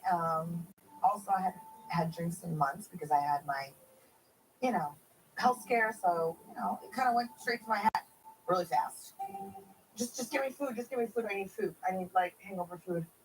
Like empanadas. Can you get me empanadas? What is that? Oh God. Oh my God. What's that empanada? No, person. What happened last night? You get off in dirty. Yeah, what I say? I said, leave my husband alone. You know what? I had to get it out. You invite those. What the is it on me now? Because I want to work it out. But yes, bro. But it's don't work like this out. It's don't work like this to come like storm off. Let's fix it. Get a shower. Go get a shower. Cool off. Oh, Get in hot shower. How you gonna cool off in the hot shower? Dirty. They Yeah, feel dirty. I gotta take a dump. You make a mess in your bed and like dirty. A dump in a shower. Dump bed in the shower.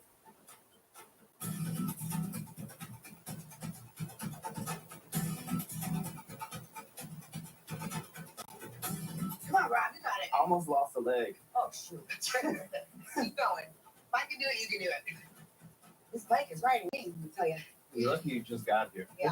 It's been so dramatic since we got here. I can believe it now.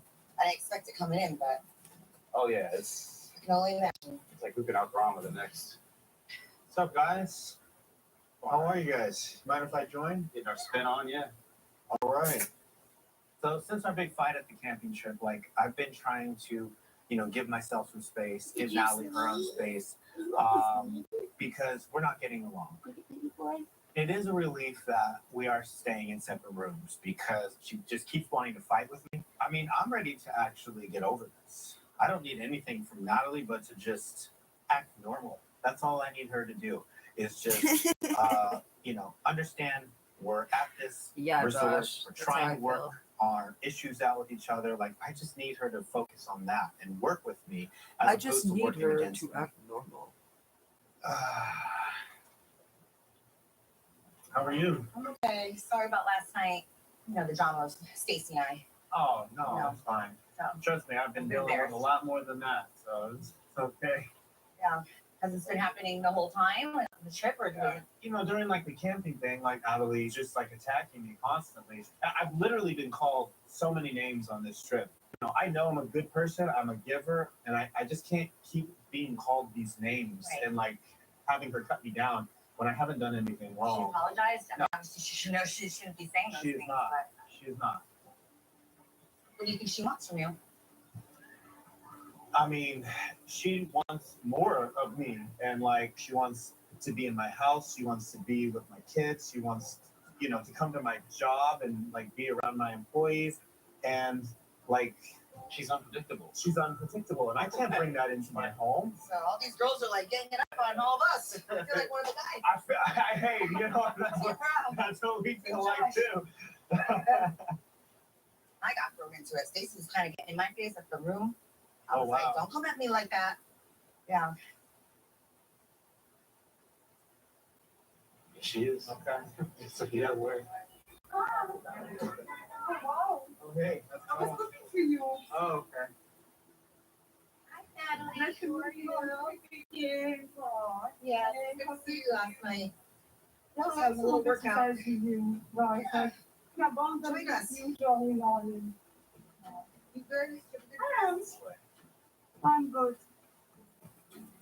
Natalie just like snuck up to us with crazy eyes that she wakes up with.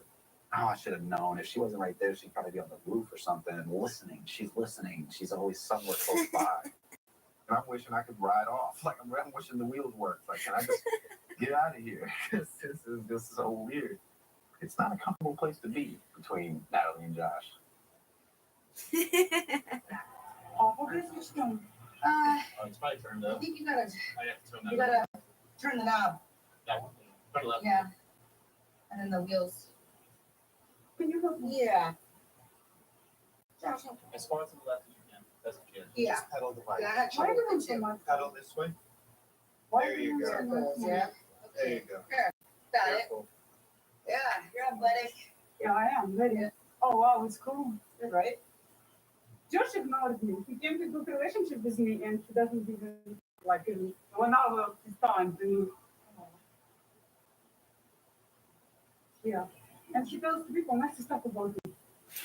She really shames me. I feel like everybody's saying a little bit about How I everybody. body shame. You Please. really shame me. Please. How did he body shame you? you know, like Dude, this show is a sadistic pleasure because we can all watch it and be like, oh, I'm so glad I'm not. Was maybe a On this misinterpretation. show. Maybe The a new one I misinterpretation. dated. No. Because if he would have said, Natalie, you're fat, then clearly that's body shaming, right? That's not really body shaming. No, I think if he would care, he would support me. He would say good stuff about me. He goes and spread around some nasty stuff. You want to take control over our relationship. That's how you do it. I need to take control. Oh, no, We would sink. If I let you control it, we would drown. Stop lying and cheating. Be devotion. Like I am. This is all news to me, guys, so I'm going to let you guys enjoy your workout. I'm out of here.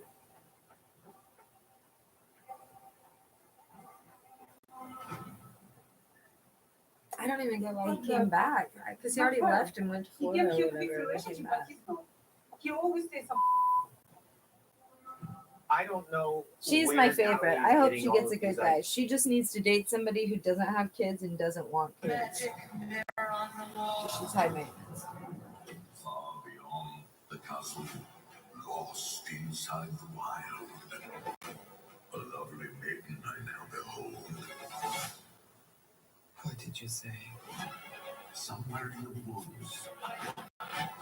Dwells Lame. I hate it when Disney redoes Disney. I was thinking the same thing. Except for the live action Lady in the Trap was actually the only good live action one. Live action Lady in the Tramp was a winner. Ideas, but she's clearly distraught about what I have no idea. She's not the one that got kicked in the balls. And this is honestly probably the worst that Natalie and I have ever been. Nothing is working, nothing I do or say helps. And so I'm to the point now where, you know, I'm about ready to give up.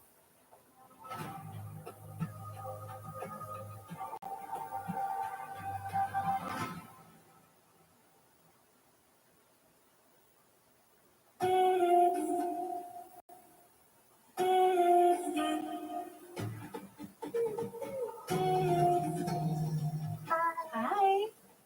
Hey, Mary.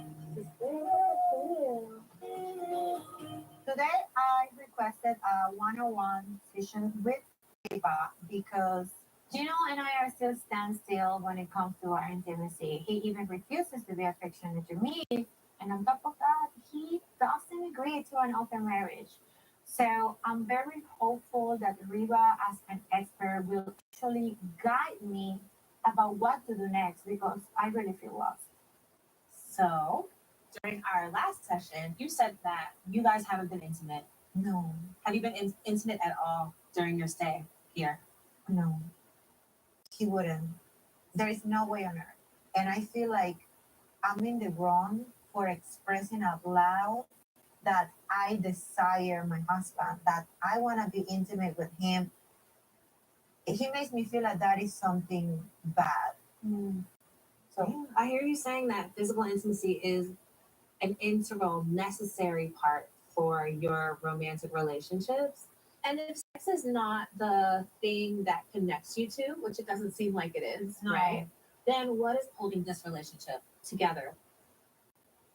like we get along, like we are funny together. No, we they're laugh, codependent. we jokes. Hard to explain. It's a weird dynamic. I that think we she's have, gonna but lose Gino. It's though. love. I think if she starts fucking I that love other my guy, husband. Gino's I out. cannot see myself I hope building so. my He's life been so without it. masochistic. And so on the far. other hand, I But cannot at the see same time, myself he's kind of already dumped her because he's refusing to have sex with her. in a sexless You can't marriage. do that. Sex is like the detonator of all our arguments. So in my mind, what I'm thinking is like we take that pressure and we get along on other things. Like we would improve our communication, our coexistence, you know, in the same house, we could get along better and maybe even our intimacy will come back.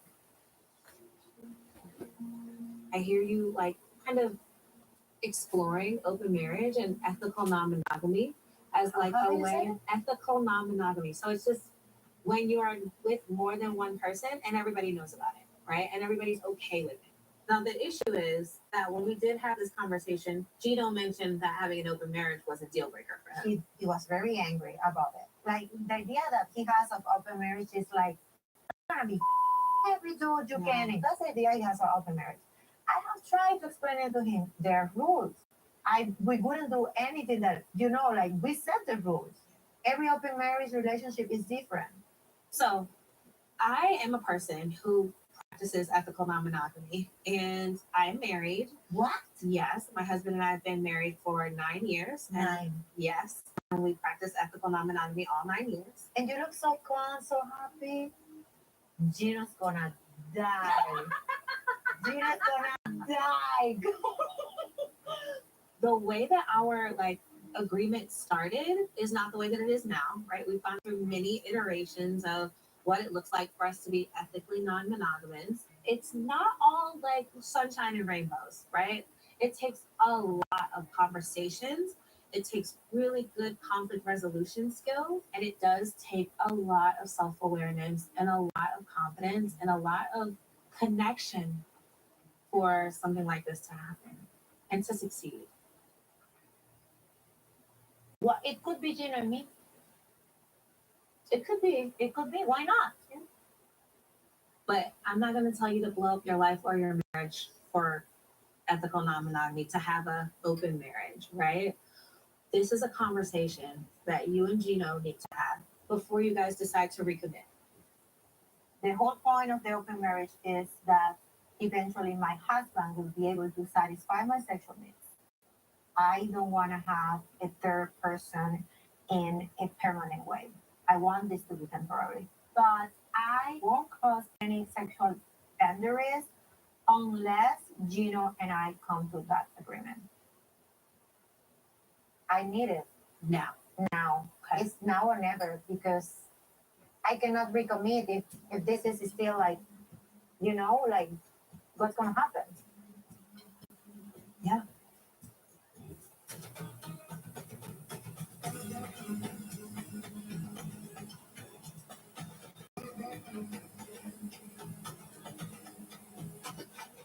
Thank you.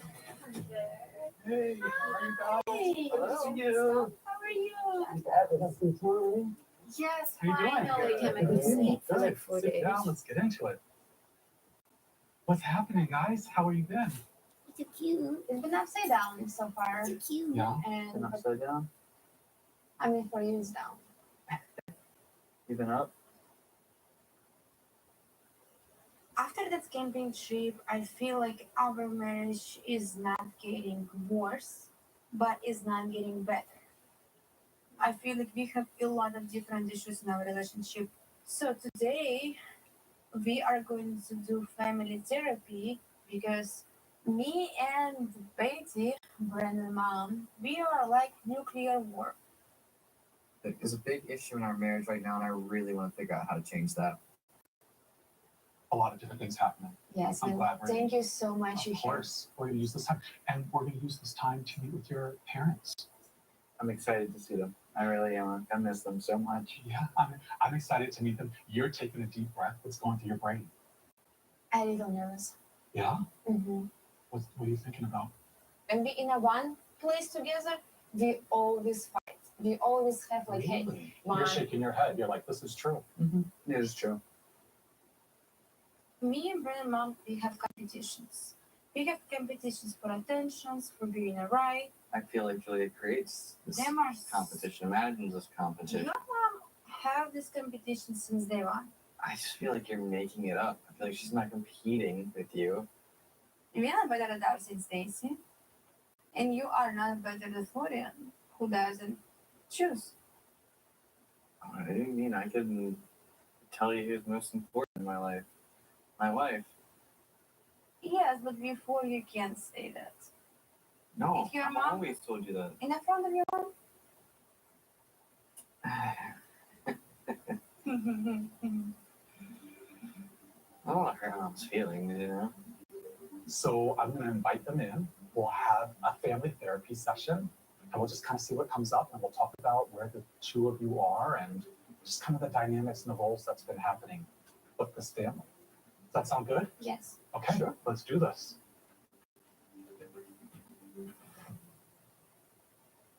Hi, Betty. Hi, Ron. Mom and Dad.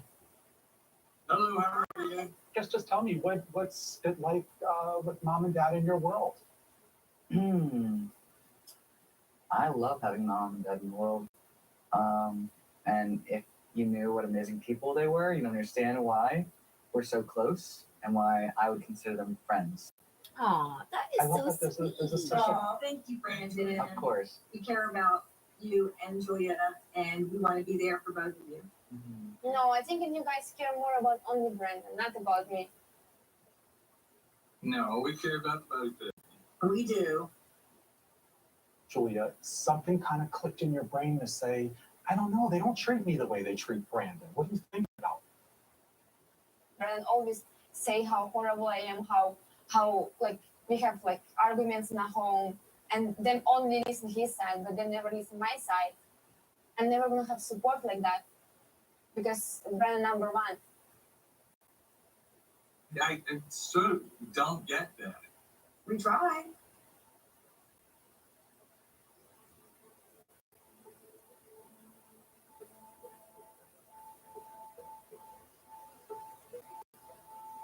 Oh, okay. So this is bigger than. Julia, we've always tried to make sure that you felt welcome, that we took care of you. You never try. You never be like my parents. You are not my parents. You are his parents. That make us feel like you don't think that we care or love you. That kind of hurts. I gotta say, that hurts. I want my parents here. I want to have my support side. I have somebody who comes to them and say what my husband doing wrong. I want because. Ready for a Colorado adventure? Visit Fort Collins, Colorado, your ultimate outdoor playground.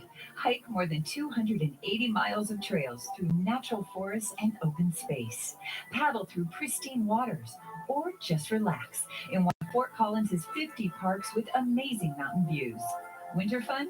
Fort Collins has snowshoeing and fat biking too. Fort Collins, Colorado, where open spaces create open minds. Start your adventure now at visitfortcollins.com. Because he always come to them and say how I'm doing wrong and I'm bad person. And I think that I have a great news today. I have a good news, but I'm not sure I want to share that anymore because it's like. Well, we would love to hear the We don't have to do this. We like to hear it. I applied documents for my parents without telling anybody. And I have a date for interview for my parents to come here for visit. What? Wow. Really? Wow. When did you do that? Wow, when did you do that? 2 months ago, like 1.5 months. Julie's been pushing for months that she wants her parents to come and get a visa and come to the U.S. And I've told her repeatedly it's a bad idea. What's on your rock? It says parents. Okay. What does that mean? I talking about my parents. Help me make them apply together for visa. So again, I'm finding out something else Julie's been keeping from me, and it's something I've been telling her no, and she still goes and does it. It's like everything I tell her doesn't matter. She's still going to do what she wants to do. And I'm just a little curious as to why I'm finding out about this right now. Because don't want to support me. You say you don't go with me. What point I telling you if you don't go with me? So you thought because you weren't feeling the support from him that I would just keep this from him? Yes, exactly. I'm here, and I'm trying to work this therapy with you, and you keep coming with things. And Joy, you didn't share this with him. This is pretty big news. Guys, it's not about you. It's about your son. What about me? You didn't include me in this. I tried. This is another lie. It's another lie. She cheated on me. You know that? What? Yeah, in Russia. Hold on. Yeah, you saying that now? Yeah, she cheated on me. It's just this is just one whole thing of lies. What is going Why are you walking away? I mean, that is your son. That is your son. You always blame me for every single thing. What are you talking What do you about? do? Come back, you can't make things better by walking away. Every time I kiss you in the butt right here, that's what you do. So I'm not going to do that. Okay?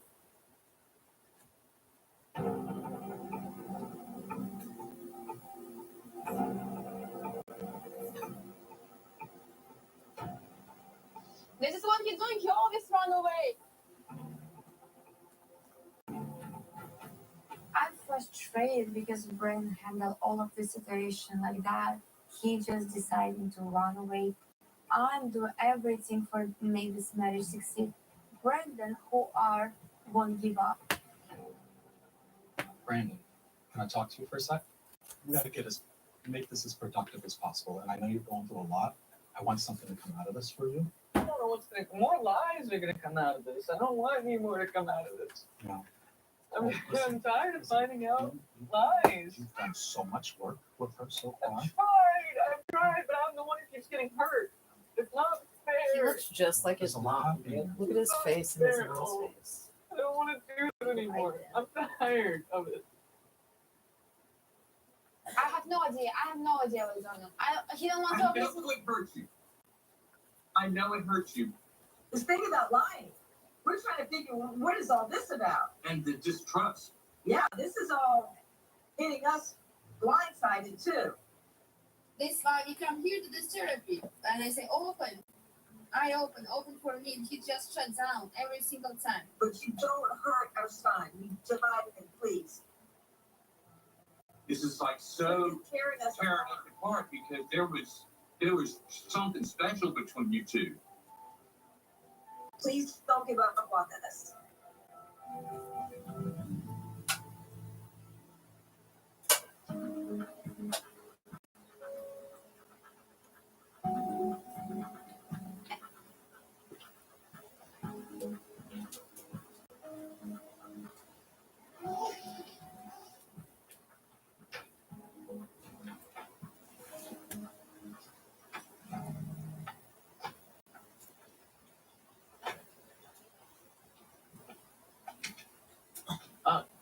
Yeah.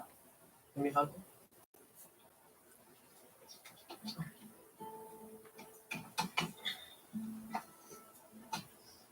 I have to accept now that the marriage is over and move forward. It's really heartbreaking. Are you going to Jersey or are you going to? I should go get Avi. Then go back to mom or just? I don't know. I'm not sure. Hard. I ask myself a lot, like, was it worth it? Would I do it all over again? You know, the whole thing. And I've always said it was worth it. It was worth it. I have the most wonderful son that anyone could ever have. I don't know. I guess it's a question we all ask ourselves about our life. Like, was it worth it? Only time will tell.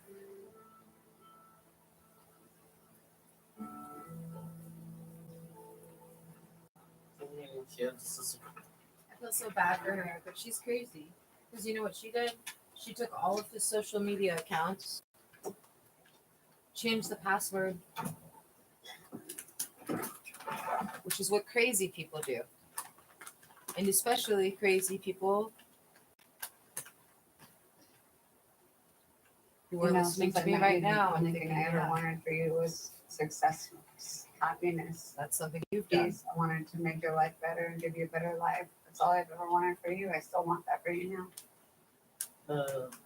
Yeah, thanks for wish for me. Thanks for everything. We need to focus for future. You know, we need to focus. But it's sad that they broke up. Teamwork. I just think that they're so cute, but she was really You need me. I'll be there. jealous and possessive of him. The first time I ever saw this show, like the first season or whatever, that I ever saw the show, she was on it, and when he came to America, she like went to the gym and was screaming at people that she thought he was having sex with someone there, and it was like him who does that.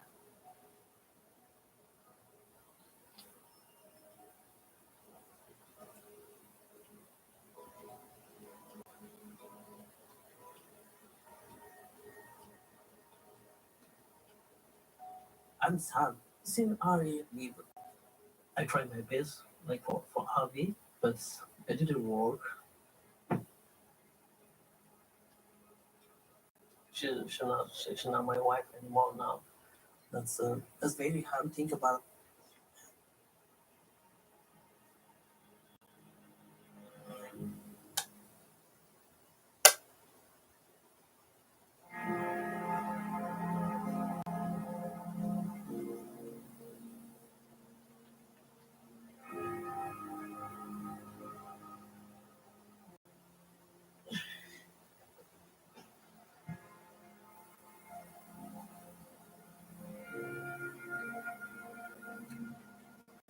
Was on the fitness bikes with Darcy. You guys good though? It sounded like you guys got into it. Yeah, you know, that's just our dynamic. Yeah. We butt heads a lot. Yeah. What's going on? Oh, So, Benny, what you got Benny. the bags for? oh my God. It's how I. So where are you going? So cute. Me and Ari, we finished the therapy, and then that's why just we have to leave for this result. Because we going to divorce, like that's we gone. It's done? Like so it's done, just yeah. You feel good about it? Yeah, it's better otherwise just every time we're fighting. She left already? Yeah, she left She didn't already. say goodbye. She's already gone. Yeah, already she's gone. Oh, I mean, she hates. Maybe she's really just upset. Yeah, it's she's not all of her life. just all It breaks my heart when I hear Benny saying it's officially over. It makes me really sad that I didn't have the chance to say goodbye to Ari, to let her know that I am here for her. And I really hope that she didn't walk away thinking that we didn't like her, because that is not true. You're not going by. so I just Where are you going? sometimes I What are just, you doing, my boy? You're going home? me and Ari just we separated. Oh, okay. I want to say goodbye, and then I have to go. I'm shocked for you. I've got this condition where I don't feel pain. I would get a glove. You're a superhero. Really? Please stay alive. I need you to explain all this to the cops. I'll stay alive. I promise. Novocaine, March 14th. If I could be honest, like the think the son is going to bring both the parents together. I feel sad for the son, to be honest. I feel bad that it didn't work out for him. I know they were trying, but it's a very difficult situation. And I just want them to be happy, okay? I want both of them to be happy.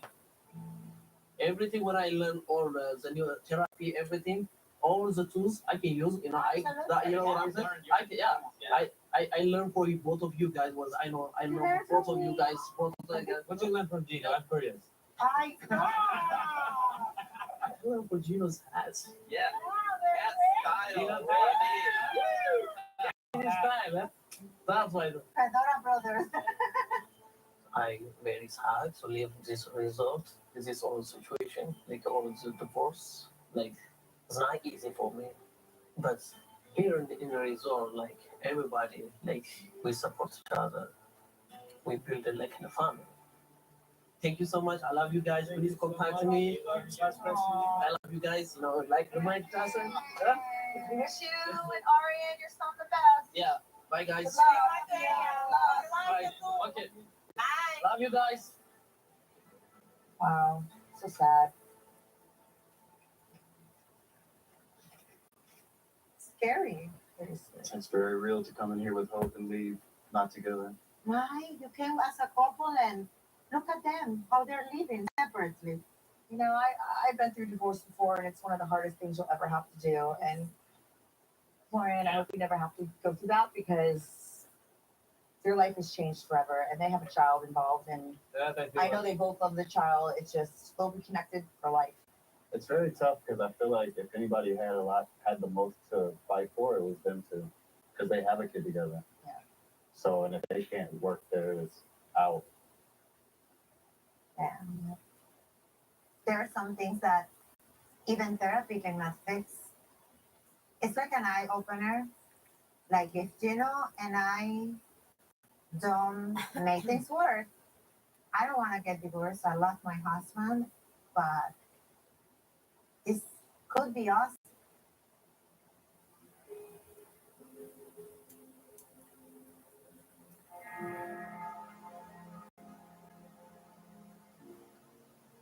I really realized through this therapy that I realized that I have so much more to heal. And I shouldn't be ashamed of that because, what I went through is a lot.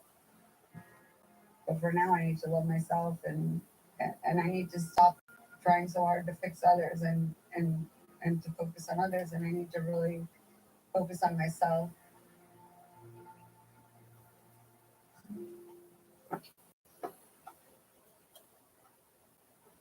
So what do you want?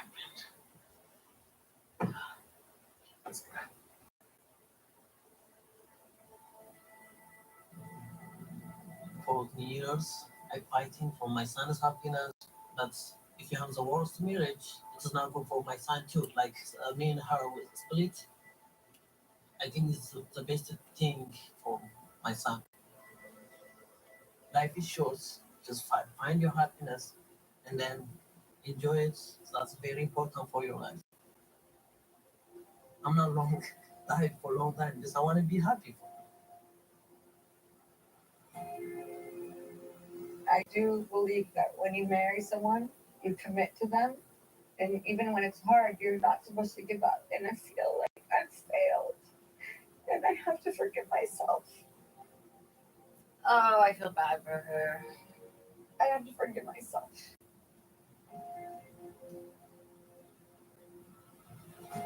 I do deserve happiness, and I think that the two and of that's them are only the gonna smartest come ones from on the show, inside though, because myself. nobody in the show should stay with their partner. That's my verdict. On the last resort, 90 Day. There's too many Let's of have a these fun fucking night. 90 Day shows. Next time on 90 Day, The Last Resort.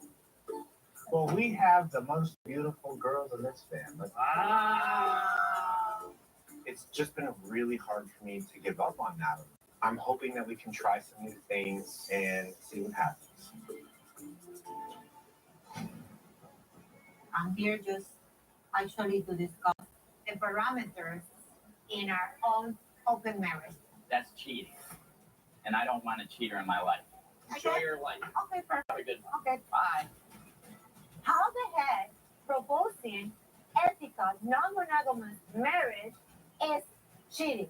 What should I do now? I don't know. I don't know what to do. I don't know. You went out after hours with Darcy and Georgie. There was two hot blonde chicks, okay? That Darcy saw you leave the club with. The clues are looking like he's cheating. And I'm not a fool, because I will leave. Are you a woman behind my back? 1 second, please. I don't need this anymore. Please.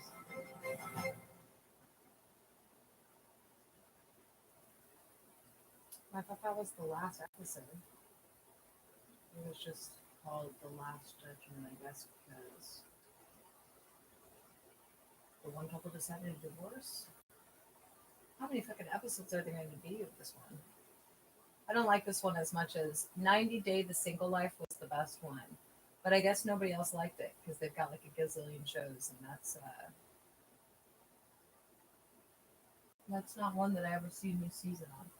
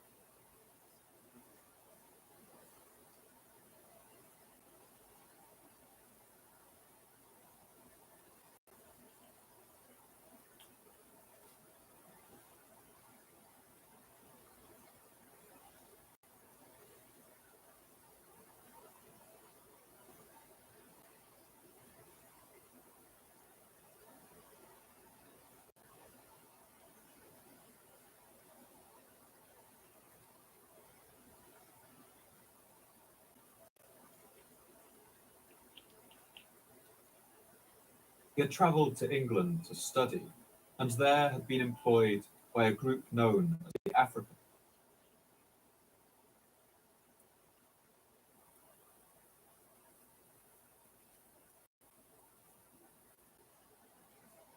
In the year 1812, a Swiss explorer and eccentric named Johann Ludwig Burckhardt was travelling in the Middle East, in the region of what is today Jordan.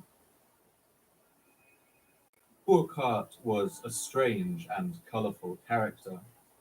Born on the shores of Lake Geneva, he had travelled to England to study, and there had been employed by a group known as the African Association, a gathering of upper-class Englishmen who financed expeditions of exploration. They had given Burckhardt the task of crossing the Sahara Desert from Cairo and making contact with what was then considered a lost city, the city of Timbuktu. Burckhardt took his assignment seriously, and he threw himself into it with all the energy of a true Georgian eccentric. He began to study Arabic at Cambridge University, and while there he began dressing in traditional Arab clothing, wearing long white dish dashers and a turban, much to the bemusement of his fellow students. After graduating, he moved to Syria and spent 2 years there practicing his Arabic, even adopting the name Sheikh Ibrahim ibn Abdullah and attempting to pass himself off as a Muslim. It's not clear how successful Burckhardt's disguise really was, or whether anyone in the Arab world was fooled. In preparation for his great journey, he set out on a number of expeditions into the Syrian desert, but many of these ended in disaster. He was robbed on a number of occasions, often by the same people he had hired to act as security on the journey, but his desire for adventure was unabated by these setbacks. And in 1812, he set out on the journey from Syria to Cairo, with the intention there of securing passage across the great sandy sea of the Sahara. It was on this journey, taking the more dangerous inland route through the baking summer heat of the desert, that Burckhardt would make quite a different discovery. It was here that his guides told him of a series of mysterious ruins hidden in a narrow valley nearby, which were known by locals as Wadi Musa, or the Valley of Moses. At this point, Burckhardt was still in disguise as an Arab, and he contrived an excuse to visit the ruins, as he writes in his diary.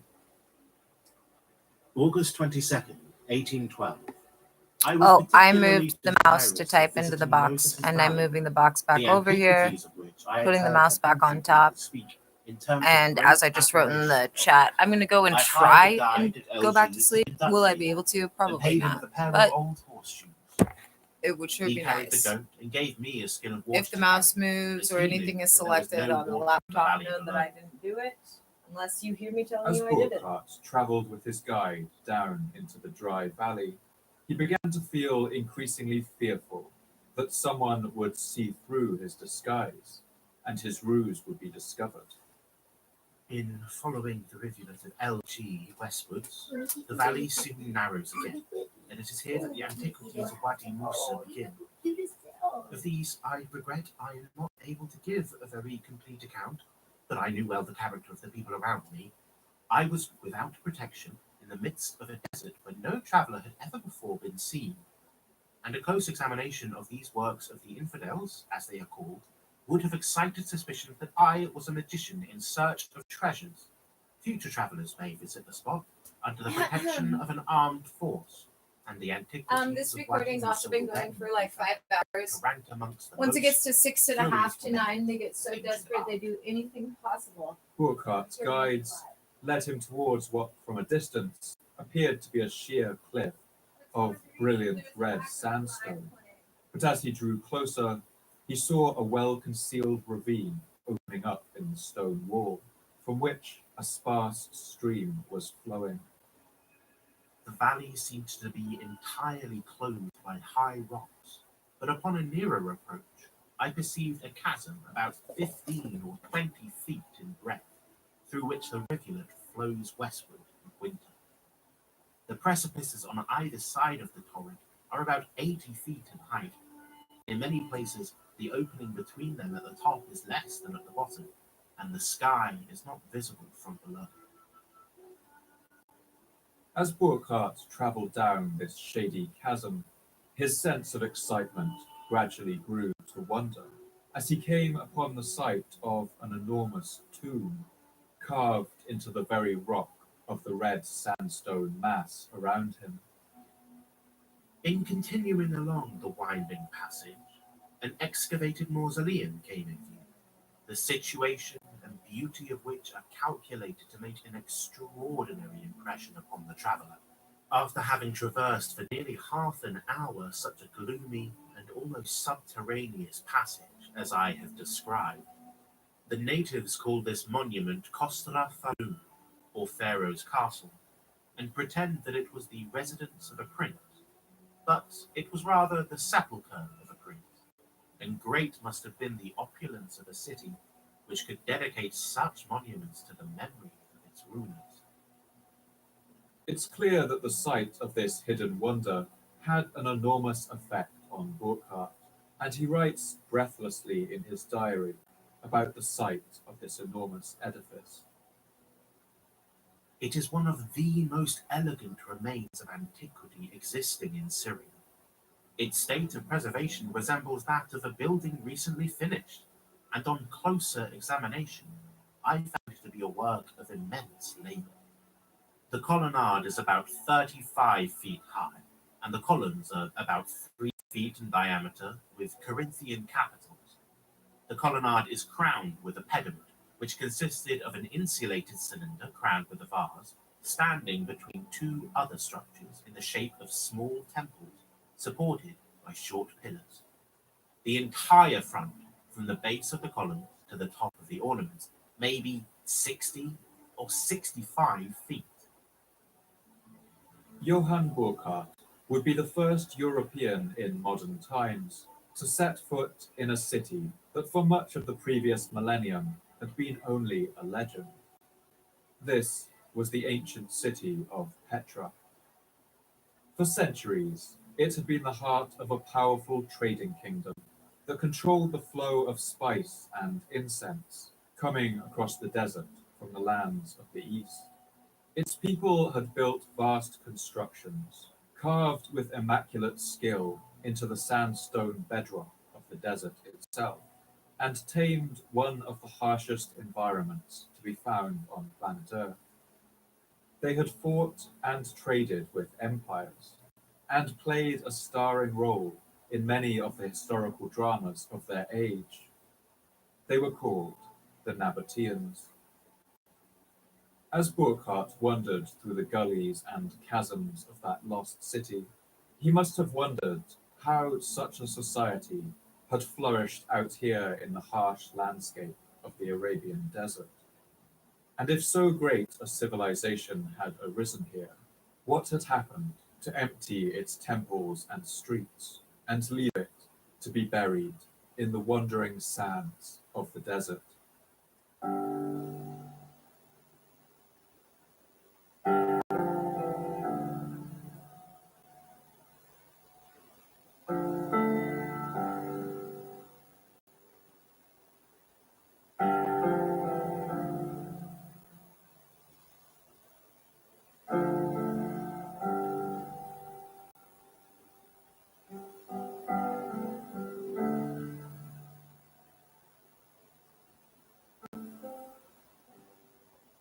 My name's Paul Cooper, and you're listening to the Fall of Civilizations podcast.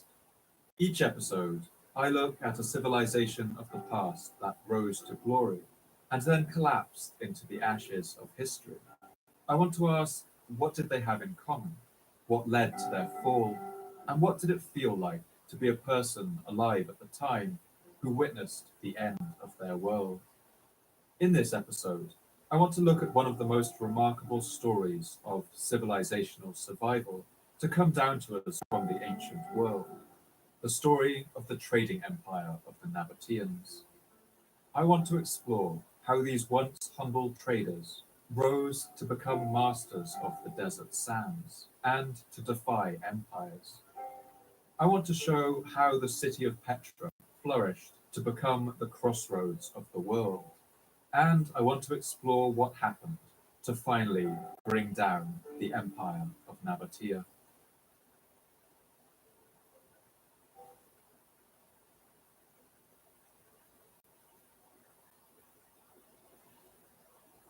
Sandstone is a sedimentary rock. It forms when layers of sand are piled one upon another, and then over time subjected to enormous pressure. This pressure, along with natural mineral processes, fuses the sand grains together into rock. Beneath the lands of Jordan, where this historical drama will unfold, two great beds of sandstone stretch out. These are known as Disi sandstone and Ishrin sandstone.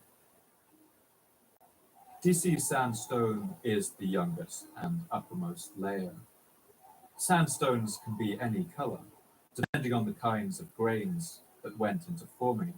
And this kind is hard, pale gray, and usually erodes to form distinctive dome-like structures.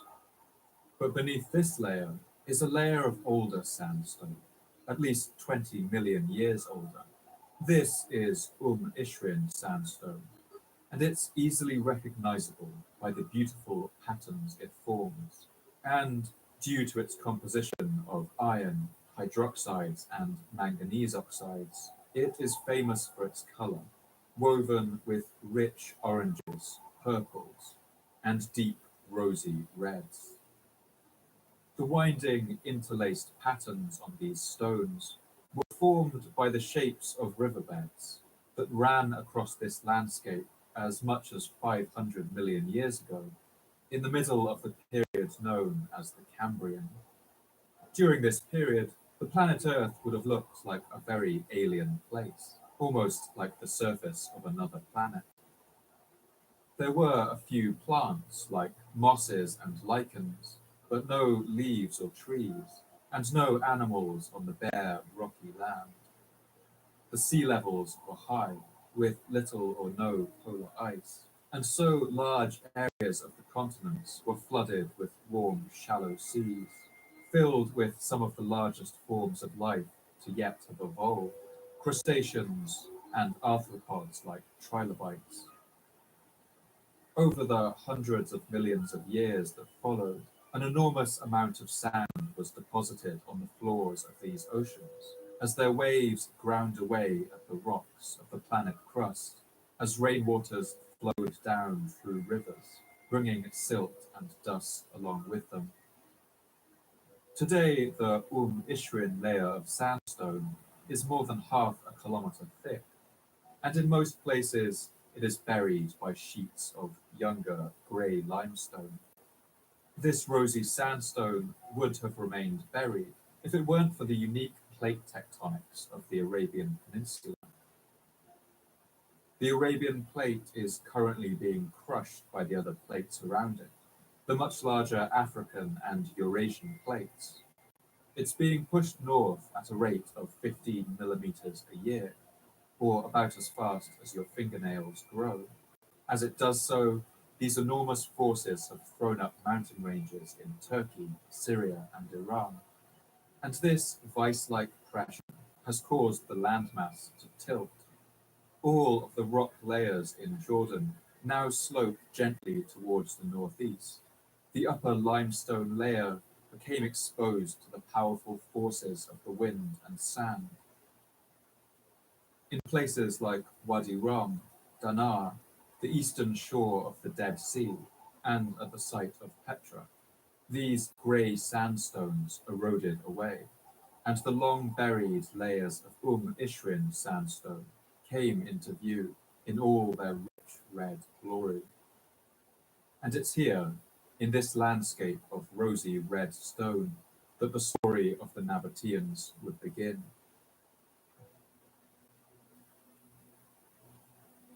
The earliest hints of a people who may have been the Nabateans comes from the sources of the late kings of Assyria in the 8th and 7th centuries BC. Like many rulers of this region before them, they had struggled to control the nomadic tribal peoples living in the deserts to their south. The 7th century BC Assyrian king Sennacherib wrote the following inscription detailing one of his campaigns in the south.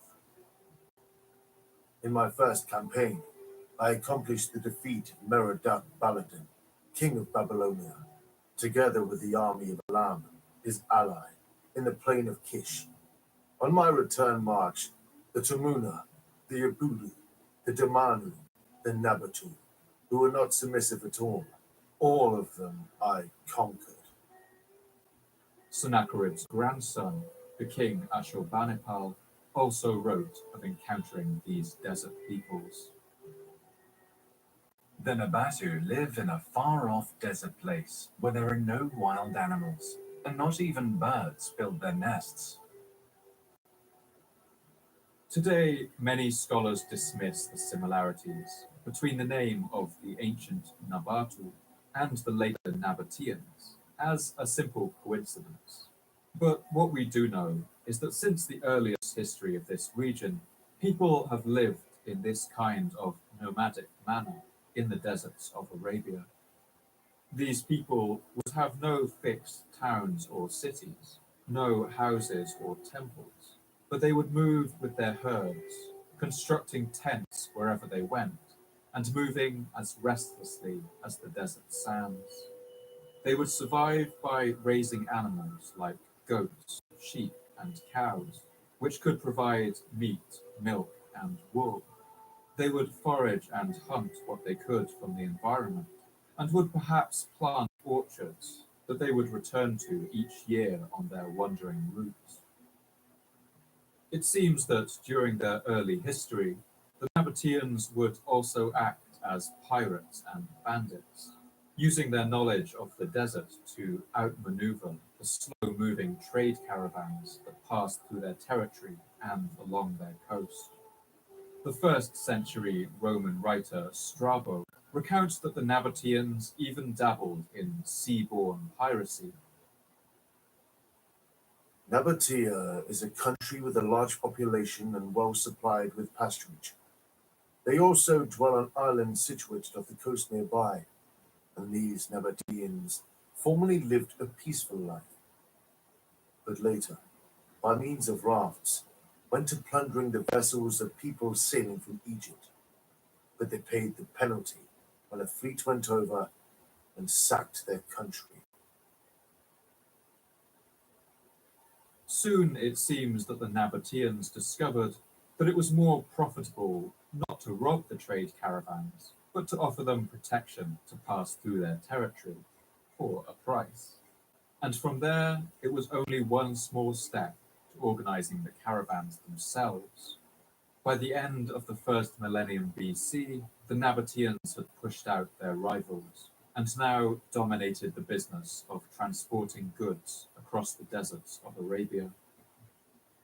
By the time the first books of the Hebrew Bible were being written down, it's clear that the Arab kingdoms of the south were already making a killing.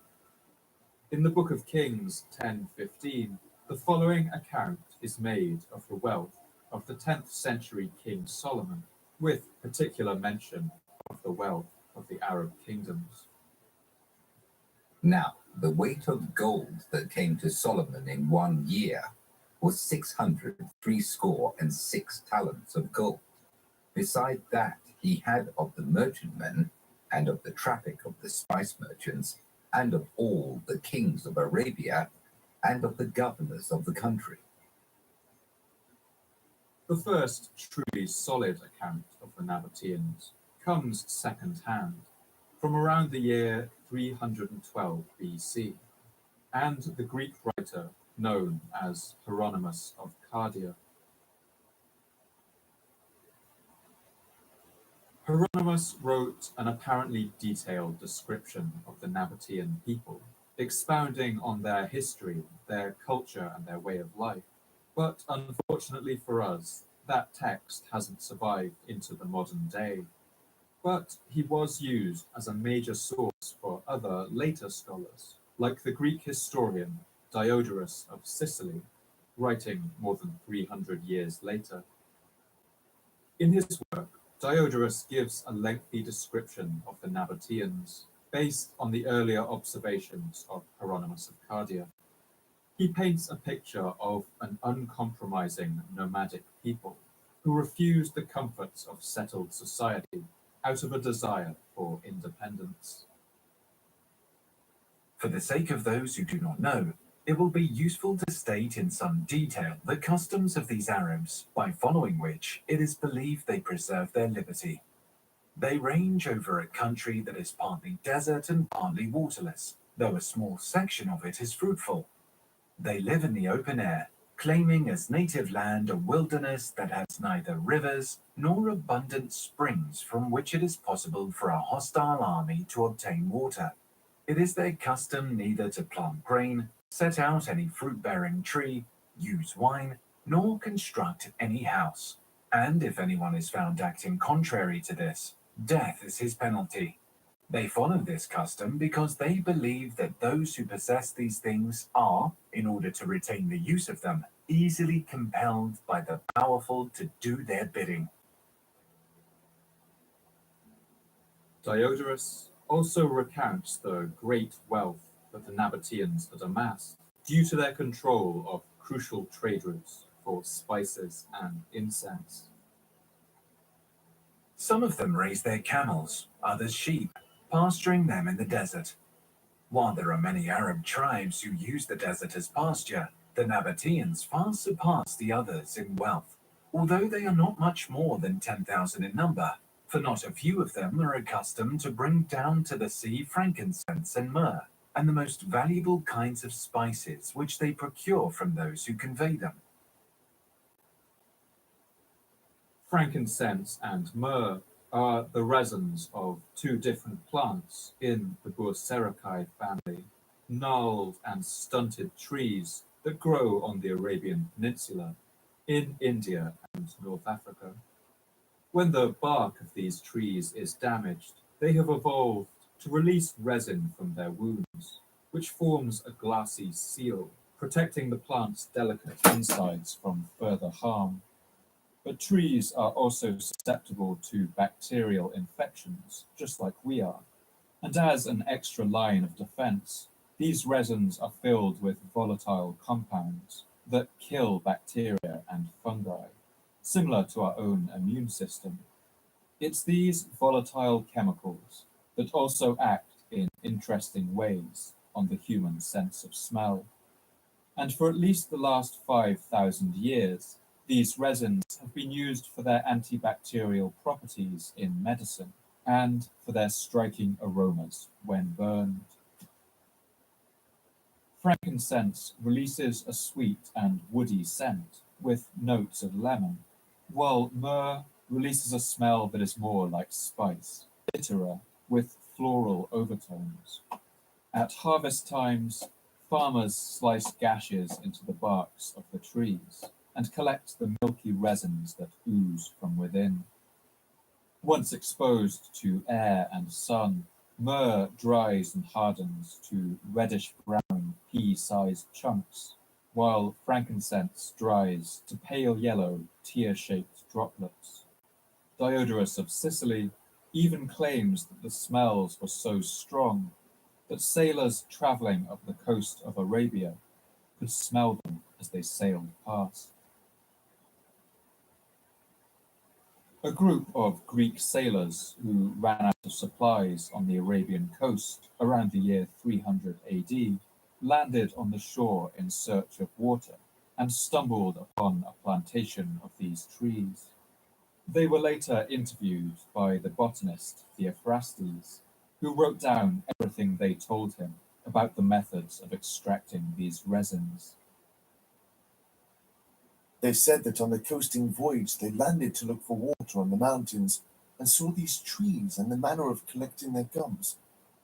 They reported that with both trees incisions had been made, both in the stems and in the branches.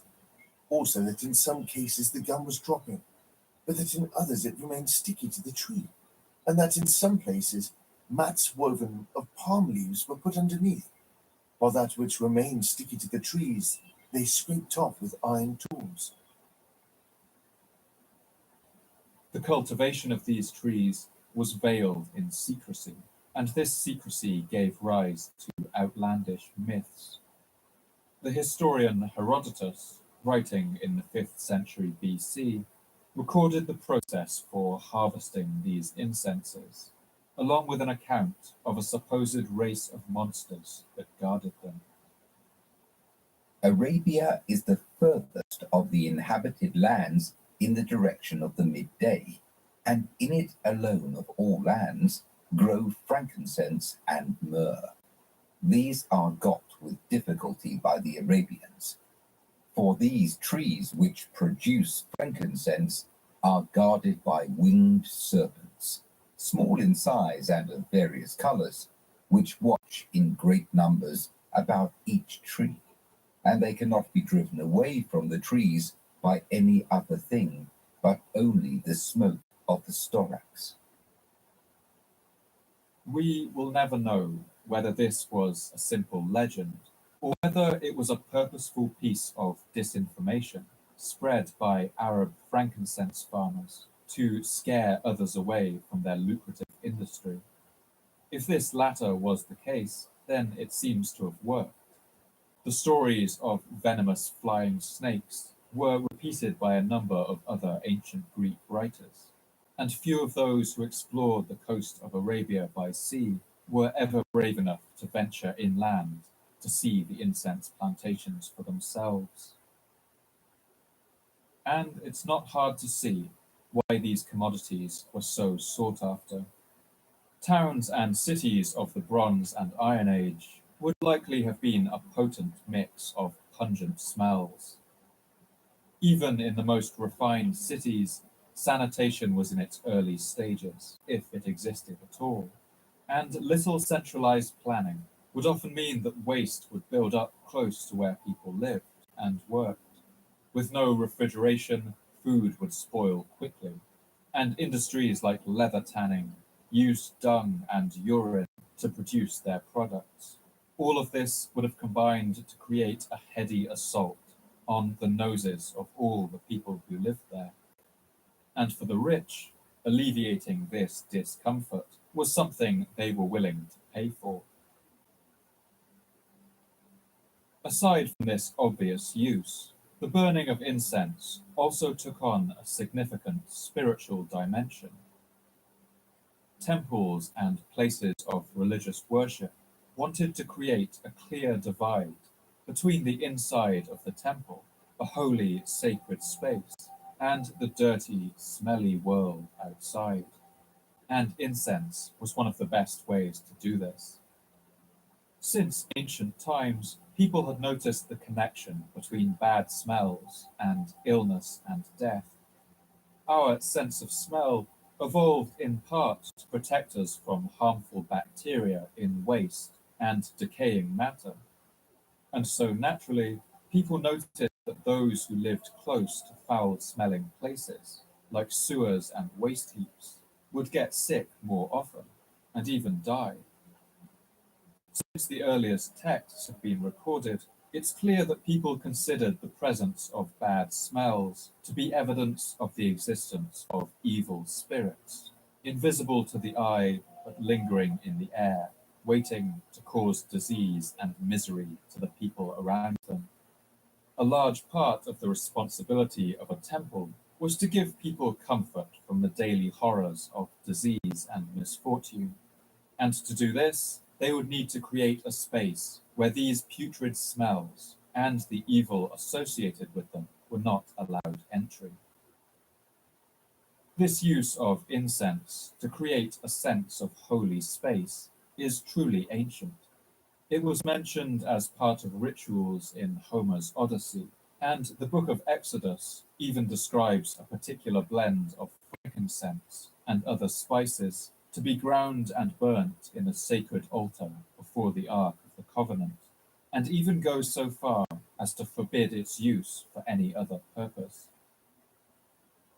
Then the Lord said to Moses, "Take fragrant spices, gum resin, onycha, and galbanum, and pure frankincense, all in equal amounts, and make a fragrant blend of incense, the work of a perfumer.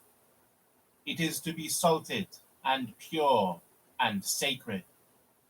Grind some of it to a powder and place it in front of the Ark of the Covenant law in the tent of meeting. It shall be most holy to you. Do not make any incense with this formula for yourselves.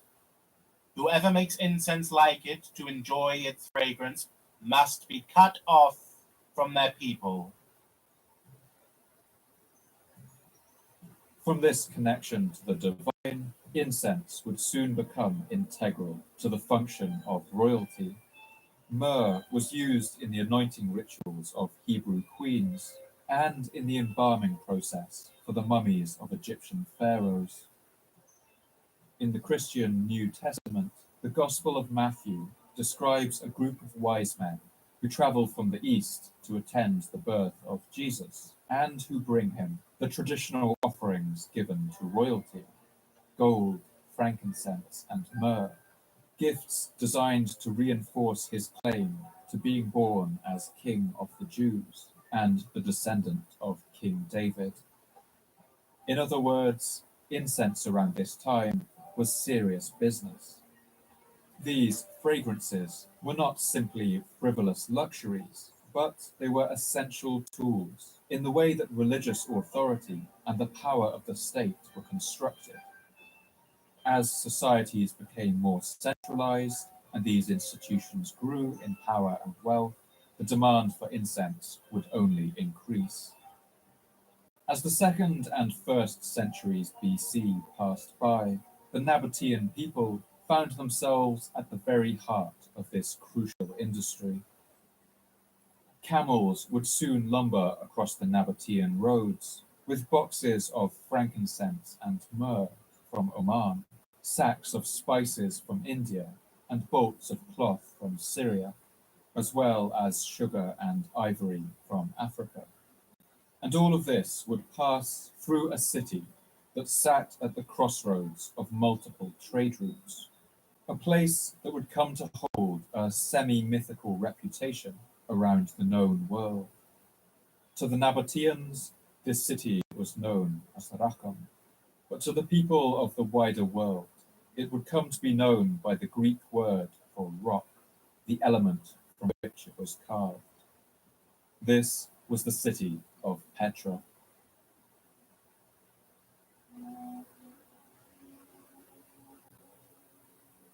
The site of Petra has been inhabited for at least the last 7,000 years, and this is partly due to its interesting geology. A freshwater spring rises from the ground here, known as Musa's Spring, and it's held in traditional beliefs to be the place where the biblical figure Moses once struck a rock with his staff and caused water to gush from the desert stones. And the appearance of a spring of water in this arid desert really must have seemed miraculous to the early peoples who settled here. As rainwaters permeate through these porous sandstones, they gather in subterranean pools, and these waters slowly leach out of the rocks along the paths of least resistance. This means that the very stones of Petra's landscape act like enormous water towers, slowly releasing their stores of water through the long dry months of the Arabian summer. Over millions of years, these spring waters, along with the brief but heavy winter rains, have cut through the sandstone bluffs so that a narrow ravine known as a seek wound its way through the solid stone. Beyond this was a perfectly enclosed area, sheltered by high cliffs from the desert wind and sands, and with a constant supply of fresh water.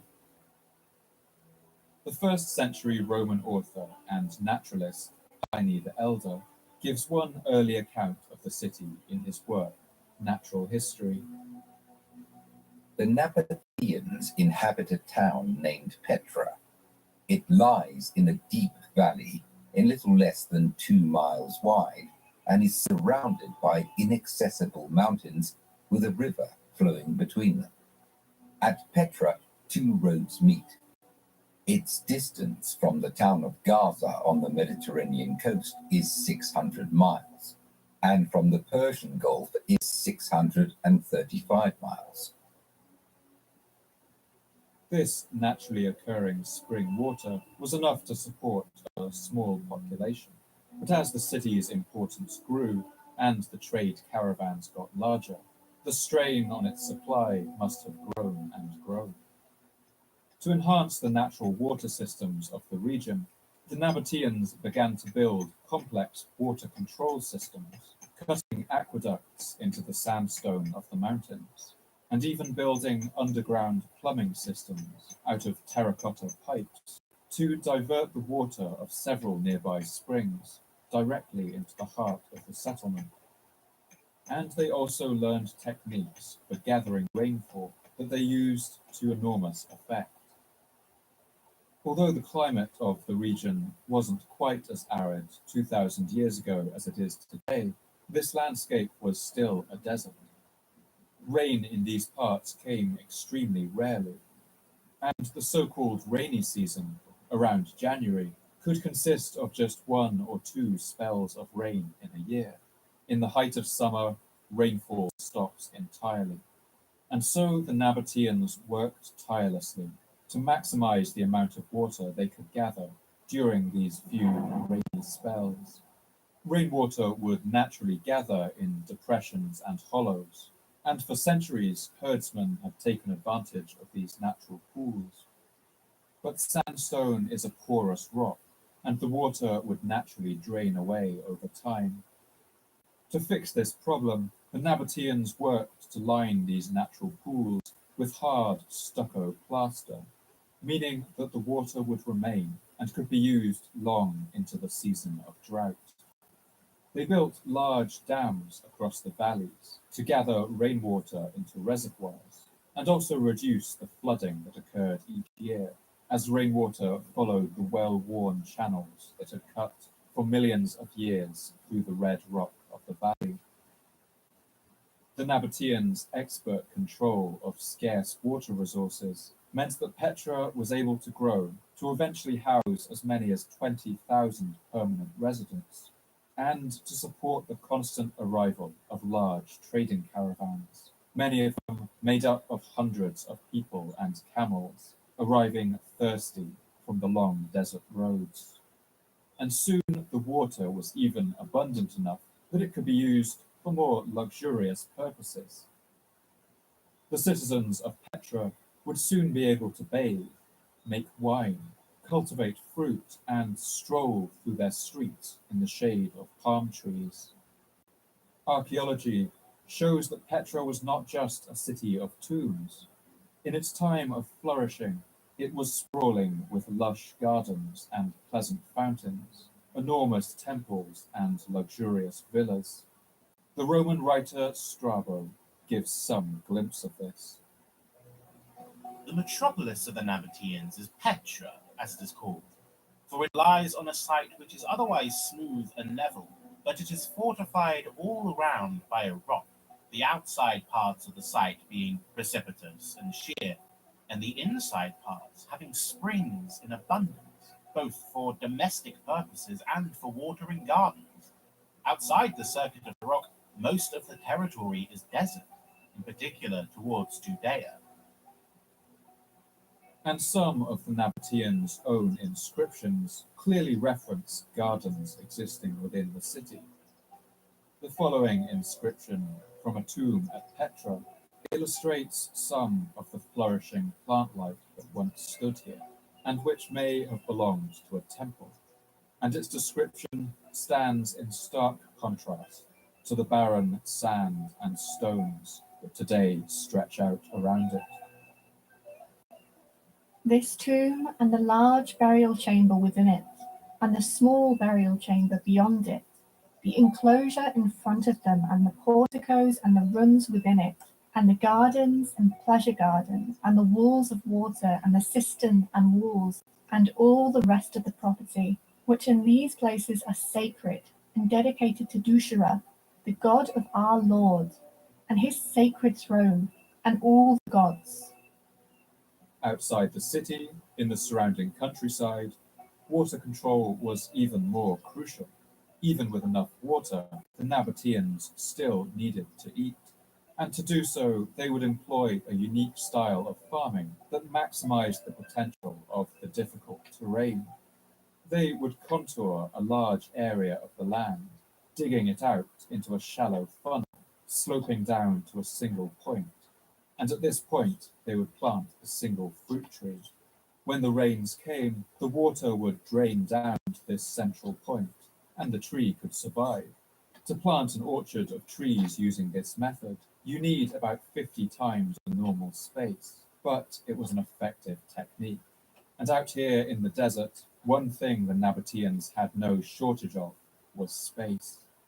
The Nabateans also used their expertise of water control to enormous strategic advantage. Diodorus of Sicily recounts how they built a system of secret, hidden reservoirs across the desert, meaning that only they could take advantage of them, ensuring that no competitors could move in on their lucrative trade routes. And in times of war, their secret reservoirs also gave them an advantage against their enemies, as Diodorus recalls. They are exceptionally fond of freedom, and whenever a strong force of enemies comes near, they take refuge in the desert, using this as a fortress, for it lacks water and cannot be crossed by others, but to them alone. Since they have prepared subterranean reservoirs lined with stucco, the mouths of which they make very small. After filling these reservoirs with rainwater, they close the openings, making them even with the rest of the ground, and they leave signs that are known to themselves but are unrecognizable by others. They water their cattle every other day, so that if they flee through waterless places, they may not need a continuous supply of water. But despite the immense difficulties of maintaining this city, its position meant it was all worth it. That's because Petra sat at the center of a spider's web of trade routes, spreading off in every direction. To the east, desert roads led to the port towns of Basra and Dhahran in the Persian Gulf, where spices from East Asia, like cinnamon, vanilla, ginger, nutmeg, and pepper flowed, as well as precious stones from India and fine silks from China. From the south, frankincense and myrrh poured into Petra, the incense fields of Yemen and Oman. Petra connected the nearby Red Sea port of Aqaba with the Mediterranean port town of Gaza, connecting the markets of Eastern Africa with those of Europe. And on the road to the north lay the great cities of Damascus and Antioch. To the west, the roads led from Petra into Egypt, where tin was in constant demand, brought from Afghanistan, along with the brilliant blue stone lapis lazuli. The black volcanic glass obsidian was brought from Abyssinia. Perfumes and scented oils, as well as cosmetic powders and eyeshadows, flowed north to Greece, stored in containers carved from giant clamshells harvested in the Red Sea. The tarry substance bitumen was farmed from the Dead Sea and brought south to Egypt to help in the embalming process for mummies and to waterproof the hulls of ships. The Nabateans were so crucial to the transferring of all of these goods by land and sea that they were able to charge a tax equal to a full quarter of all the goods that passed through their lands. As a result, the Nabateans would soon grow fabulously, even absurdly wealthy. But soon others would start to look with jealous eyes to the fortune they had made.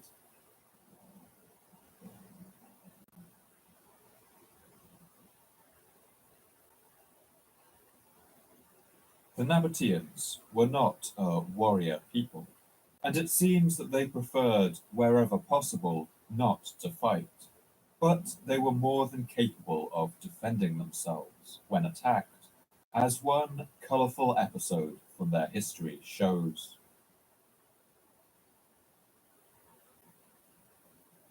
The society of the Nabateans rose into a world that still bore the marks of one of history's most dramatic reshufflings of power. Towards the end of the 4th century BC, the 20-year-old King Alexander of the mountainous kingdom of Macedon in northern Greece had embarked on a 10-year campaign that would see him topple the Persian Empire and sweep eastwards to capture vast swathes of territory throughout Central Asia, even invading India.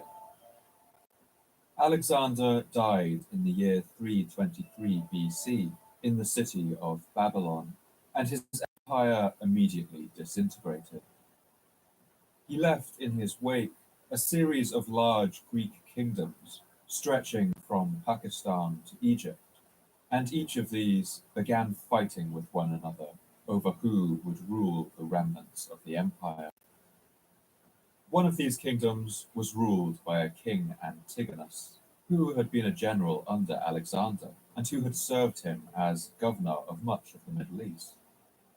Antigonus had lost an eye after apparently being struck by shrapnel from a splintering catapult bolt while serving under Alexander's father, and so he has gone down in history by the name Antigonus Monoophthalmos, or Antigonus the One-Eyed. Antigonus was also monomaniacal. He soon embarked on a determined campaign to reunite Alexander's great empire and rule over it himself. He quickly swept through Syria, taking the lands of his rivals, and conquered down the Mediterranean coast, eventually reaching the borders of the wealthy lands of the Nabateans. War is an expensive business, and as with most warmongers, Antigonus was permanently short of money. Soon he began to look hungrily to the south and dreamed of seizing the fabled wealth of Petra for himself. In the year 312 BC, he ordered one of his generals, a man named Athenius, to march into the desert and seize as much as he could of the wealth of these Nabatean traders. The disciplined and battle-hardened phalanxes of Antigonus were among the best soldiers in the world, some having served under Alexander himself, and these crack troops don't seem to have expected much of a challenge. Athenius marched out into the desert from Judea with an army made up of 4,000 foot soldiers, armed with long pikes, and 600 horsemen, as Diodorus of Sicily recounts. Deciding that this people was hostile to his interests, he selected one of his friends, Athenius, and gave him 4,000 light foot soldiers and 600 horsemen fitted for speed, and ordered him to set upon the barbarians suddenly and cut off all their cattle as plunder. It took Athenius and his soldiers 3 days to travel the 160 kilometers across the desert, but soon they came into view of the legendary stone city. Athenius ordered his men to prepare for a nighttime attack.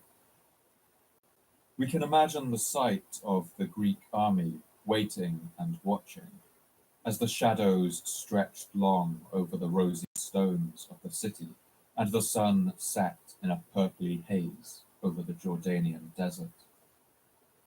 When night fell, the soldiers stormed into the city. They found it almost completely undefended. There seems to have been no permanent garrison guarding the city of Petra, and the Nabatean men were away on business. What followed was a frenzy of looting, and here we can get a sense for the vast wealth that had been amassed in this city. Athenius and his men loaded themselves with as much frankincense and myrrh as their animals could carry, and reportedly made away with nearly 14 tons of silver. Not content with that, they also rounded up all of the women and children they could and abducted them with the intention of selling them as slaves, as Diodorus recalls. Of those that were caught there, some he slew at once, some he took as prisoners, and others who were wounded he left behind. And of the frankincense and myrrh he gathered together the larger part, and about 500 talents of silver. The Greeks, hardly believing how easy it had been, marched off with their slaves and loot as fast as they could, and made their way back along the road to safety, weighed down with treasure and prisoners, and with their horses no doubt struggling in the desert landscape. They travelled about 36 kilometers from Petra, and thought that there would be safe to make camp. But they had not reckoned on the camel-powered armies of the Nabateans. Only a few hours after Athenius and his soldiers had left Petra, the first Nabatean men began to return to the city. Finding its houses and temples looted, and their wives and children gone, they heard about the Greek attack from wounded survivors, and began an immediate pursuit. They sent out riders, and gathered more men from every village they passed through, until the Nabatean force had swollen to a horde of 8,000 camel riders. They loped across the desert with exceptional speed, easily outpacing the Greek horses, and caught up to Athenius's camp by nightfall. While the men of Athenius were encamped with little thought of the enemy, and because of their weariness were in deep sleep, some of their prisoners escaped secretly, and the Nabateans, learning from them the condition of the enemy, attacked the camp at about the third watch, being no less than 8,000 in number. Under cover of darkness, the enraged Nabateans swept into the Greek camp and slaughtered everyone they could find. Most of the hostile troops they slaughtered where they lay. The rest they slew with their javelins as they awoke and sprang to arms. In the end, all the foot soldiers were slain. But of the horsemen, about 50 escaped, and of these the larger part were wounded. When the Nabateans had manfully punished the enemy, they themselves returned to the rock with the property that they had recovered. Every single Greek foot soldier was killed, and only about 50 of the Greek cavalry were able to flee the scene and trickle back across the desert. For the Greeks, this was an incredible humiliation. But it's clear the Nabateans had no interest in fighting a war. They sent a message to King Antigonus in Aramaic, the common language of the ancient Middle East, explaining why they had wiped out his army and asking for no further aggression against them. The embarrassed Greek king clearly tried his best to save face. To Antigonus they wrote a letter in Syrian characters in which they accused Athenius and vindicated themselves. Antigonus replied to them, agreeing that they had been justified in defending themselves, but he found fault with Athenius, saying that he made the attack contrary to the instructions he had been given.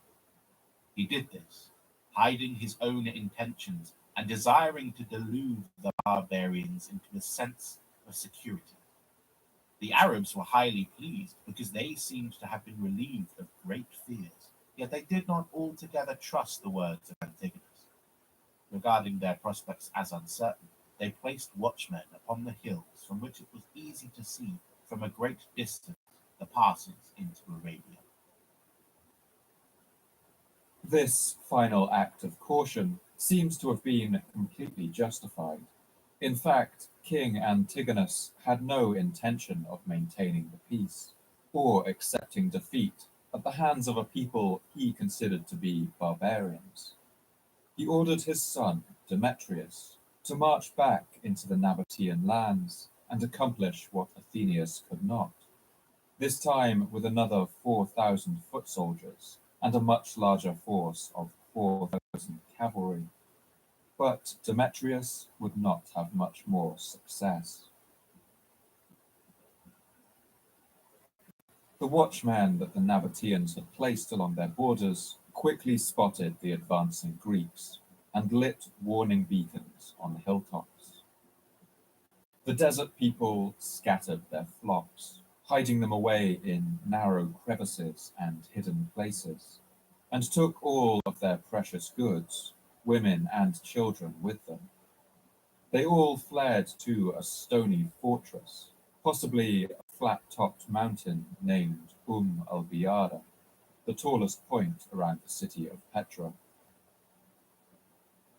Demetrius, on arriving at the rock and finding that the flocks had been removed, made repeated assaults upon the stronghold.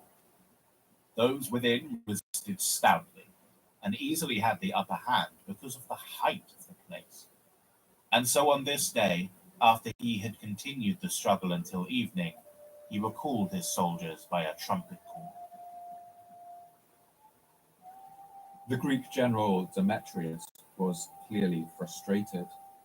The single, narrow approach up to the mountain stronghold made a direct attack on it virtually impossible, and it's clear that at least someone among the Nabateans had a gift with words. As Demetrius approached the next day for a fresh round of assaults, someone called down from the walls with the following impassioned plea, which Diodorus of Sicily recounts. On the next day, however, when he had advanced upon the rock, one of the barbarians called to him, saying, "King Demetrius, with what desire or under what compulsion do you war against us who live in the desert and in a land that has neither water, nor grain, nor wine, nor any other thing whatever of those that pertain to the necessities of life among you?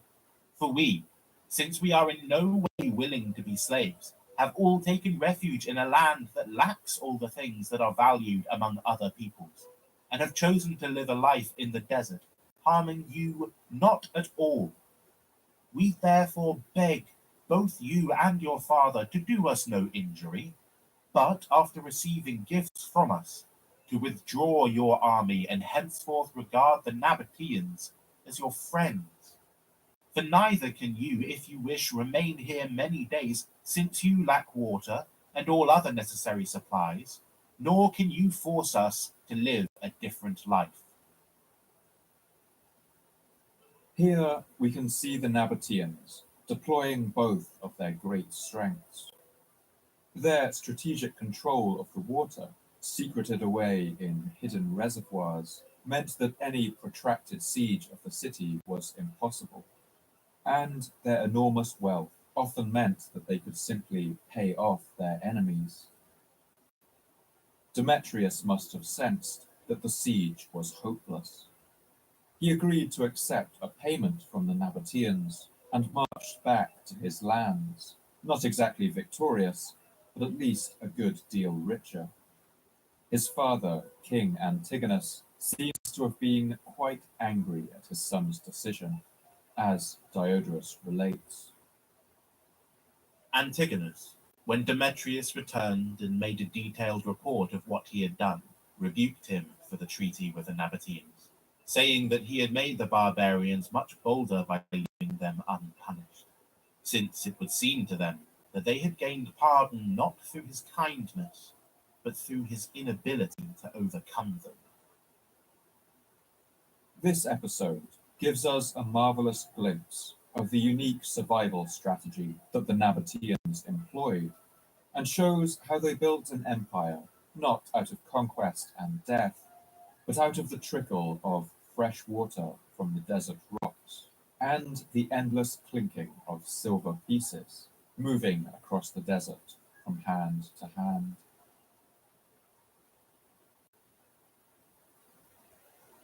In telling the story of the Nabateans, there will be one voice conspicuously missing, and that is the voice of the Nabateans themselves. As far as we can tell, the Nabateans had a good level of literacy, and it seems even common people could read and write to some extent. The Nabatean script is a kind of late Aramaic, ultimately derived from what's called Imperial Aramaic, which was used by the Persian Empire. We have evidence of graffiti written on stones all over the Jordanian desert, some apparently left by shepherds who were capable of writing at least their own names, and some short inscriptions. But despite this apparently widespread literacy, no histories or accounts actually written by Nabateans have survived. We may never know the reasons for this. It's possible that the tribal roots of Nabatean society meant that they had inherited a caste of oral historians and storytellers, whose job it was to memorize their histories and recite them, and that while these storytellers were alive, it simply never seemed necessary to write those histories down. It's possible that oral historians of this kind may even have jealously guarded their histories, even forbidden them from being written down, in order to preserve their own importance and status. But all of this is speculation, and for the most part, all the Nabateans have left us on this matter is silence. The almost complete lack of Nabatean sources means that to tell their story, we are left searching through the written records of other societies, looking for any mention of them.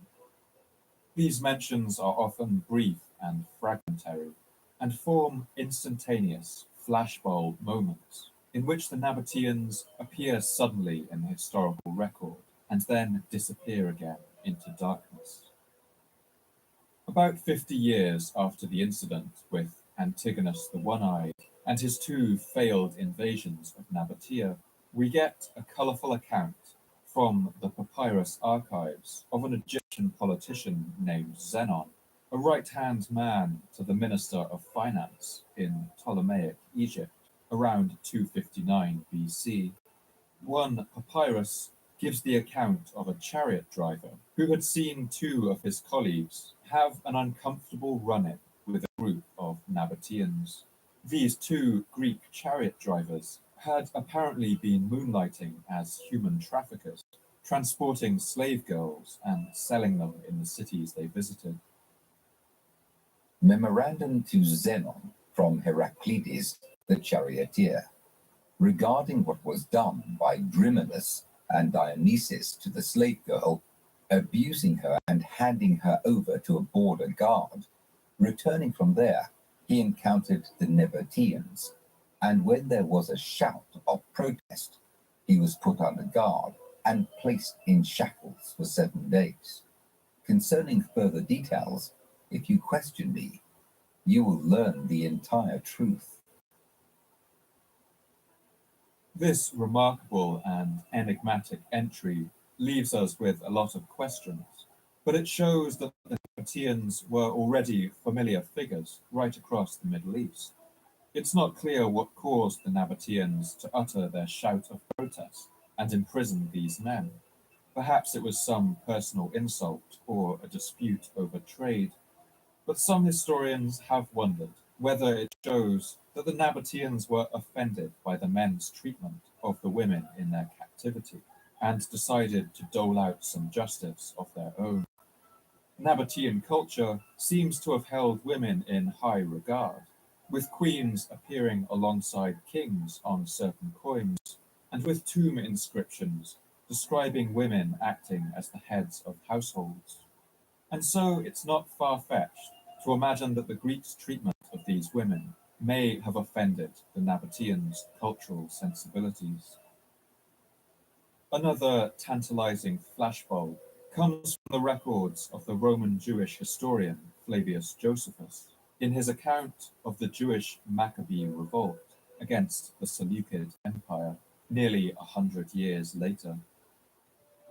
The revolt was led by a Jewish priest named Judas Maccabeus, and at one point he and his brother Jonathan fled from Seleucid forces across the river Jordan. At this point, Josephus recounts the brothers and their rebel forces ran into a group of Nabateans. These Nabateans met them on friendly terms and even warned them about atrocities that the Seleucids had been committing in a nearby Jewish settlement. Now, as for Judas Maccabeus and his brother Jonathan, they passed over the river Jordan, and when they had gone 3 days' journey, they lighted upon the Nabateans, who came to meet them peaceably, and who told them how the affairs of those in the land of Gilead stood, and how many of them were in distress, and driven into garrisons, and into the cities of Galilee, and exhorted him to make haste, to go against the foreigners, and to endeavour to save his own countrymen out of their hands. To this exhortation Judas hearkened, and returned to the wilderness, and in the first place fell upon the inhabitants of Bosor, and took the city. Again, this fragmentary glimpse is fascinating but frustrating. The Nabateans seem to have had a long-standing friendly relationship with the Judean people and were apparently supportive of their rebellion. It's possible that the Nabateans, clearly valuing their own independence, viewed the Judean struggle for freedom with a great deal of sympathy. But no doubt they also enjoyed the opportunity to cause trouble for the Seleucid Empire, their powerful rivals to the north. An inscription at the archaeological site of Haluza in the Negev desert contains the first mention of the name of a king of Nabatea. This inscription, written in a very early form of Nabatean, says only the following. This is the place which Netairu made for the life of King Aretas, king of the Nabateans. This King Aretas was the first king of Nabatea that we can definitively put a name to, and it's clear that by this time Nabatea was not just a tribal confederacy, but actually a kingdom. Half a century later, by the year 129 BC, we get another flashbulb, showing that Petra was now recognized as a major regional capital. One inscription from a Greek ambassador named Moschio, son of Kidimos, came from the city of Priena in modern-day Turkey. It recounts how Moschyon traveled on diplomatic missions around the region and mentions two cities in the same breath, the great city of Alexandria in Egypt and the city of Petra.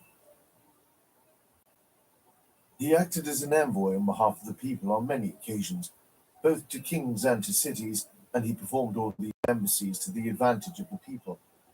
The previous embassies he performed as a free gift, but when he was sent by his fatherland on official business to King Ptolemaeus in Alexandria and to Petra in Arabia, he stayed there for a longer time than had been anticipated by the people.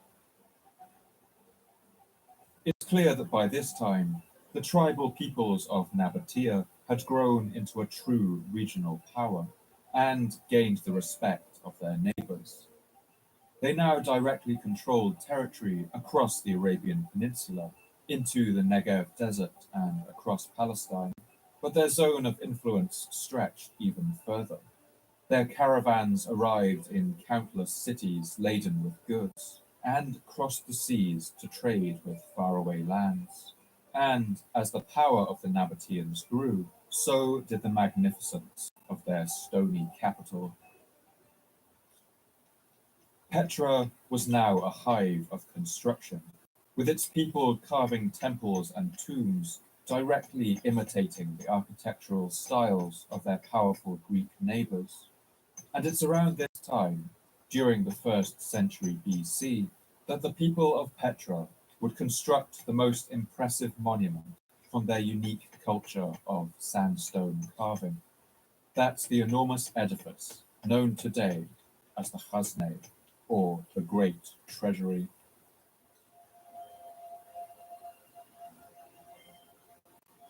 The towering construction, known as the Chazne, is today one of the most famous buildings in the world. It's thought to have been the mausoleum of a Nabatean king, possibly Aretas II, Obodas III, or his successor, Aretas IV.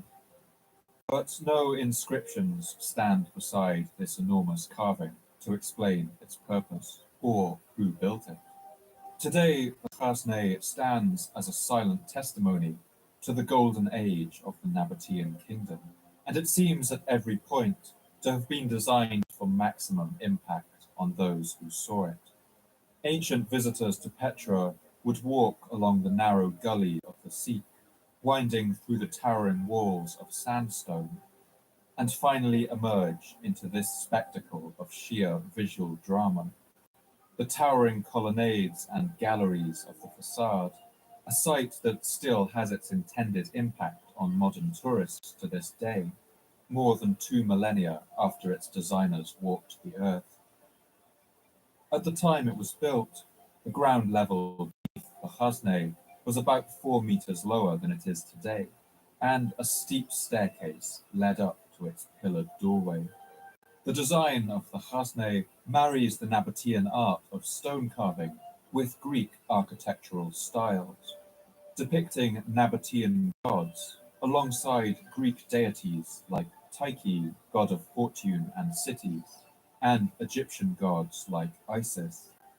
It's clear that in this hybrid style, the people of Petra were laying claim to a status equal to the Greek empires that surrounded them, and marking their city as one of the great metropolises of the world. The monument was carved using iron pickaxes and chisels, and today you can still see the marks left by the scaffolding of the workers who toiled through endless hours and dangerous conditions to bring its perfect proportions into existence. When the Chasneh was built, it would have been remarkable to the citizens of Petra, who had never seen anything like it in their city. But in the coming century, the building would act as a model for several more monuments. Among these are the stone facades known as the monastery, and another named the Corinthian tomb. But both of these monuments are smaller, less ambitious, and less beautifully proportioned than the towering facade of the Chasneh. Thanks to visitors who passed through in the coming century, the average citizen of Petra would have experienced in their everyday life. The 1st century Greek writer and geographer Strabo recounts the foods enjoyed by the Nabateans. Most of the country is well supplied with fruits except the olive. They use sesame oil instead. The sheep are white fleeced and the oxen are large, but the country produces no horses. Camels afford the service they require instead of horses. We can also find a reference to a particular kind of fermented bread known as khubz al-ma al-nabati, or Nabatean water bread, in a 10th century cookbook by Ibn Sayyar al-Waraq. Take 7.5 pounds of good quality samid flour and sift it in a big wooden bowl. Mix it with 3 ounces yeast and add 3 ounces salt that has been dissolved in water and strained. Knead the mixture into a very firm dough, as firm as stone, and press it well. Cover the dough and let it ferment. With the help of some oil of whole sesame seeds, divide the dough into portions. Light the tanur and wait until the fire starts to smoulder gently. Rub each portion of the dough with 2 dirhams sesame oil or olive oil. Then flatten it by hand and stick it to the inside of a smouldering oven. It's likely that the Nabateans would have done their baking early in the morning, before the heat of the day would make lighting a fire unbearable.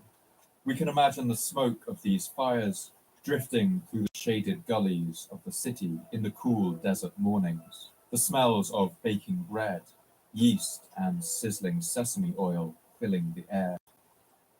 According to sources of the time, walking the streets of Petra would have been a colourful experience.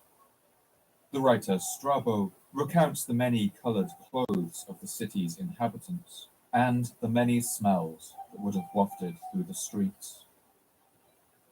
They go without tunics, with girdles around their loins, and with slippers on their feet, even the kings, though in their case the colour is purple.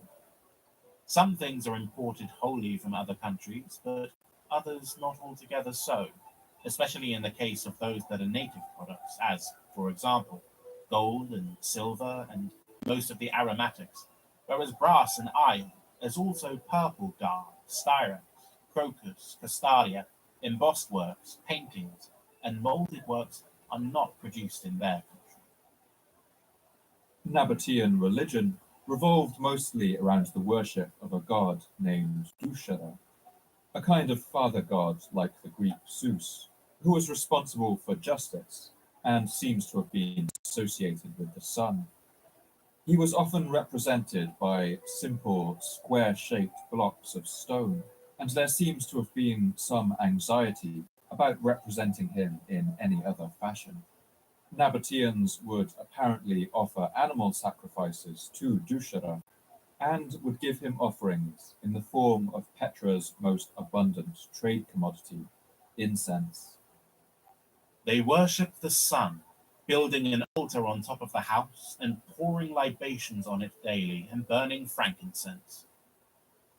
No doubt the temples of Petra would have sent great clouds of frankincense, myrrh, and other aromatics, wafting out into its streets, to mix with the smells of camels and goats, cooking food, and smouldering charcoal ovens. Many of the peoples of Nabatea were still transient, travelling constantly all year round, from trade post to trade post.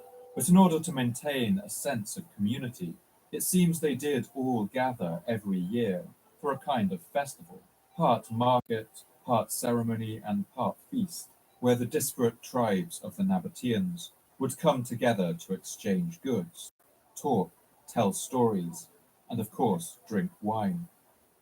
Strabo describes the sites of one of these Nabatean celebrations, and he's struck by the noticeable lack of slavery in the city, something that would have been remarkable to someone who lived in the Roman Empire. But when the time draws near for the national gathering at which those who dwell round about are accustomed to meet, they travel to this meeting, leaving on a certain rock their possessions and their old men, also their women and their children. Since they have but few slaves, they are served by their kinsfolk for the most part, or by one another, or by themselves, so that the custom extends even to their kings. They prepare common meals together in groups of 13 persons, and they have 2 girl singers for each banquet. The king holds many drinking bouts in magnificent style, but no one drinks more than 11 cupfuls, each time using a different golden cup. The king is so democratic that, in addition to serving himself, he sometimes even serves the rest himself in his turn.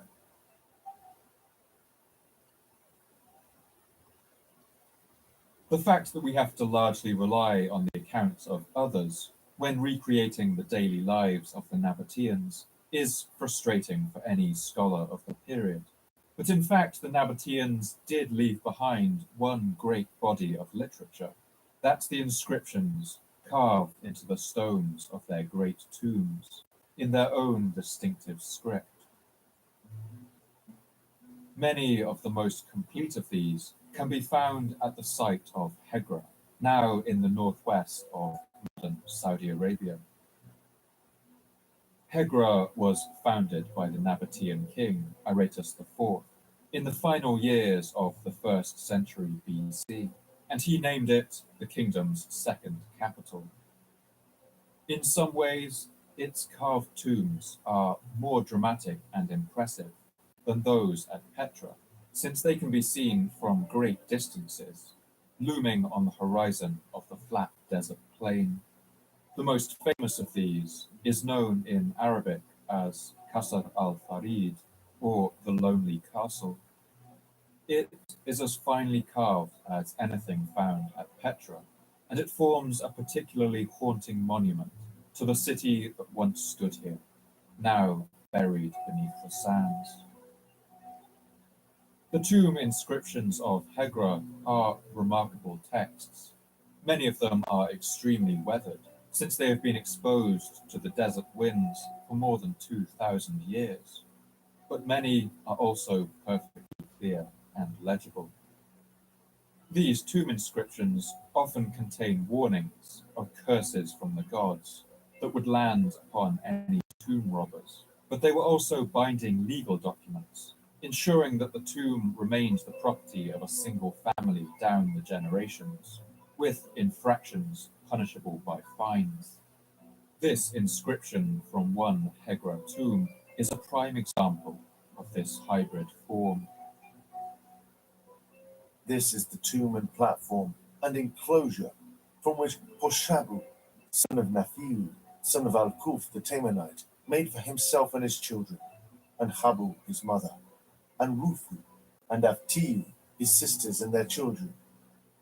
Inviolable according to the nature of inviolability among the Nabateans and Salamese forever, and made the Shara curse anybody who buries in this tomb anyone except those inscribed above, or sells it, or buys it, or gives it in pledge, or leases it, or makes a gift of it, or disposes of it. And whoever does other than what is written above shall be liable to the god Dashara for the full price of 1,000 sellers, and to our Lord King Haratet for the same amount. In the month of Shibat, the 13th year of Haratat, king of the Nabateans, lover of his people. Inside the tomb, the niches are marked with a shorter inscription. These are the two burial niches of Hashabu, son of Nafiu, and Abdalga and Habu, his children. And may he who separates night from day curse whoever removes them forever. These tomb inscriptions all more or less follow this format, and while they are limited in what they can teach us, they do take on a remarkable significance, and even poignancy, when we consider that these are the only texts left behind actually written by Nabateans. Theirs is a culture whose only surviving testament is their tombstones. In these brief carved messages, we can learn little glimmers of information. We learn about the names of their gods and get some sense of how they thought of them. We can hear Nabatean names, and sometimes we can recreate their family trees, their wives and sisters and children. We can hear hints of a society in which the temple and the king both held some kind of independent authority, and where a complex legal system was enforced with laws and fines. In some of these inscriptions, credit is even given to the masons who carved the tomb, giving some hint as to the importance that these artists held in this city of stone. In the month of Nisan, the 36th year of Haratat, king of the Nabateans, love of his people, Afta, son of Abdo-Bodat, and Wabu, son of Afsa, and Huru, the masons, made this tomb.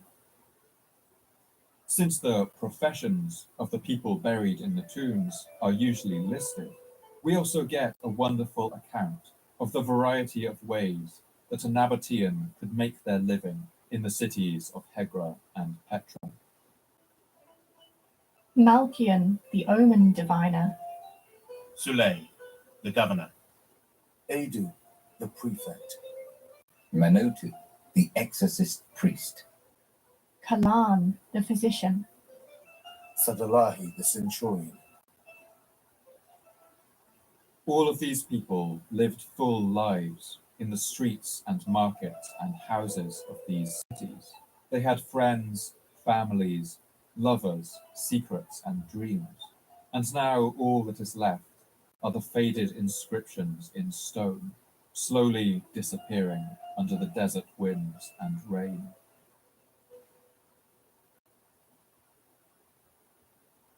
Despite their centuries of domination of trade in this region, the Nabateans would eventually encounter an enemy that could neither be defeated nor bought off. That was a growing imperial power based on a peninsula far off in the central Mediterranean that would soon expand to its most enormous height, encompassing the entire Mediterranean Sea and the lands of Arabia beyond. That was the power of Rome.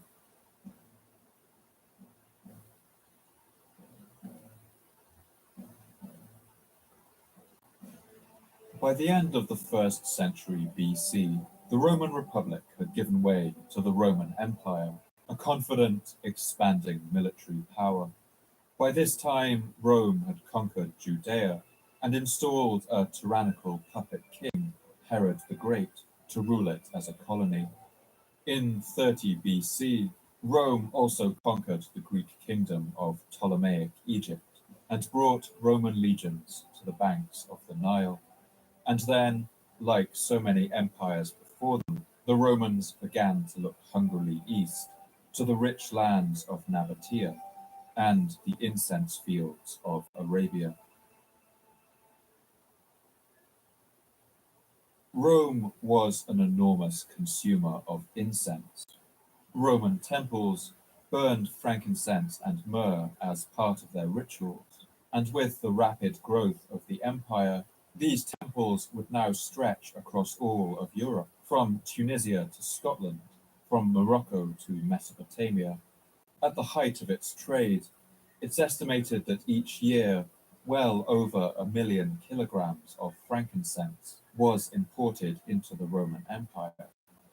Considering the exorbitant 25% tax that the Nabateans charged on this, it's no wonder that the Romans soon began to consider ways of cutting out the middleman and taking charge of the incense trade themselves. In the year 26 BC, the new Roman Emperor Augustus sent one of his prefects, who had been stationed in Roman Egypt, to explore the south of Arabia, accompanied with a small expeditionary force, and to establish new direct trade routes with the people who lived there. This man's name was Aelius Gallus.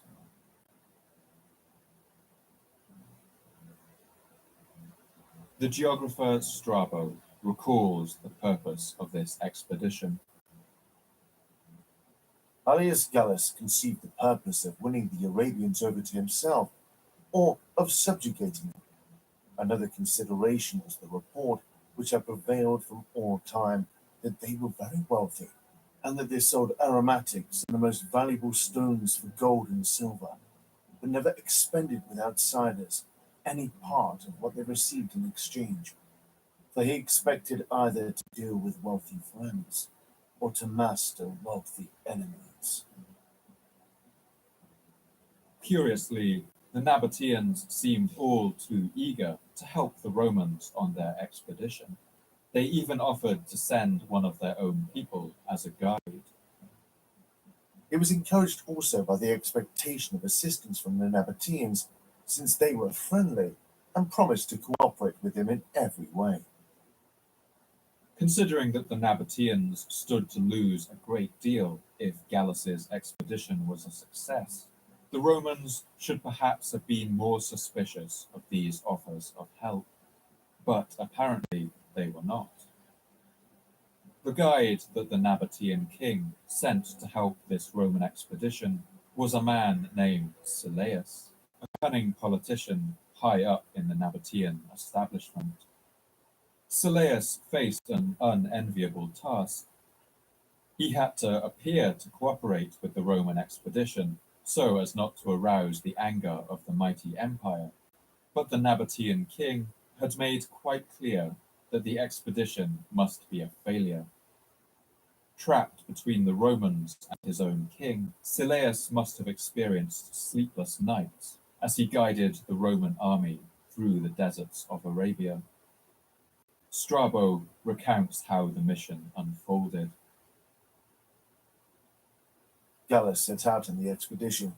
he was deceived by the Nabatean administrator, Silas, who, although he had promised to be guide on the march and to supply all needs and to cooperate with him, acted treacherously in all things, and pointed out neither a safe voyage along the coast nor a safe journey by land, misguiding him through places that had no roads, and by circuitous routes, and through regions destitute of everything, or along rocky shores that had no harbors, or through waters that were shallow or full of submarine rocks, and particularly in places of that kind the flood tides, and also the ebb tides, caused very great distress. It's clear that at every turn, the Nabatean Silas worked to frustrate and weaken Aelius Gallus's expedition, using every deception available to him. After many experiences and hardships, he arrived in 14 days at Lukikome, in the land of the Nabateans, although he had lost many of his boats, some of these being lost, crews and all, on account of difficult sailing, but not on account of any enemy. This was caused by the treachery of Silas, who said that there was no way for an army to go to Lukikome by land. And yet, camel traders traveled back and forth from Petra to this place in safety and ease. The expedition of Aelius Gallus would take 6 months to work its weary way up the coast of southern Arabia, suffering from disease, shipwrecks, even eating poisoned herbs and drinking tainted water, so that the soldiers suffered from sickness and disease.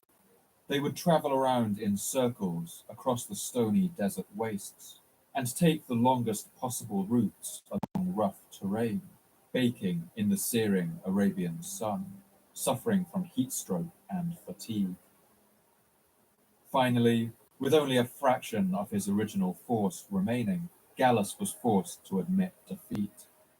Although he was within reach of his goal, he now feared that if he pushed on, none of them would survive, and he feared that the journey home would take another 6 months.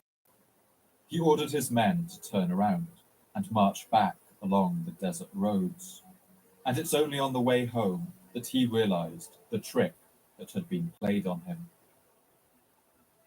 He was indeed only 2 days' journey from the country that produced aromatics, as informed by his captives, but he had used up 6 months' time on his marches because of bad guidance, and he realized the fact when he turned back, when at last he had learned the plot against him and had gone back by other roads. On his return, he accomplished the whole journey within 60 days. He had used up 6 months in his first journey.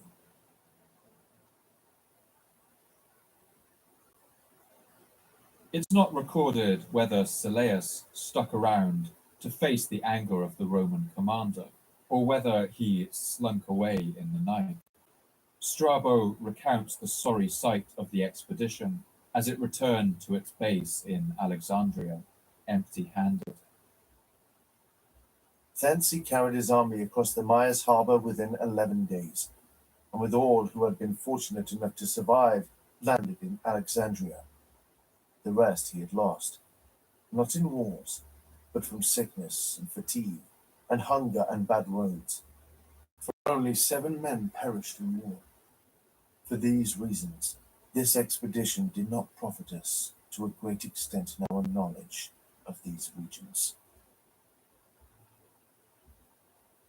For his part, Silas seems to have returned to Petra to a hero's welcome.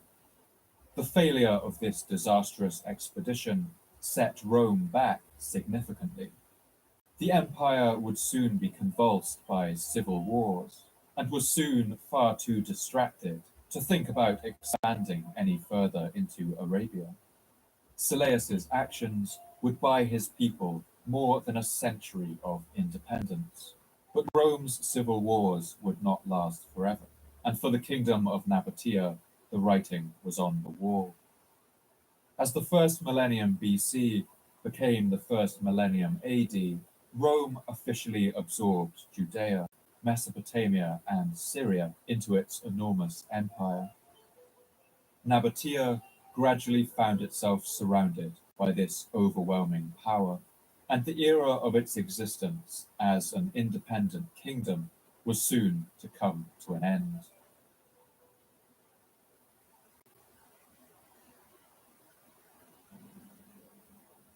The last king of the Nabateans was a man named Rabel II, who had ruled for 36 years.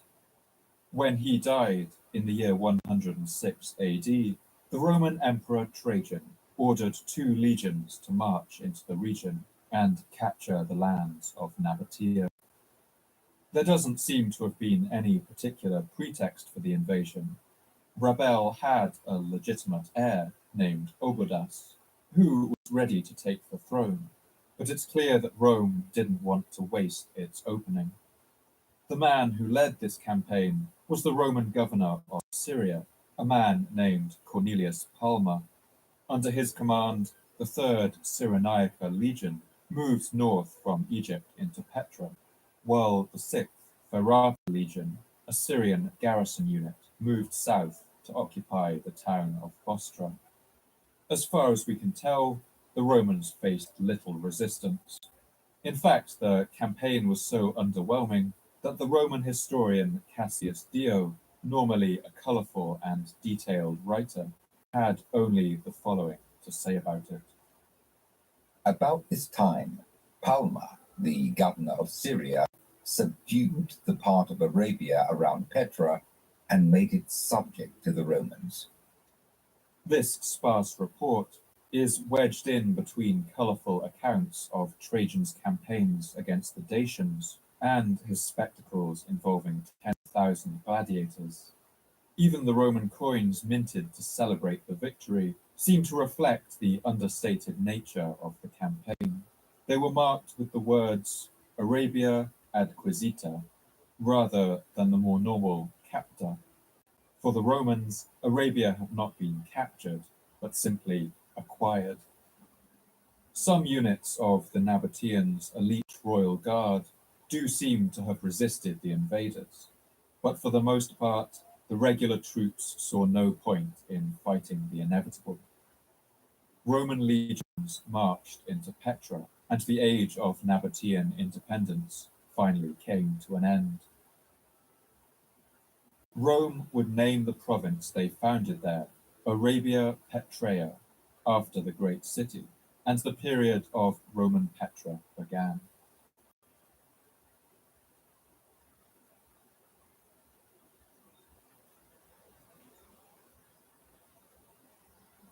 From what we can tell, it seems that for the average citizen of the Nabatean kingdom, the annexation by Rome had little effect on their lives, at least at first. The historian Jane Taylor describes the situation. It was only the top management that changed, the governors and a handful of officials. In due course, the old royal army was absorbed into the Roman auxiliary forces as 6 betraying cohorts, a total of 6,000 men.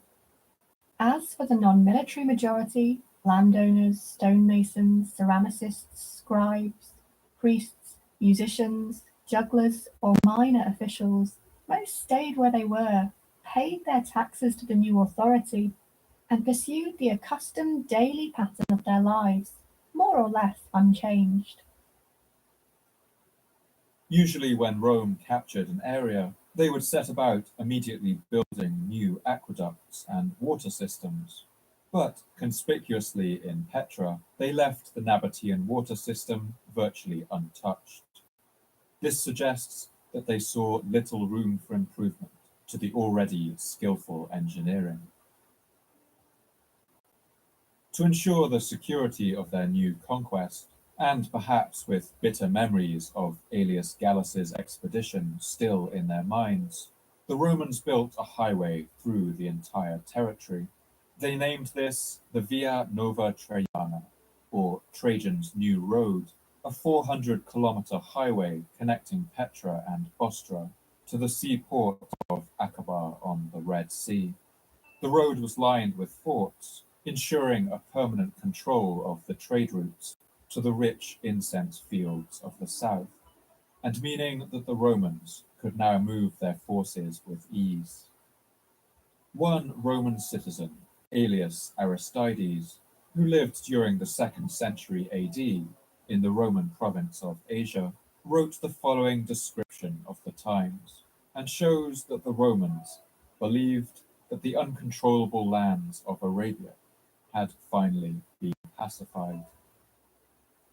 Wars have so far vanished as to be legendary affairs of the past. Now, a man simply travels from one country to another as though it were his native land. We are no longer frightened by the Cilician pass or by the narrow, sandy tracks that lead from Arabia to Egypt. We are not dismayed by the height of mountains, or by the vast breadth of rivers, or by inhospitable tribes or barbarians. To be a Roman citizen is a sufficient guarantee of personal safety. For the city of Petra, the period of Roman annexation would be the beginning of the end. Over the coming centuries, Petra would ultimately be undone by cultural and economic shifts that swept the whole world along with them.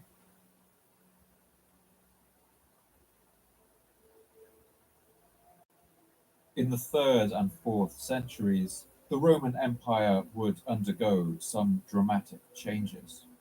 The cult of Jesus Christ, once a small fringe group of worshippers based around the veneration of an executed Jewish prophet, had grown to become a real threat to Roman power.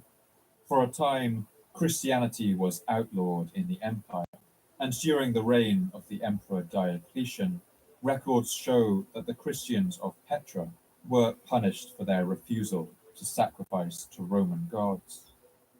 Many of them were sent to die by forced labor in the nearby Roman copper mines of Phano. Christianity was finally adopted by the Emperor Constantine and would become the major belief system of the late Roman Empire. But as Christian modes of worship spread, the way that people conducted ceremonies also changed, and this would have a dramatic effect on the commodities that people consumed and on the people of Petra.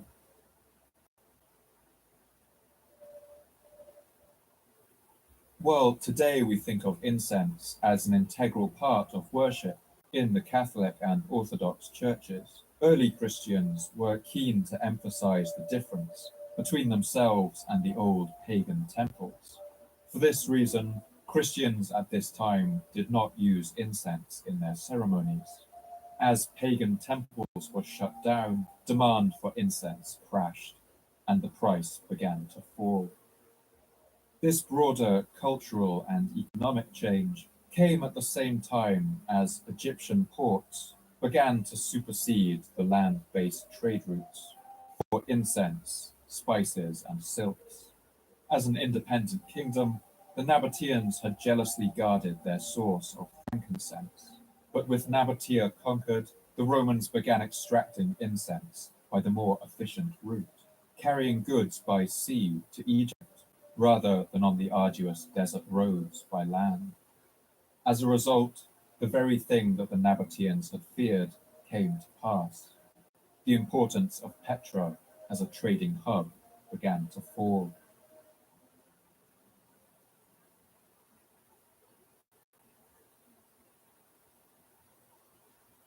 Although it had given its name to the province of Arabia Petraea, the Romans also seem to have had little use for the Rose City. The very things that had made Petra attractive to the Nabateans, that is, how remote, hidden, and difficult to reach it was, made it an unattractive place for a Roman administration, which needed good links to the capital. The Romans increasingly conducted the running of the province from the more northern and well-connected town of Bostra, and the prominence of Petra as the administrative center of the region fell even further. Petra at this time must have been a sad place. The former markets and workshops that had once boomed with life and noise must have grown smaller every year as fewer and fewer caravans passed through. The fine cliffside houses where once children ran and played, where families hung up their laundry and watched the sunset, would have become abandoned one by one, home only to desert bats and wild dogs that would have howled to one another at night in the gradually emptying valleys. Despite its declining importance, Petra may still have continued as an important trading spot were it not for the events of the 18th of May in the year 363 AD. It was the middle of the night when the first tremors began, a shuddering and shaking in the earth, accompanied by a low rumble. Somewhere deep in the fault line of the Red Sea, the edges of the African and Arabian plates gave way against one another, and an earthquake shook the region. This would be known as the Galilee earthquake, a pair of severe tremors on the 18th and 19th of May in the year 363. One letter, thought to be written by the Bishop Cyril of Jerusalem, recalls the tremendous impact of the earthquake. This event took place on Monday at the 3rd hour, and partly at the 9th hour of the night. There was a great loss of life here. The land was shaken, and mighty prodigies took place, and fire consumed great numbers of them. The land shook considerably, and there were great tremors in the towns round about. Many Christians, too, living in these regions, as well as the majority of the Jews, perished at that scourge, and not just in the earthquake, but also as a result of fire and in the heavy rain they had. Cyril goes on to list the settlements most damaged by the tremors, and notes that more than half of the city of Petra was destroyed. Now we should like to write down for you the names of the towns that were overthrown. Beit Gubrin, more than half of it, part of Bashan, the whole of Sebastia and its territory, the whole of Nicopolis and its territory, more than half of Petra, part of Tiberias too, and its territory. Haifa flowed with blood for 3 days. Another chronicler, named Thomas, from the Resena region, wrote the following account, in which he views the earthquake as a punishment from God for the continuing pagan worship in the region. At that time the Lord was angry with the cities of the pagans and Jews and the Samaritans and of the false teachings in the south that had joined in with the madness of the pagan Jewry. And anger went out from the Lord's presence, and began to destroy the unclean and pagan cities, because they had defiled them with blood which they shed unjustly in them. And it began to destroy the cities, 21 in number, some of which were overturned, some collapsed, and yet others survived in the month of Iyar, the year 674, and on the 27th day in that month, in the month of Haziran. Archaeological evidence in Petra supports the picture of a sudden and devastating disaster. One house, excavated by archaeologists, was reduced to a pile of rubble around this time. Beneath the collapsed roof, a great number of everyday domestic items were found: lamps, shattered ceramics and glass, spindles and coins, even a copper pot with an iron handle. Near the door, a smashed pot contained 85 small denomination copper coins, apparently kept there for everyday expenses. The fact that these were never reclaimed or even looted suggests that the damage in the city was too great for its declining population to even pick through. let alone rebuild from. Many of Petra's great public buildings were severely hit by the earthquake. The so-called Temple of the Winged Lions, the building known as the Great Temple, and the public theatre were all damaged, and they would never be repaired. Particularly devastating seems to have been the earthquake's effect on the city's water systems. Subterranean pipes were cracked and would have leaked their precious water into the sands, and some of its aqueducts split open. Dams designed to hold in reservoirs of rainwater collapsed, causing widespread flooding and severely depleting the city's supplies.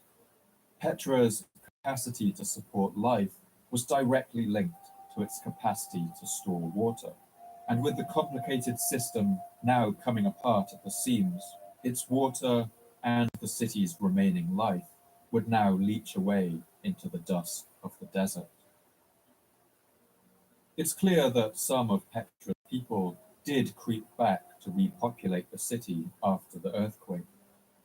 In the area known as the Colonnaded Street, archaeology shows that some of the earthquake debris was cleared away, and a shanty town of simple shops and shelters was built out of material reclaimed from the rubble. But the destruction of the city's water system meant that the annual flash floods were no longer being controlled.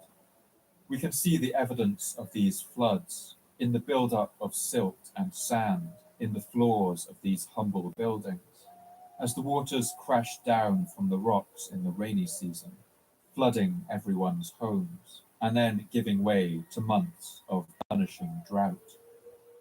Some domestic structures were rebuilt after the earthquake, and it's clear people tried to continue their lives. They even constructed some new churches, although they were largely built from material scavenged from other destroyed monuments. But in the early 5th century, another earthquake struck, and after that, most of the grand houses were abandoned for good. The dream of Petra had died, and the city gradually fell into disrepair and ruin. Despite all of this damage, people did continue to live in reduced numbers around the ruins of Petra, and it would continue as a humble caravan stop for several more centuries. People continued to live in the hollowed-out cave houses and farmed on the terraces of its hills right up to the modern era. As the Eastern Roman Empire morphed into the Byzantine Empire, the old city of Petra was even named the capital of the province of Palestina Tertia, and several churches were built in and around the city. In one of them, 140 papyruses were discovered, which contained mainly contracts, dated up to the year 590, showing that people were still living in the city. According to the writer John Moschus, Petra even had a bishop in the first decades of the 7th century, a man named Athenogenes. But sometime before the year 687, the declining fortunes of the city meant that the position ceased to exist. When Arab armies, inspired by the new faith of Islam and the teachings of the Prophet Muhammad, swept across the region, Petra doesn't seem to have featured in their interests at all. It's not mentioned once in the narratives of the Muslim conquest, and nor does it appear in any early Islamic records. As power in this region underwent another of its great reshufflings, it seems the city of Petra was finally abandoned for good. The Arabic that these new rulers spoke was directly descended from the old Nabatean, spoken by the ancient peoples of Petra. But to these new conquerors, the Rose City was an irrelevance, a city of tombs and ruins, lost among the desert stones. The Muslims who came after and built their own empires in the region were struck by the incredible sight of these monumental stones, still left at the sites of Hegra and Petra. To explain them, they told stories about a tribe that they called the Thamud, who were punished by God for refusing to listen to a prophet named Salih. One version of this is given in the Quran in the Surah Al-Araf, or the chapter of the heights. And they flouted the commandment of their Lord, and they said, O Salih, bring upon us that thou threatenest, if thou art indeed of those sent from Allah. So the earthquake seized them, and morning found them prostrate in their dwelling place. And Salih turned from them and said, O my people, I delivered my Lord's message unto you, and gave you good advice, but ye love not good advisers. As for the earth, we spread it out and placed it upon its firm mountains, and caused everything to grow there in perfect balance. And we made in it means of sustenance for you and others. We send fertilizing winds, and bring down rain from the sky for you to drink. But the residents of the Stone Valley also denied the messengers. We gave them our signs, but they turned away from them. They carved their homes in the mountains, feeling secure. But the mighty blast overtook them in the morning, and all they achieved was of no help to them. For these later people, the towering ruins of the Nabatean cities became warnings about excessive pride, and a reminder that the power of nature, or the power of God, can always undo the works of man. For others, the ruins inspired poetry. I want to end the episode with a reading from one of the great pre-Islamic poets, a man named Tarafa.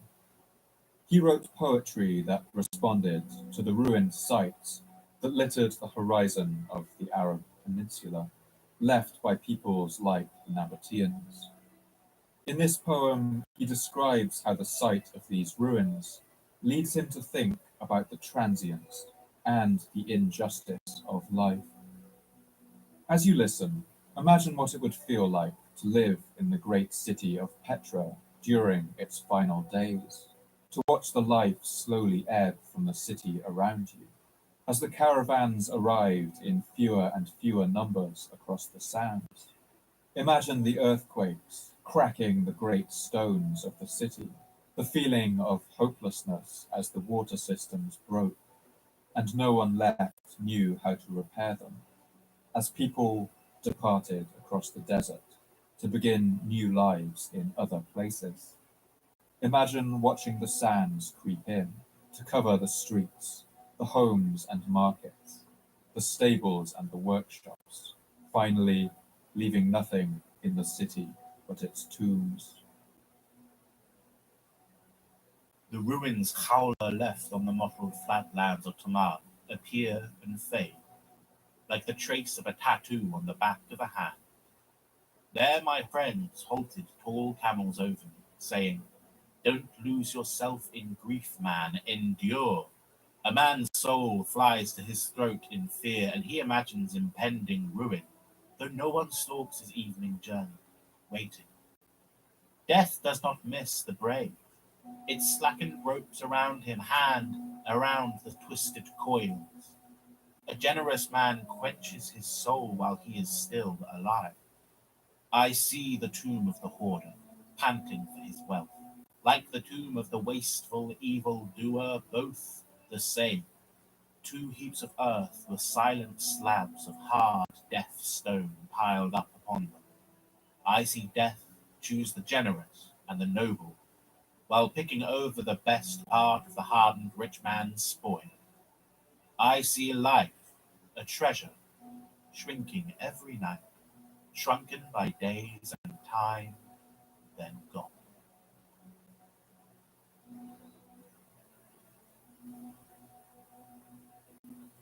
Thank you once again for listening to the Fall of Civilizations podcast. I'd like to thank my voice actors for this episode, Nick Denton, Jay Forrester, Shem Jacobs, Annie Kelly, and Paul Cassell. I'd love to hear your thoughts and responses on Twitter, so please come and tell me what you thought. You can follow me at Paul M.N. Cooper, and if you'd like updates about the podcast, announcements about new episodes, as well as images, maps, and reading suggestions, you can follow the podcast at Fall of Civ Pod, with underscores separating the words. This podcast can only keep going with the support of our generous subscribers on Patreon. You keep me running, you help me cover my costs, and you let me dedicate more time to researching, writing, recording, and editing to get the episodes out to you faster and bring as much life and detail to them as possible. I want to thank all my subscribers for making this happen. If you enjoyed this episode, please consider heading onto patreon.com/Fall of Civilizations _podcast, or just Google Fall of Civilizations Patreon. That's Patreon. For now, goodbye, and thanks for listening.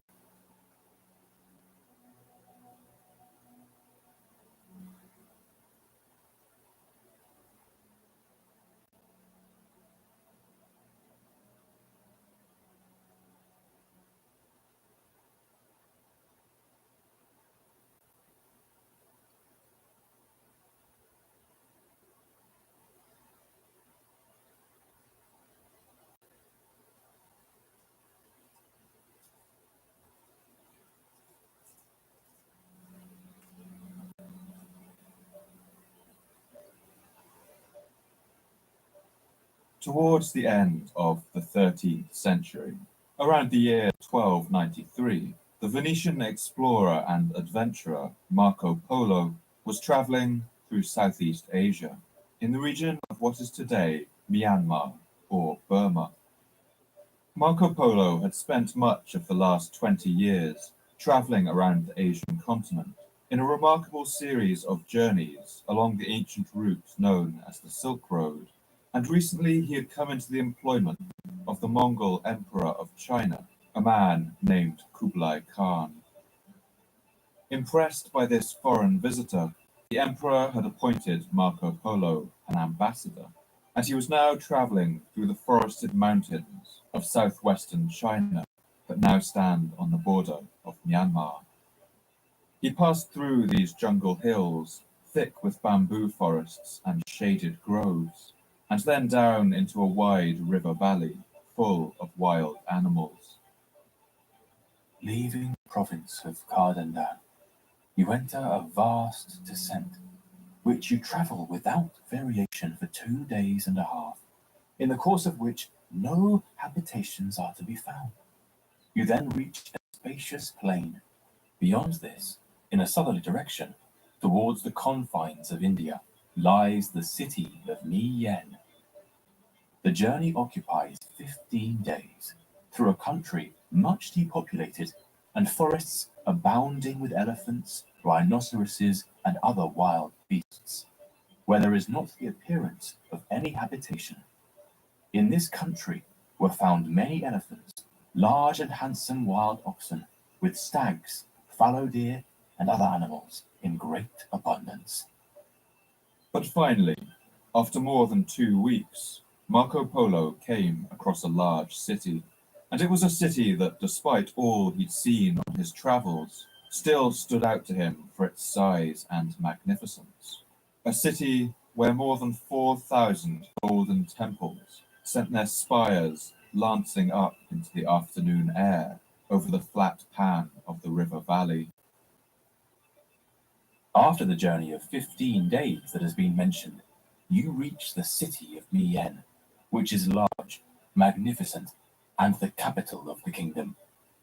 The inhabitants are idolaters and have a language peculiar to themselves. It is related that there formerly reigned in this country a rich and powerful monarch. The city that Marco Polo called Miyen had fallen on hard times. Everywhere homes were abandoned and temples had fallen into disuse and disrepair.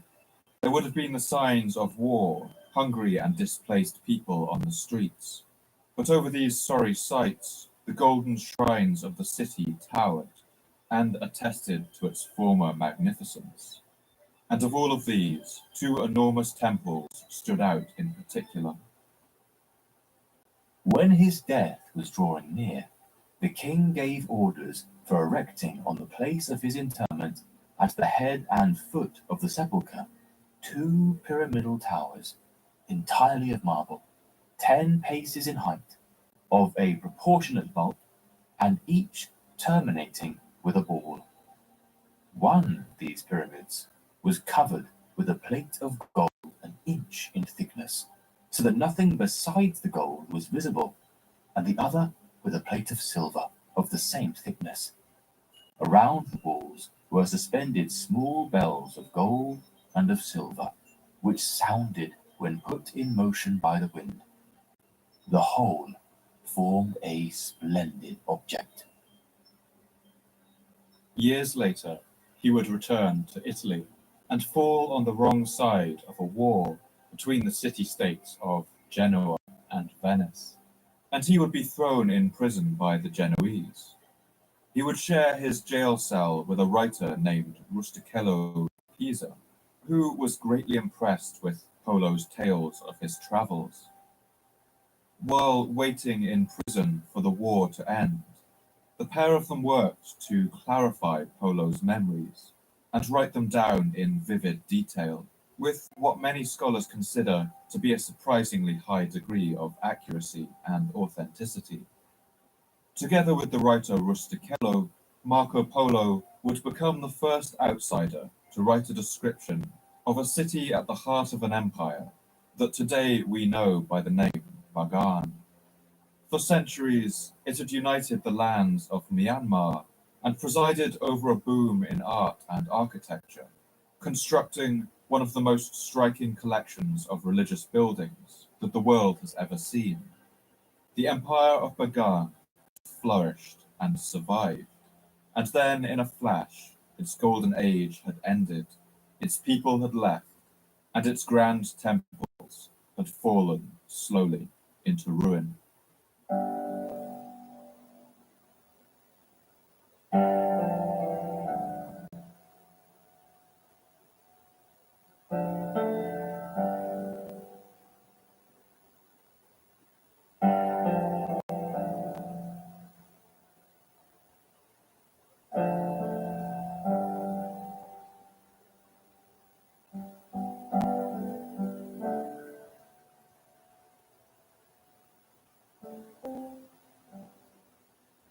My name's Paul Cooper, and you're listening to the Fall of Civilizations podcast. Each episode, I look at a civilization of the past that rose to glory and then collapsed into the ashes of history. I want to ask, what did they have in common? What led to their fall? And what did it feel like to be a person alive at the time who witnessed the end of their world? In this episode, I want to tell one of the most colourful stories of civilizational survival, the story of the Bagan Empire of medieval Myanmar. I want to show how this kingdom rose up in the Irrawaddy River Valley of central Myanmar and built one of the most remarkable series of monuments to have survived anywhere in the world. I want to show what life was like for the people who lived there and what happened to cause its sudden and complete collapse.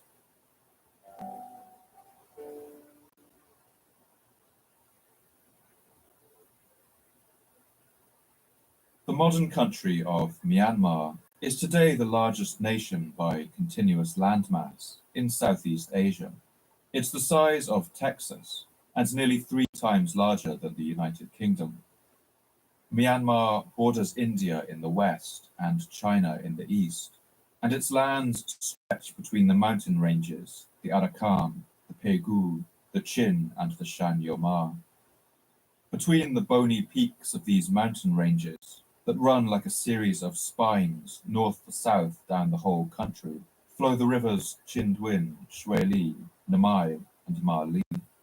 Many of these rivers begin in the Himalayan glaciers of Upper Burma, and all of them flow down through the gorges of the high mountains and join the largest watercourse of all in a wide and sinuous flow. This is the great river Irrawaddy. The name of the Irrawaddy River derives from the Sanskrit name Airavati, a legendary white elephant with 4 tusks and 7 trunks, who in Hindu mythology is the trusted mount of the god Indra. And it's not hard to see why the river deserves this grand and mythical name. The Irrawaddy River winds for more than 2,000 kilometers across the dry zone of Burma, through palm forests and scrublands, and around sandy islands. The river is also one of Asia's widest, and at points during the rainy season, it can swell to nearly a kilometer across. These floods can be so dramatic that for millennia, the people of Burma have built houses along the river, on top of tall bamboo stilts that allow the floodwaters to rise below them.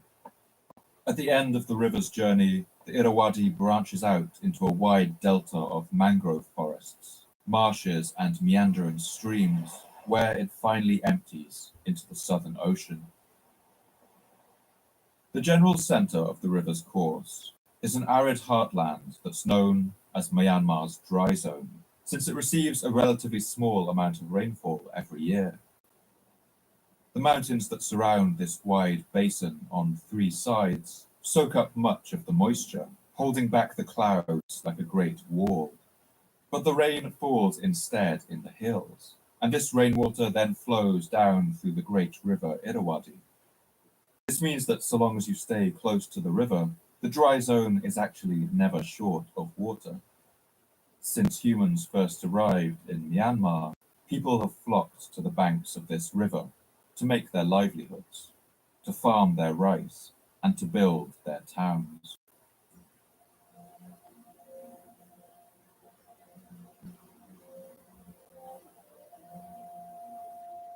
The earliest cultures we have evidence for arrived in Myanmar around 11,000 BC, and by about 1500 BC, people in the region were already turning copper into bronze, growing rice and domesticating chickens and pigs, and they would be among the first people in the world to farm these animals for food.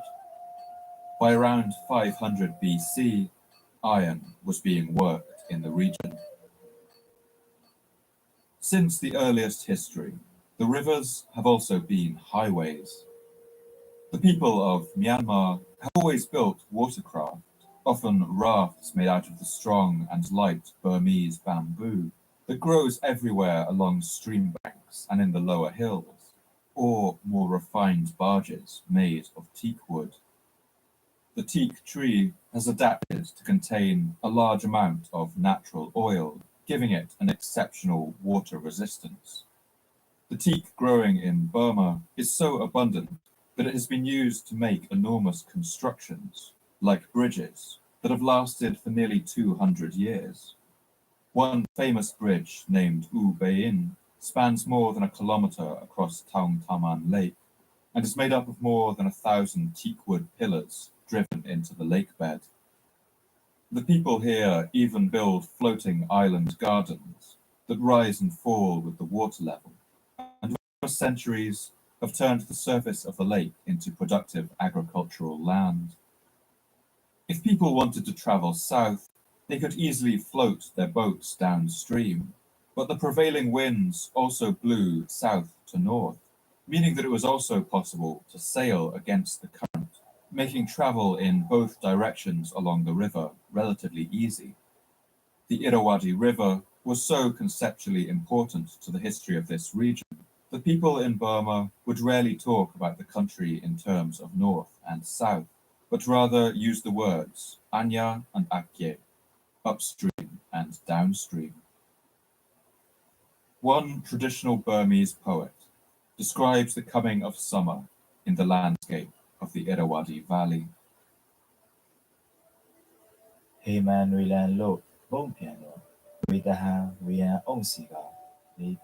As the hot season revolts against the cold in the pattern of contrasts, the sky becomes cloudy and winds are hot again. It is summer, Leaves on trees turn yellow to fall, to show new leaves. Stems twist or break, yet sprouts on tama trees are now soft greens like parrot eggs. While in summer trees thirst in foothills, tarlan flowers are climbing tabby trees, effusing fragrance, mixing with the wafting air. At sunset, crow pheasants are cooing, and from afar come the cuckoo's notes. Now and again, thunder is beating through heaven's expanses like lambara and deindi drums, and I think of the pouring of water on the Bodhi tree, and of the absent companion in the golden palace of victory, and I am mournful.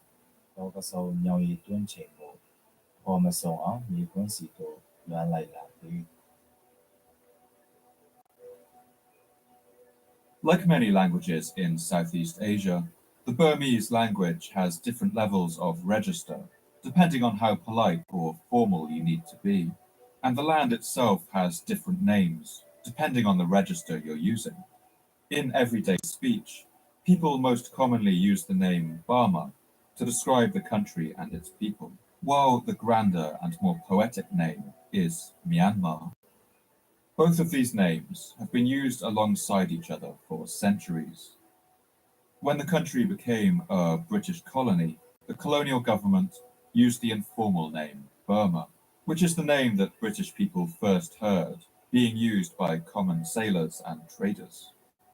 But in 1989, the military dictatorship that then ruled the country changed the name officially to the grander name of Myanmar. Because of this complicated history, in Myanmar today, the question of the country's name has deep-rooted controversies. But in this episode, I will follow the example of the majority of Burmese people and use both names interchangeably, depending on context.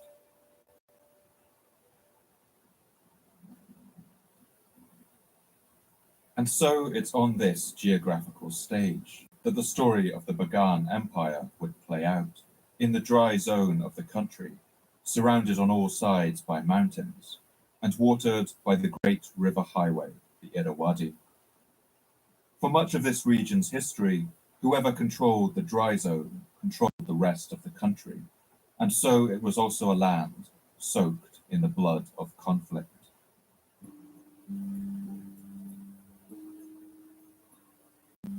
There are two major sources for events in Myanmar during the medieval period. The first of these are the inscriptions left carved in stone at many temples and other buildings, which kings left in order to celebrate their deeds. And the second of these sources is the so-called Chronicles of Burma. These chronicles are a diverse collection of documents written over many centuries by monks and scholars on different materials. Some are written on paper made of the Siamese bush tree or paper mulberry, glued into very long sheets and folded in a concertina fashion, while others are written on palm leaf or even carved into stone tablets. The first chronicle that has survived was written in the 13th century during the Bagan era. The so-called Mahayazawin, or Great Chronicle, was completed several centuries later, in the year 1724, and it was followed nearly a century later by the Yazawin Tit, or New Chronicle, which attempted to square some of the contradictions between the chronicles and the stone inscriptions, as its author writes in his introduction. There are chronicles written by ancient scholars, but in those chronicles written by ancient scholars, there are some matters which do not accord with the inscriptions. Like many such historical documents, these chronicles were paid for by kings and produced under their supervision, and they are instruments of official propaganda. They are also full of exaggeration, poetic license, and mythology, especially in the earlier reaches of Burmese history. They include truly ludicrous exaggerations about the size of armies, often describing battles involving tens of millions of soldiers, and they frequently include the colourful appearances of ogres, ghosts, ghouls, demons, and magicians, along with countless figures from Burmese mythology. But in all their fantastical presentation, these chronicles can combine with official inscriptions to preserve relatively accurate dates and events, and they also preserve the folklore and traditional memory of the people. In the year 1829, the King Bagyi Dao of Burma appointed a committee of scholars to write a chronicle of the Burmese kings that would act as the final complete edition. He gathered them in the glittering front wing of his residence, known as the Glass Palace, and instructed them to get to work. The king of the law, seeing the many discrepancies and repetitions in former chronicles, gave thought to the matter.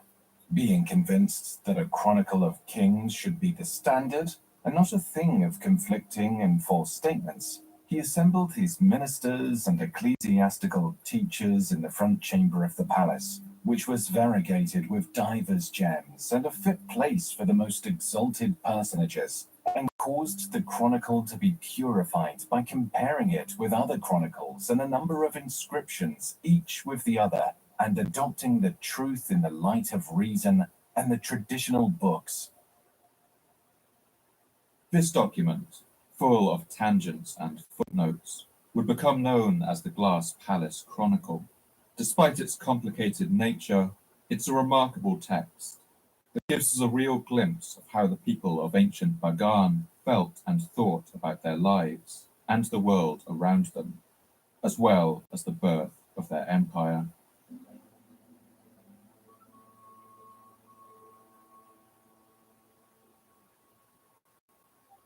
The origins of the people who first spoke the Burmese language are wreathed in mystery.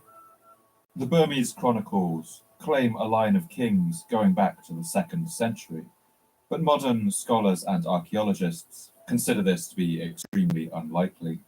One more plausible account traces the history of these people back to the early 9th century and the powerful kingdom named Nan Chao. The power of Nan Chao ruled over the area across the mountains to the east, in what is today the lofty province of Yunnan in western China.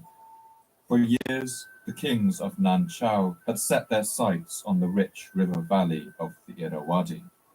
The year was 832. Around the world at this time, the Byzantine Empire, the last remaining part of what had been the Roman Empire, was fighting for its life against increasingly confident Arab empires, inspired by the young religion of Islam. In the Mayan lowlands of southern Mexico, the last king of the soaring city of Copan, a man named Ukit-Tuk, was commissioning a stone monument that would never be finished because his entire society was collapsing under the pressures of drought and warfare, and the population was fleeing the city. In what is today France, King Pepin I of Aquitaine and his brother Louis the German revolted against their father, the Frankish Emperor Louis the Pious, the son of Charlemagne. And in the mountains of southern China, the armies of Nan Chao marched out to conquer the lands of Burma. At that time, the society occupying the dry zone around the Irrawaddy was a people who are remembered as the Pew. Exactly who the Pew were and what they called themselves, we have little idea. It seems they spoke a language of the Sino-Tibetan family and lived in a loosely connected group of 5 city-states in the valley of the Irrawaddy. Their culture was heavily influenced by trade with India. In the preceding centuries, they had imported Buddhism, as well as other Indian cultural concepts, architectural styles, and political structures, and they had based their writing system on the Indian Brahmi script. One 9th century Chinese text, known as the Manchu, or the Book of Southern Barbarians, records the Chinese impressions of this land and the Pew people who lived there. To the south of Yongchang City, one first passes beyond the lands of the Tang Empire to Phoenix blue jungles, then to vast skies, then to clearings. There lie huge rivers and settlements. They live in multi-storied houses, without city walls, sometimes painting their teeth, always dressing in untreated cloth with rattan worn about their waist. red silk cloth wrapped about their topknot, and other hair hanging behind in a decorative fashion. Peacocks nest in nearby trees, and elephants are as large as water buffalo. The locals customarily raise elephants to till the fields and burn their dung as fuel. The armies of Nan Chao marched through the narrow mountain passes, thickly carpeted with forest, and swept through the Burmese lowlands on a series of devastating raids, taking both plunder and slaves. In the 10th year of the Zheng Yuan era, Nan Chao sought out and attacked them. On the 21st day of the 12th month of the 3rd year of the Xian Tong era, at the cliffs of the Su Li River, some 2,000 to 3,000 troops massed. According to ancient sources, the Nan Chao deported many thousands of the Pew people who lived and farmed in this fertile valley and sent them away into slavery. Among the troops of Nan Chao were a group of cavalry warriors from a people known as the Mien, a small ethnic tribe from the high plateaus who spoke an ancestor of what would become the Burmese language. But these troops had dreams of going their own way, and once they had tasted freedom in the valley of the Irrawaddy, they had no desire to return to Nan Chao. Used to life in the rocky mountain plateaus of the north, the arid plains of Burma were a familiar ecology to them, and with the native population there devastated by the Nan Chao raids, their lands were there for the taking. The Mien broke away from the kingdom of Nan Chao and decided to settle in this new land, and ultimately they would found a kingdom there. Other historians contest that the Burmese speakers already existed in the valley, and that they were part of the Piao people, and had nothing to do with the Nan Chao raids. But as with everything in these early stages of the chronicles, we're left with a hazy fog of contradictions and uncertainties, and the answer actually may have been a mix of both. On the other side of the world at the same time, sea-going Norsemen from Scandinavia were arriving in great numbers on the shores of eastern England, sometimes as raiders, sometimes as settlers, and sometimes as refugees. And over the next century, they would come to topple the Saxon kingdoms that ruled them. And as they did so, they would plant a distinctly Norse character on the people of England and the English language that emerged from them. I think it's possible that the Burmese people then settling in the Irrawaddy Valley may have arrived in similarly complex circumstances and formed a similar hybrid culture with the people who lived there.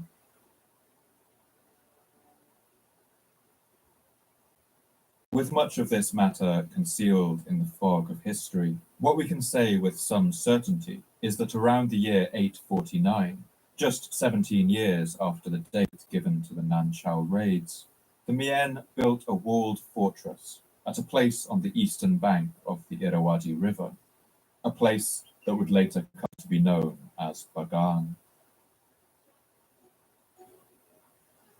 The chosen location for the city of Bagan owed much to the geography of the land around it. It seems to have been built on the ruins of a previous settlement belonging to the Pew people, and stood on a sizable bend in the meandering course of the Irrawaddy River. The settlement had easy access to water and was surrounded by countryside that would be the most fertile and productive of all Myanmar for the next 500 years. Part of the reason for this was the region's violent geological history. Around 50 kilometers to the southeast of Bagan was a great dormant volcano named Mount Popa. This volcanic cone, covered in thick forest and shaded bamboo groves, is a sacred site that for centuries has been the focal point of worship for the people of Burma. Southwest of Mount Popa is Taung Kalat, or Pedestal Hill, a striking sheer-sided volcanic plug which rises more than 650 meters above sea level, and where a Buddhist monastery now sits, towering over the forested landscape below. Mount Popa has long been believed to be the home of powerful spirits that the Burmese call nats, and the worship of these spirits has always existed alongside Buddhist religious practices in a complex relationship. While this soaring mountain rising out of the flat plain has long captured the imaginations and religious sensibilities of the people, it was also partly to thank for the success of their society. The ash that volcanoes spew out during their eruptions is rich in elements such as iron, magnesium, and potassium, minerals that are crucial for the healthy growth of plants. When volcanic rock and ash weather and leach into the soil, these elements are released. And so, combined with the fertility of the silty soil along the river itself and the plentiful water supply, this meant that the soils in this region were immensely productive, and the people of Bagan were able to conduct 2 bountiful rice harvests per year and grow other crops like pulses, sesamum, cucumbers, and millet. On the spot that they'd chosen for their new city, the Mien built a thick and high wall out of brick, and they built it according to the traditions of Buddhist cosmology and numerology. The inner wall of Bagan was broken by 12 gates to represent the 12 signs of the zodiac, with 4 main gates at each of the cardinal directions, north, south, east, and west. The walled area of the city wasn't huge, little over a square kilometre in fact, but the walls contained only the palaces of the kings and the headquarters of his administration. Outside this fortified centre, a sprawling city would soon grow up around it, much of it built out of teak and bamboo that has left little trace in the archaeological record. By the mid-10th century, a king was in place in Bagan, although we don't know the exact names and dates for these early kings. One 9th century Arab traveller to India and Burma, named Suleiman Nadwi, wrote an account of the powerful army that one king of Burma fielded. They say that when he marches to battle, he is accompanied by about 50,000 elephants. He campaigns only in winter. Indeed, his elephants cannot stand thirst, and so they can go forth only in winter. They say that in his army, even the washermen amount to between 10 and 15,000. Thanks to the ongoing study of inscriptions, we do know the names of at least 2 kings who ruled around the turn of the first millennium, Niang U Saurahan and Kiang Pi Min, both of whom were once considered to be legendary. By the year 1004, a Chinese source from the Song dynasty records an ambassador arriving from what they called the Pu'ukan kingdom, which is thought to refer to Bagan. And it seems this ambassador was seeking recognition from Song China, which was then considered the great power in the region, suggesting that the kingdom of Bagan was now confident enough to look outwards and assert itself to its neighbours. But reliable sources on these early kings are extremely thin and all mixed up with legend. The first king of Bagan who steps out of the historical record in full colour would not come for another half-century. He was long considered the founder of the Bagan Empire, and although we now know that it was likely in existence for 2 centuries or so before his reign, he is arguably its first great king, and certainly the king who would lead it to new and glorious heights. He was a man named Anaurata. Anaurata's early life was one of upheaval and family conflict. His father was the king, but he had been a usurper on the throne of Bagan, having overthrown the previous king in a rebellion.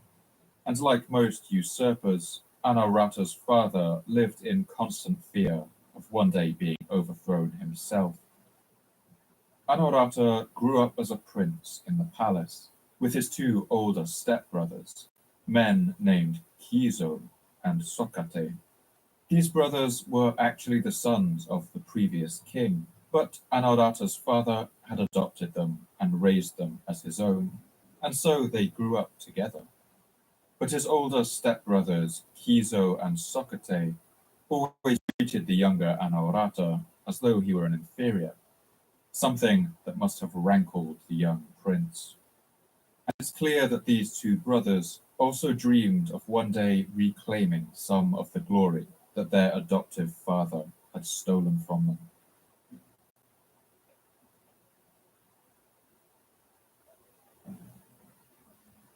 While he was still a boy, Anaurata's treacherous brothers plotted a coup to overthrow his now aging father, as the Glass Palace Chronicle recalls. When Kizo and Socrate came of age, they built a pleasant monastery and said to King Kunsor, "Come and call thy blessings on the monastery." And the king took no heed, nor scrutiny, but hearkened to them. And Kizo and Socrate seized the king and threatened him and made him become a monk.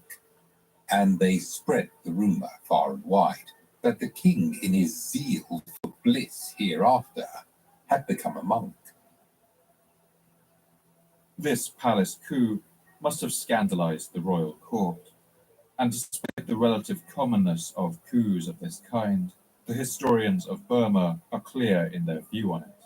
The Glass Palace Chronicle recounts how a number of evil omens accompanied this shocking act. About the time of his fall, a miracle was seen in the Pato Pagoda. The Friday star trampled on the moon. The moon was a full circle on the second day of waxing. The earth quaked 7 days. The water stood still in the river. First, the brother named Kizo ruled as king, but the chronicles recall that he was killed one day by a hunter who mistook him for a deer. He built a royal box in the marshes of the Chinwin and visited the 10 villages of Bangi, hunting deer. One day a hunter lay waiting for famine at the place where they drank water. The king likewise came to the spot to wait for deer, and the hunter knew not that it was the king, but shot with the bow and hit him, that he died. He passed at the age of 28. About the time of his death, an ogre laughed for a full half-month and threw stones at the palace. After this unfortunate accident, the other treacherous brother Socrate took the throne, and it's perhaps not unreasonable to wonder whether this story of the hunter accidentally killing the king might actually be a polite way for the chroniclers to get around the fact that the new king had actually had his brother Kizo assassinated. Through all of this upheaval and treachery, the boy Anaurata seems to have simply got on with things. He was allowed to keep his royal status at court and to live there with his mother, and in exchange he attended to the two kings, who had overthrown his father and taken away the throne that would one day have been his. But when Anaurata had reached the age of 30, King Socrate took things too far. He referred to Anaurata at court using the word Nita Naungme, a compound word that means something like brother-son. Confused by this, Anaurata travelled to the monastery where his father had been exiled and asked him what it meant. To the old, embittered former king, the meaning of this was clear. Socrate intended to marry Anaurata's mother. Anaurata told that word to his father, King Kyongbu, and his father said, "Because he wishes to take thy mother, thus he speaks." And Anaurata was exceedingly angry, and he begged for the horse and weapons and gear that Sakra gave his father. And his father gave him the Arendama lance, the Thilawunta sword, the ruby ring, and the ruby hairpin. It's hard to know whether Anaurata was truly motivated by his mother's honor, or whether he had been planning this the whole time and had just now found a convenient excuse. Whatever the case, Anaurata rose in rebellion against his stepbrother. He fled to the holy volcano, Mount Popa, and marshaled his forces there, gathering lords and chieftains who had had enough of the brothers' treacherous antics. Then he marched on the capital of Bagan. The Glass Palace Chronicle records what happened next. Now, when he had mustered his forces, he marched on Bagan and sent a message to his brother saying, "Will you give up the throne, or will you do battle?" And when Socrates heard the words of his younger brother, he was exceedingly wrathful and answered, "His mother's milk is yet wet upon his lips, and he says he will fight me. Let all my ministers look on. I will fight him, man to man, on horseback." When Anorata heard his brother's words, he was glad. And when the appointed day was come, he took the lance and sword his father had given him, and mounted the demon horse, and came to the stream of Tamati. And Socrates his brother saw him coming, and went forth to meet him. Then said Anorata, "Brother, you the elder strike first." And Socrates thrust at him with his lance, but Anorata parried it with the Arendama lance, and it reached not his body, but pierced the pommel of his saddle. And when Socrates saw it, he was sore afraid and trembled. Then said Anorata, "Brother, your turn is over. Now it is mine. Meet it as best you can." And he smote him and pierced him with the Arendama lance, so that it went in at the front and came out behind. And Socrates' horse ran away with him to the river, and there he died. This encounter, as rendered in the Glass Palace Chronicle, feels like something out of the Arthurian legends, complete with chivalric duels, legendary weapons of great power, and the fight to save a woman's honor. We would be foolish to take it at face value as a historical source, but it does give us a sense for the turbulent political landscape of medieval Myanmar, and what must have seemed like the clashing of great heroic forces, the stuff of medieval romances, of myth and poetry. With his brother defeated, Anaurata took the throne. The chronicle records that Anaurata was riven with guilt over the death of his brother, and attempted to soothe his conscience with the construction of great temples and works of infrastructure throughout the kingdom. Anaurata could not sleep for full 6 months because he had slain his elder brother. Then Sakra visited him with a dream, saying, "King, if thou wouldst mitigate thine evil deed in sinning against thine elder brother, build many pagodas, monasteries, and rest houses, and share the merit with thine elder brother. Devise thou many wells, ponds, dams, and ditches, fields and canals, and share the merit with thine elder brother." Archaeological evidence does show that Anaurata was indeed a prolific builder. Soon after coming to the throne in the year 1044, he marched into the north to secure the northern border and built 43 forts along the Irrawaddy River.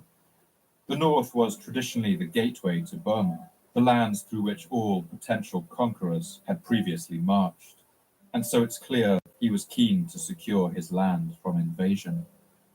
King Anaurata built his network of fortresses as an armored corridor that protected the valuable farmlands of the north and allowed his armies to move quickly along well-supplied routes.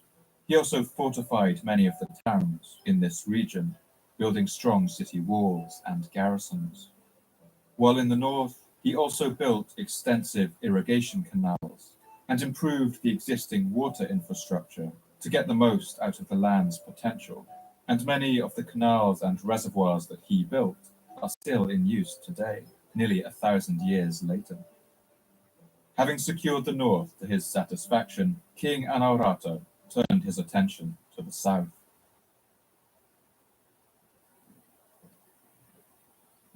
coastal cities of southern Myanmar were a clutter of independent city-states, many of which had grown wealthy on the traffic of trade that passed by sea to the lands of India and China.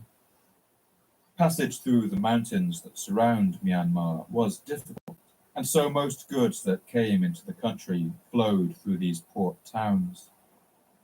Having the good farmland was one thing, but if Bagan had to keep paying the trade tariffs to these wealthy port cities, it could never become the kind of great power that King Anawrahta clearly dreamed of.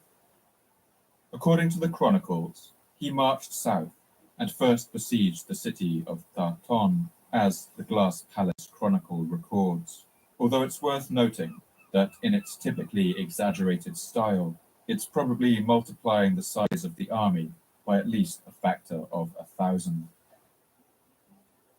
He gathered all his mighty men of valor and marched by land and water. By water he sent 800,000 boats and 18 million fighting men. By land he made his 4 generals march up front, while he marched forth with the main army in the rear.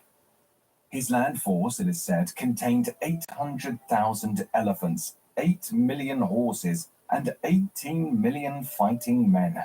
It is said that the line of troops was so long that when the first troops of the army reached the frontier of Tha-Ton territory, the rear guard still had not departed from the capital. Seeing as this enormous force would far exceed the population of Burma today, and would have constituted about a quarter of the world's total population at the time, we can assume this is an exaggeration. But through exaggeration, the chronicles make their point. The army was no doubt impressive. With this force, he laid siege to the city of Tha-Ton, and after holding out for 3 months, the city capitulated. From there, Anawrahta absorbed a number of the other coastal cities into what was now becoming a true empire. By this time, the city of Bagan had earned itself the Sanskrit title Arimadanapuram, or the city that tramples its enemies. Linking his capital to these coastal cities meant that Bagan was now connected by sea routes to the great centers of culture in India, and perhaps most crucially, with the island of Sri Lanka.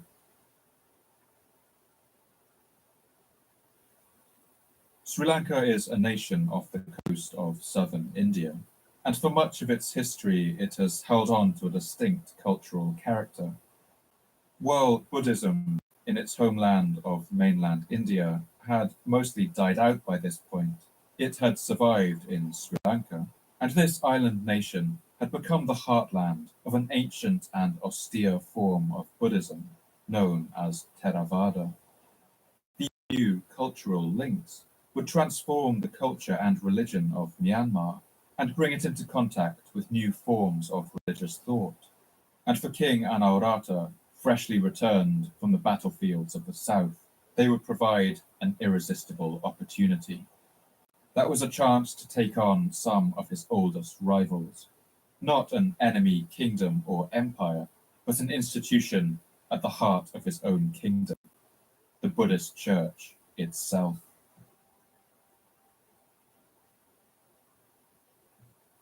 For centuries, a strain of Buddhism known as Ari Buddhism was the predominant form of religion in Myanmar.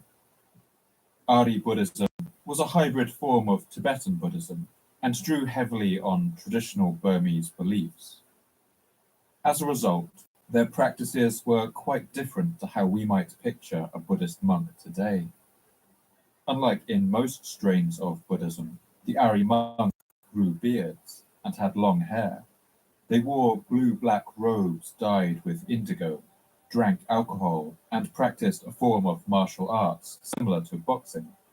They rode horses and even occasionally went to war. They also worshipped the figure of the Naga, a powerful form of snake spirit drawn from Hindu mythology, and built statues depicting these in their temples. Owing to their long history in Burma, the Ari monks enjoyed enormous power in the kingdom of Bagan. They owned vast estates and held enormous stores of wealth. The Mahayazawin, or Great Chronicle, even records the scandalous claim that the monks were practicing a version of the rite of prima nocte, or first night, taking the virginity of brides before their wedding nights. From then on, the sons and daughters of all, starting with and including the king, ministers, generals, village administrators, at that time when preparing to get married, must be sent to the monks at nightfall to give the prime of their flower of virginity. It was said that at dawn they were freed and allowed to wed. The king, having matured, had become virtuous, and he was disconsolate to hear and observe such wrongful practices. It's hard to know whether to take this scurrilous claim seriously, or whether it was a later piece of royal propaganda designed to discredit these monks. But one thing was for certain: the Ari monks were extremely powerful, and King Anaurata had long dreamed of crushing their establishment and remaking the church in a different image, an image more closely under the control of the crown. King Anaurata would find the opportunity to do this when he met a visiting sage named Shin Arahan. This Shin Arahan was from the south of Myanmar, the region Anaurata had recently absorbed. The sage had travelled in Sri Lanka, and he told King Anaurata of the merits of the different branch of Buddhism practiced there, a branch that claimed to be the closest to the original teachings of the Buddha. This was the Theravada Buddhism, incubated in the grand Sri Lankan cities of Anuradhapura and Polonnaruwa. This strain of Buddhism emphasizes priests living simple lives, living by begging, not eating after midday, refusing all intoxicants, and not even touching money. Considering the seemingly uncontrollable nature of Burma's Ari monks, to King Anaurata, this must have sounded ideal. The Glass Palace Chronicle recounts the king's conversion as a spiritual epiphany. The king was full of joy and rapture, and spoke again, entreating him, "My lord, preach me somewhat, yes, but a little, of the law preached by the Lord, the Master." And Shin Arahan preached the law, beginning with the things not to be neglected. Then the king's heart was full of faith, steadfast and immovable.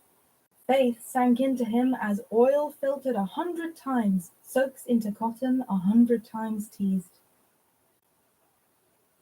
Perhaps King Anaurata was genuinely moved by the sage's teachings, but it's clear he also spotted an opportunity. If he brought this new branch of Buddhism to his kingdom, he could weaken the hold of the Ari monks. And so King Anaurata went to war with the church. First, the king went after the monks' ability to recruit. He brought in new laws that meant that common people were no longer obliged to give up their young children to become monks, as they had been before. Next, he changed the law to remove the punishment for those who deserted their life as a monk. As a result, many dissatisfied monks simply hung up their robes and left to do something else. Bit by bit, Anaurata chipped away at the monks' power with every tool at his disposal. There were, of course, those who fought the changes. Anaurata banished thousands of monks who resisted his reforms. Many of these fled to the nearby volcano of Mount Popa, or east into the narrow forested valleys of the Shan Hills. And while they were never completely wiped out, they would never again wield the same power in the kingdom. To celebrate the conversion of his land, Anaurata sent an envoy to Sri Lanka and asked rather boldly that their most precious relic, a tooth belonging to the Buddha himself, be sent to Myanmar to be placed in one of his great temples.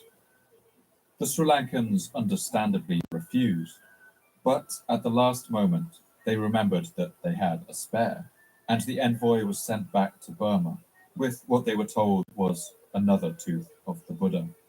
Like the small fragments of wood taken from the cross used at Jesus' crucifixion that showed up in churches across medieval Europe, teeth of the Buddha had a way of multiplying in Southeast Asia, according to the needs of the people. But it was good enough for Anaurata. When the new tooth relic arrived in the capital by boat, the king himself waded out into the river to meet it.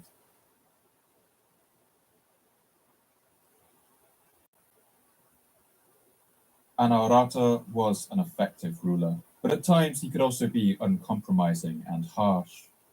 While he was often able to achieve what he wanted in his kingdom, he did this largely at the expense of his popularity.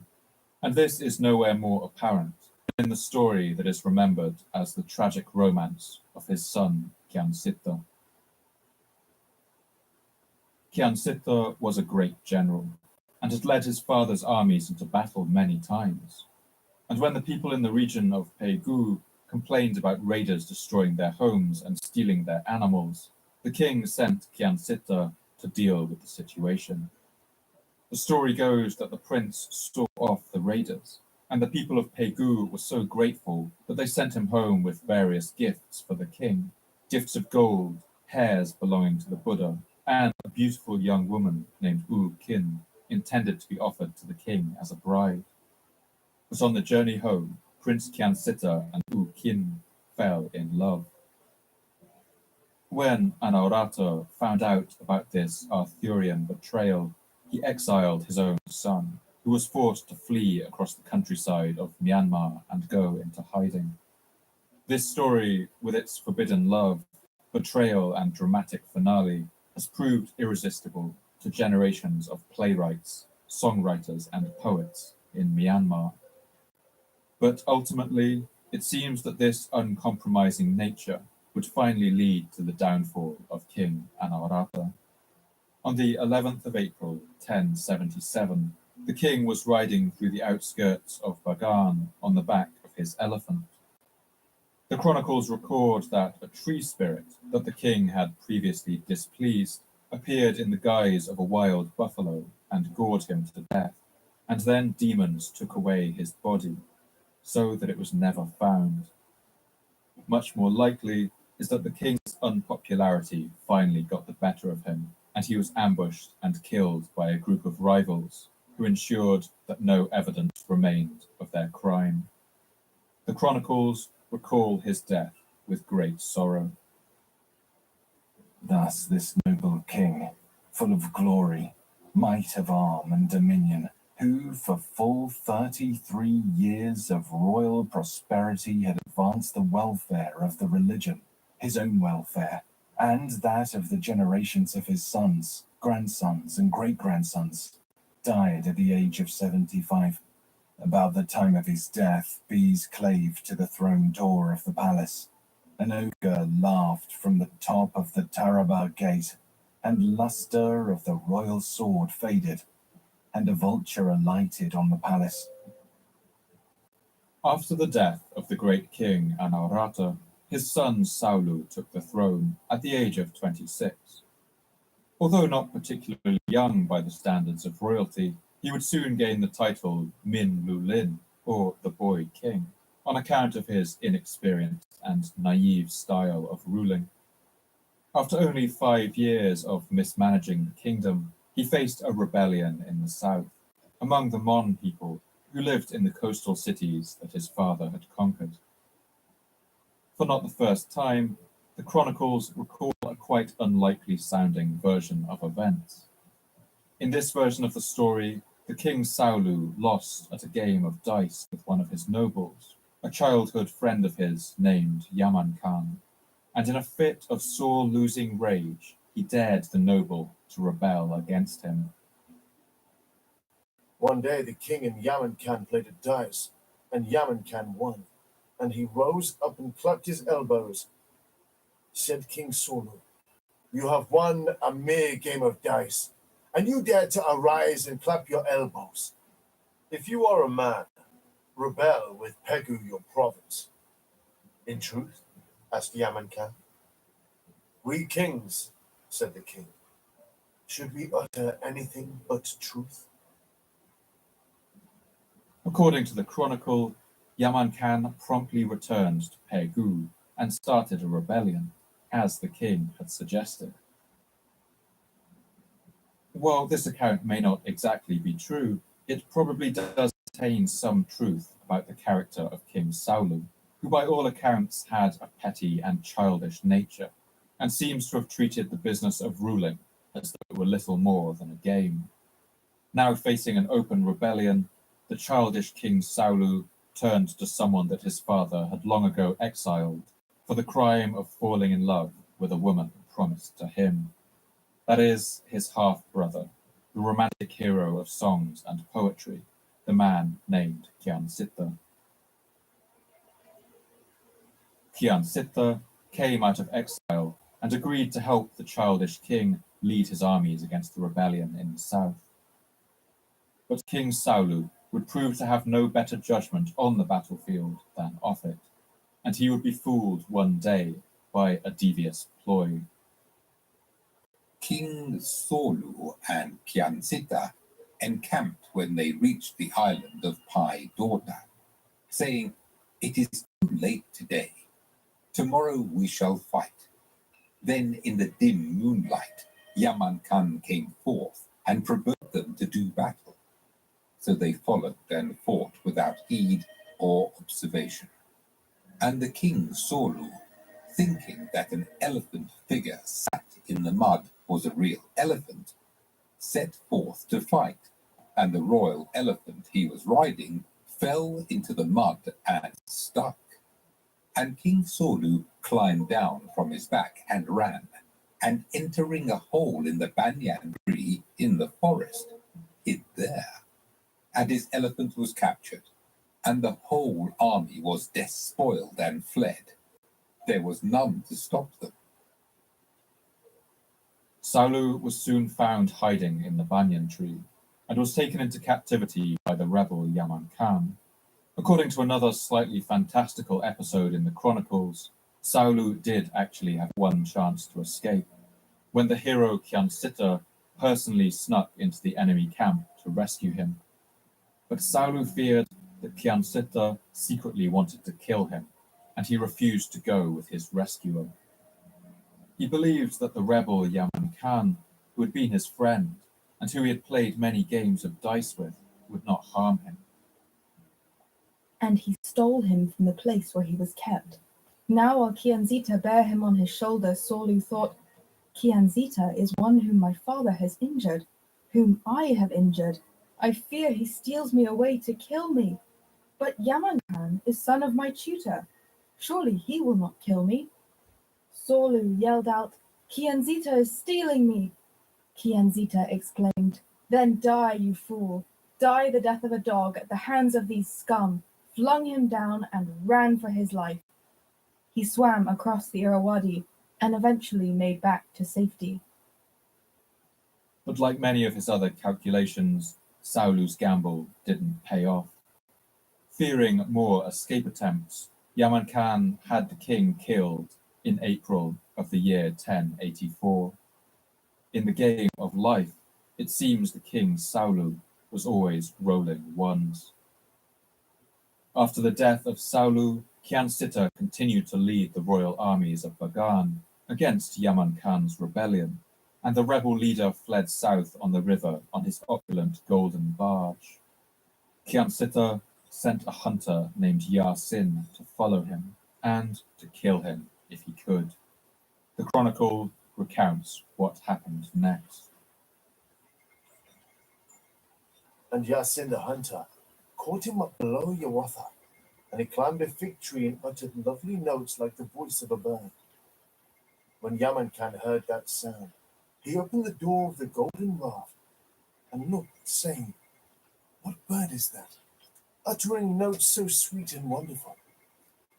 Now he had but one good eye, and Yasin the hunter, from the place where he waited peeping, drew his bow and shot, and hit the eye of Yaman Khan, and he died.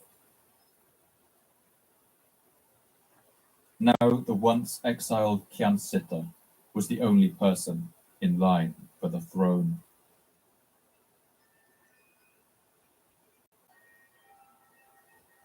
Kyansita came to the throne on the 21st of April, 1084, and assumed the title Sri Tribhuvanaditya Dharmaraja, which means something like Fortunate Buddhist King, Son of the Three Worlds. In many ways, he was the perfect uniting figure for the country after such a period of violence and division. While in exile from his father, he had lived for 7 years in the southern Mon region, among those coastal cities, and there he had developed a genuine love for the Mon people and culture. Kyansita invited Mon nobles to court and appointed them to high positions in the kingdom, some of whom had been part of the rebellion only years before. The result of this generous approach was a long period of peace in Myanmar, and with that peace came a period of great prosperity. During this time, the capital city of Bagan grew to previously unimaginable size and wealth. The population boomed as a result of the growing agricultural potential of the city, but Bagan also attracted people from across the region: artists, sculptors, masons, architects, monks, scholars, and teachers. We can track the booming of the city in the ever-increasing number of temples that were built in the 300 years after the reign of King Anawrahta, each of which we can reliably date with carbon dating. During this time, as many as 4,000 temples were built, along with thousands more brick structures supporting them. Many of these temples had vast stupas, or domed shrines, at their center, and the effort and expense of constructing these must have been enormous. This building effort would have required an army of masons and carpenters, plasterers and sculptors, gold and silversmiths, either paid in cash or working in exchange for food, animals, and land. These artists would have required the support of an even larger array of supporting industries. Masons required brick builders, who required firewood brought by lumberjacks and porters. The sculptors of countless statues of the Buddha needed miners of marble and dolerite, and elephant trainers to transport the heavy stone blocks. And all of them needed rice, fruit, vegetables, meat, and game, and of course the alcoholic spirits brewed from rice, or the foaming toddy made from the fermented sap of the palm tree. With work to be had in every corner of the city, people travelled for thousands of kilometres to find employment in the enormous construction site that the city of Bagan had become. At one point, the Glass Palace Chronicle lists the professions of people who were deported from a conquered city during the reign of King Anawrahta, and from it we get a sense of all the ways that someone could make their livelihood in the city of Bagan. Thereafter he sent away separately, without mixing, such men as were skilled in carving, turning, and painting, masons, moulders of plaster and flower patterns, blacksmiths, silversmiths, braziers, founders of gongs and cymbals, filigree flower workers, doctors and trainers of elephants and horses, makers of shields round and embossed, men skilled in frying, parching, baking, and frizzling, yakin hairdressers, and men cunning in perfumes, odors, flowers, and the juices of flowers.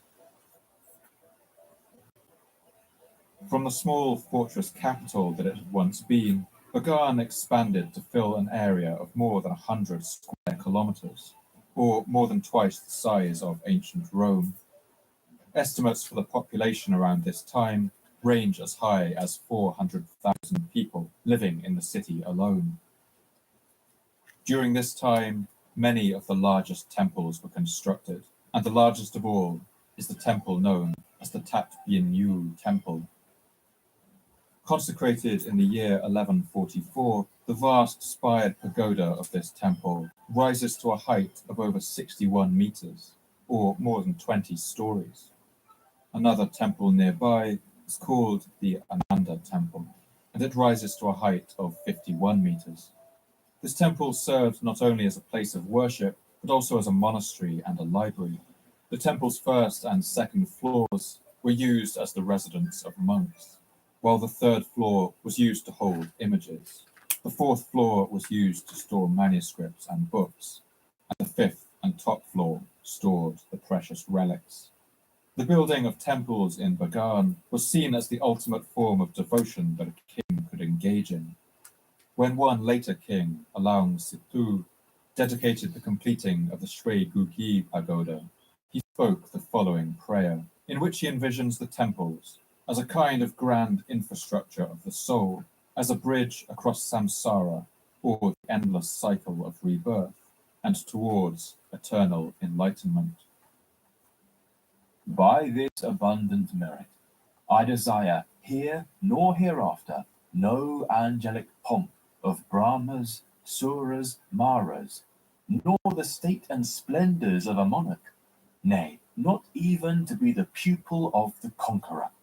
But I would build a causeway sheer across the river of samsara, and all folk would speed across thereby until they reach the blessed city. These temples were held in the highest reverence. One of the inscriptions at the unfinished Ngun Patodaugi temple, built some time after the Bagan era, contains the following blessings for those who respect the sanctity of the temple, as well as a series of blistering curses against any who damage or desecrate it. Who favours and upholds like me the gift of faith which I thus offer with all my heart? Be he my son, grandson, or any future king who comes after me, queens, princes, royal ministers, high or low, may he be favoured above others with the wheel of treasure. May he be endued like King Mandata with glory, majesty, and power. But whoever spoils even so much as an oil lamp here, may he be oppressed with the 8 dangers, the 10 punishments, the 32 results of karma, the 8 calamities, the 96 diseases. May he be suddenly overtaken with a great affliction which 1,000 doctors may not avail to cure. Having suffered thus for long, generation after generation, when his bodily elements dissolve, may he suffer by going in and out among the 8 chief hells, and the 12 minor hells, and the 40 limbos of Yama and Lokika. May he suffer with the hosts of demons, titans, and hungry ghosts. Even if he survive all these sufferings, may he revisit 5,000 times these lands in the form of a boneless and miserable creature, a ghost, a worm, a water leech. While royal annals, like the Glass Palace Chronicle, are extremely detailed on the comings and goings of Bagan's kings, unfortunately, they have very little to say about what life was like for the average person during this time. For a picture of daily life for the average person in Bagan, we can turn to the pages of the classical poetry of Myanmar. Myanmar has had a great poetic tradition for centuries, and the time of Bagan was no exception. Many poets flourished among its scholarly communities, its temples and royal courts, and the manuscripts that these scholars produced were exceptionally valuable. Records show that in the year 1273, a complete set of the Buddhist texts, known as the Tripitaka, cost up to 3,000 kyats, or nearly 50 kilos of silver. That would be enough to buy more than 5,000 acres of rice land, 4 large monasteries, or 150 slaves. The exceeding expense of these texts meant that literacy was never widespread, and most common people would not learn to read or write. One 15th century poet named Shin Maharatatara wrote a poem that describes the qualities required by a man of learning. စာသင်ပြုလို့အခြေပြုလို့ If one does not try with the eagerness of a daring eagle that firmly catches a hen, if one does not study and ponder, does not question and does not discuss, and knows only how to read palm leaves, how can one become a well-known man of letters? Like a cat eating a shrimp with special enjoyment, a learner must study all texts. He must become sharp as teeth of a saw, penetrating deeply into all discussed matters, to unravel the subject from beginning to end without fear, like a lion.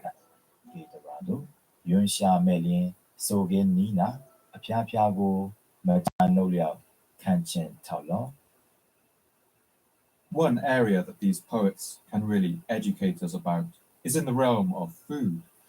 A 17th century poet named Wungi Padetayaza gives a description of the diet of an ordinary farmer, who supplements his meals of rice and curry with various kinds of animal life that he finds in his fields. The peasant ploughs his field, and in his rice fields are water-filled holes, home to many small crabs. Tossing these into his shoulder basket, together with frogs, snails, supu plants, kazoon and kinhon leaves, and pilo, all for his curry. Stoopingly, he goes back home. Sweet and juicy is the curry, cooked on arrival and laid out quickly with kianhing and kiwetna vegetables. The rice is hot, and the curry is hot with pungent spices that make one suck. Scooping sizable handfuls, bending he eats, surrounded on all sides by his sons and grandsons. Another source of information is the painted walls of certain temples and pagodas in Bagan, which show us a little of the city's dress styles too, at least among the wealthy. The people's costumes in these paintings are combinations of Indian and Chinese cultures. They wore long dresses and shawls, with most of the materials made of silk and cotton. Both men and women wore bangles on their wrists and arms, necklaces and foot chains, and seemed to have worn jeweled belts on their waists. One prominent cultural practice among many ethnic groups in Burma was extensive tattooing, especially of the legs, and this would likely have been evident on the streets of Bagan. One European visitor in the 19th century commented on this practice. Every male Burman is tattooed in his boyhood from the middle to his knees. In fact, he has a pair of breeches tattooed on him. The pattern is a fanciful medley of animals and arabesques. But ultimately, the people who lived out their countless lives in the streets and alleys of Bagan, farming rice and cucumbers, tending to their animals, and constructing the temples, have been forgotten, and it's only the raging dramas of the royal court that have been remembered in any true detail. In the coming centuries, those dramas would reach a fever pitch.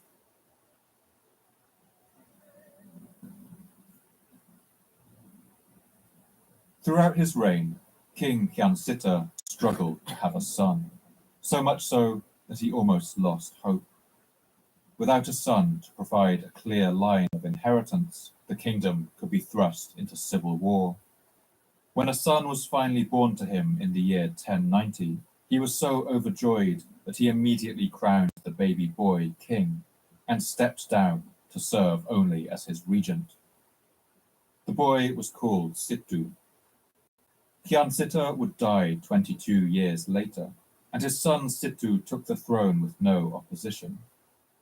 Like his father, he would be an excellent ruler in terms of politics and warfare, but it seems he wasn't the best parent. He had several sons, but before they could come of age, it became clear that for one reason or another, his oldest son was not suitable for the throne, and so Sittu had him banished.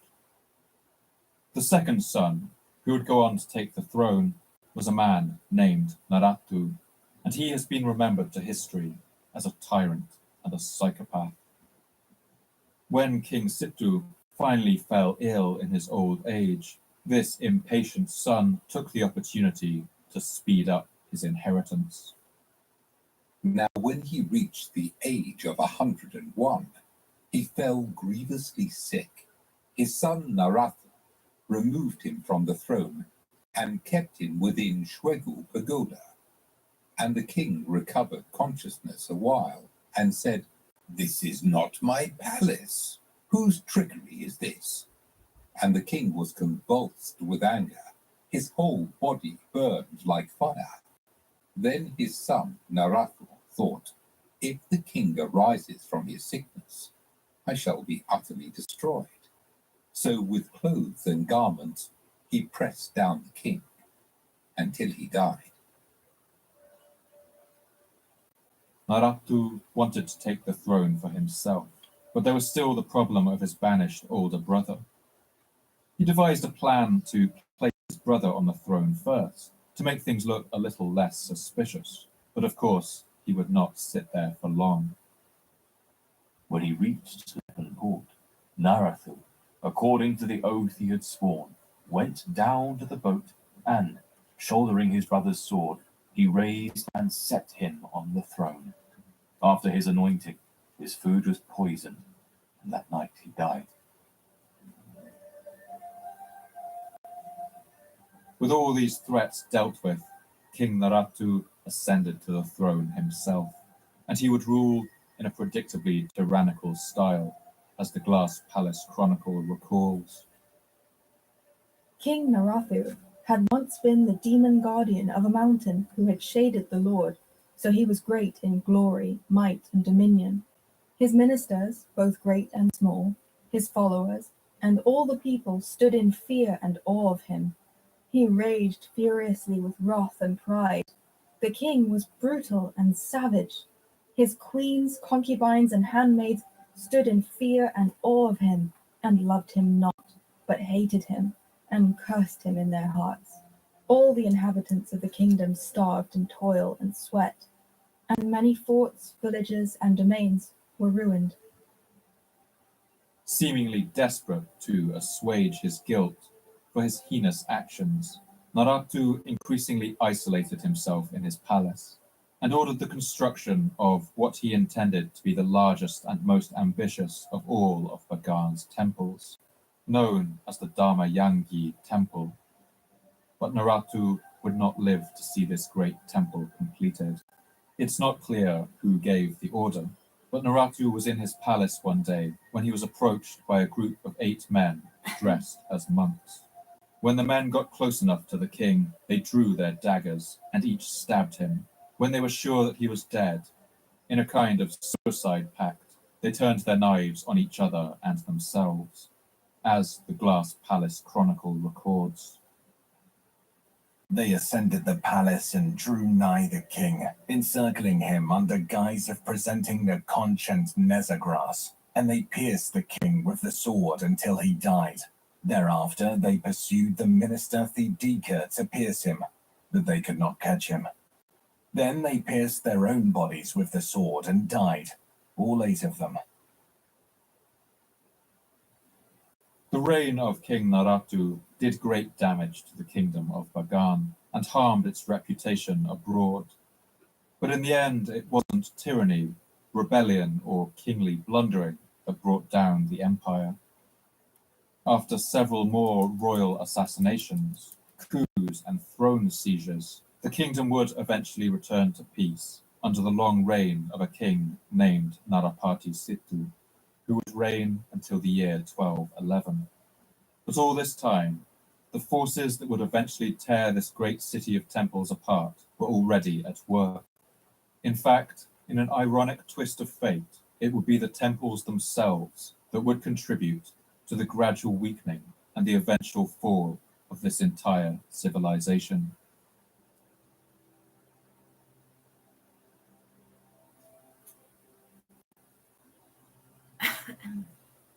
Despite the efforts of King Anaurata to rein in the excessive power and wealth of the Ari monks, the Theravada church that replaced them would soon become just as wealthy, and by the height of Bagan's golden age, it would far surpass the wealth and power that its predecessors had enjoyed. For the rulers of Bagan, the church was a powerful tool for building their own legitimacy among their subjects. The kings of Burma ruled under the title Dharma Raja, meaning a king who would uphold the duties of the church. Whenever a new king was crowned, he would begin his reign by lavishing gifts on nearby religious institutions, building new temples and donating plots of land to the monks. But it wasn't just the king who contributed to these institutions. The church also encouraged private citizens to donate land and money in exchange for benefits when they were reborn in the next life. One ancient Burmese poem offers a starkly transactional approach to these incentives, offering a kind of tiered system of rewards.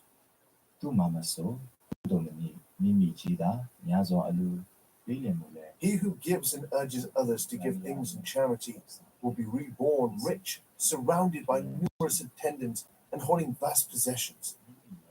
He will be a shining moon in the assembly of men.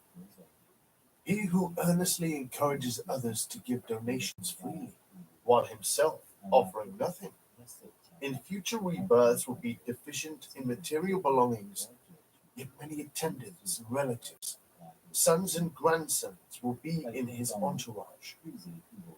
Whosoever neither himself is generous nor urges others to be, will encounter evil fate after his body's dissolution, never feeling satiated, scarcely finding eating plants, showing hunger day and night. He will become a hungry spirit, meeting all kinds of misery.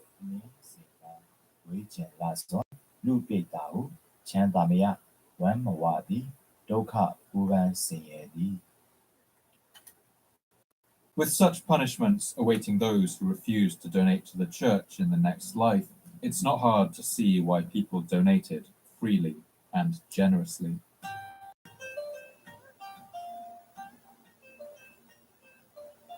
These donations of gold, goods, and labor made the church incredibly wealthy, but it was the donations of land that really tipped the balance in the kingdom. Anything given to the church was given forever, and so as time went on, an increasingly large amount of the landmass of Myanmar and much of its productive Okay, I'm farmland back and I'm was moving the slowly cursor. donated I've been away back for a piece while. by piece Unit to the 207 Buddhist church. This wouldn't apparently have been has so kept much these of a both problem, running. except for one thing. We're in the danger zone for That's this the fact recording. that, according to a The little lady long-standing upstairs tradition, that's on the list the of Buddhist individuals church in that they Bagan are was excited exempt from to paying detain all has been taxes. running to and This fro, meant that back these and large forth temple estates upstairs. ended So up she's definitely acting up to like something. tax havens. Today, the equivalent of 10% of the world's wealth is held in tax havens, where the rich keep their money to avoid paying tax on it. Remember, these As are in all some the modern domestic states terrorists. like Russia, several Latin American So as you can see, countries they're like very busy Argentina, at the moment. and in the oil states of the Persian Gulf, the amount of wealth held in offshore tax havens can exceed 60%. A state's ability to function is directly linked to its ability to raise funds and to marshal its collective resources for the public good. Money taken into tax havens has effectively left the economy, and in Myanmar between the 10th and the 13th centuries, the situation began to look similar to some of the modern world's worst areas for tax evasion. In Bagan, by the late 13th century, as much as 63% of the kingdom's land that had once belonged to the crown, as well as the majority of its gold and silver, was in the hands of the tax-exempt church. This long delay is the domestic The terrorist successive too, kings who of legally Bagan, should have never this been allowed resulted in access to my something of a email. kind. They all know, but they're Their all still entire very much up legitimacy there rested doing what they're on the doing right system now. of belief that began and ended with the Buddhist church. And so the thought of using any kind of force to seize land from the unarmed Buddhist monks was unthinkable. The church wasn't just a beloved religious institution, it was also the land's biggest employer, and countless people depended on it for their livelihood. And so if the Burmese kings had any hope of getting their land back, they would have to use the doctrines of the church against it.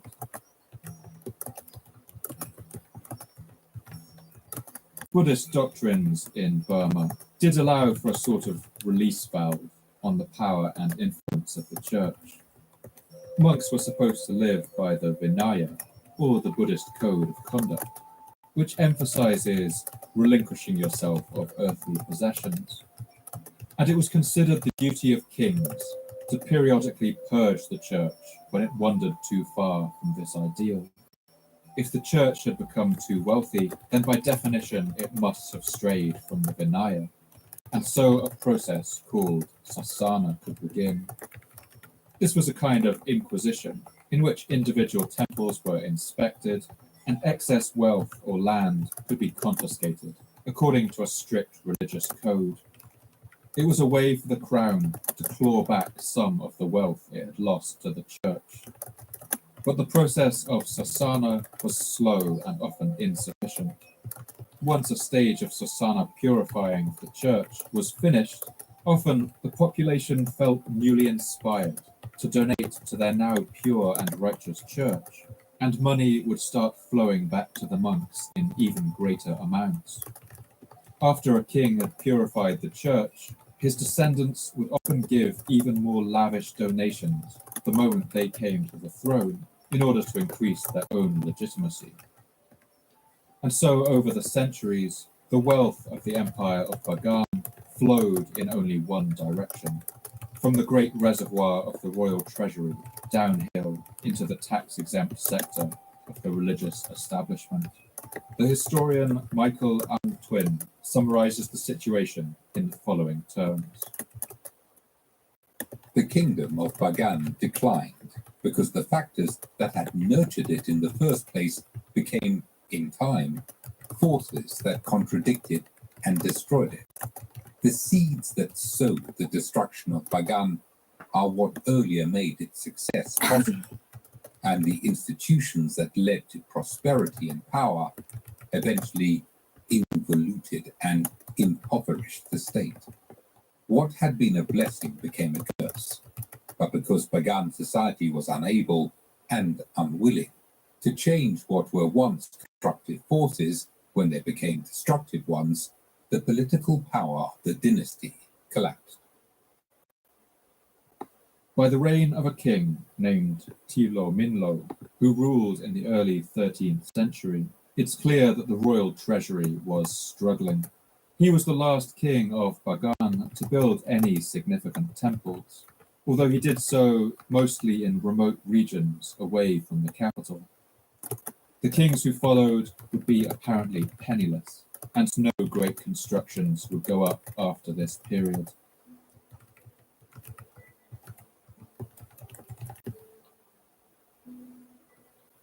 When discussing the collapse of societies, historians often talk about what they call the remote origins of the collapse. These are slow, broad trends that build up over time, cracks that begin to appear and wear away at the structure, sometimes invisible. And then there's what they call the immediate origins. This is the wrecking ball that comes swinging in and delivers one decisive blow that reverberates through the cracked and weakened structure and sends the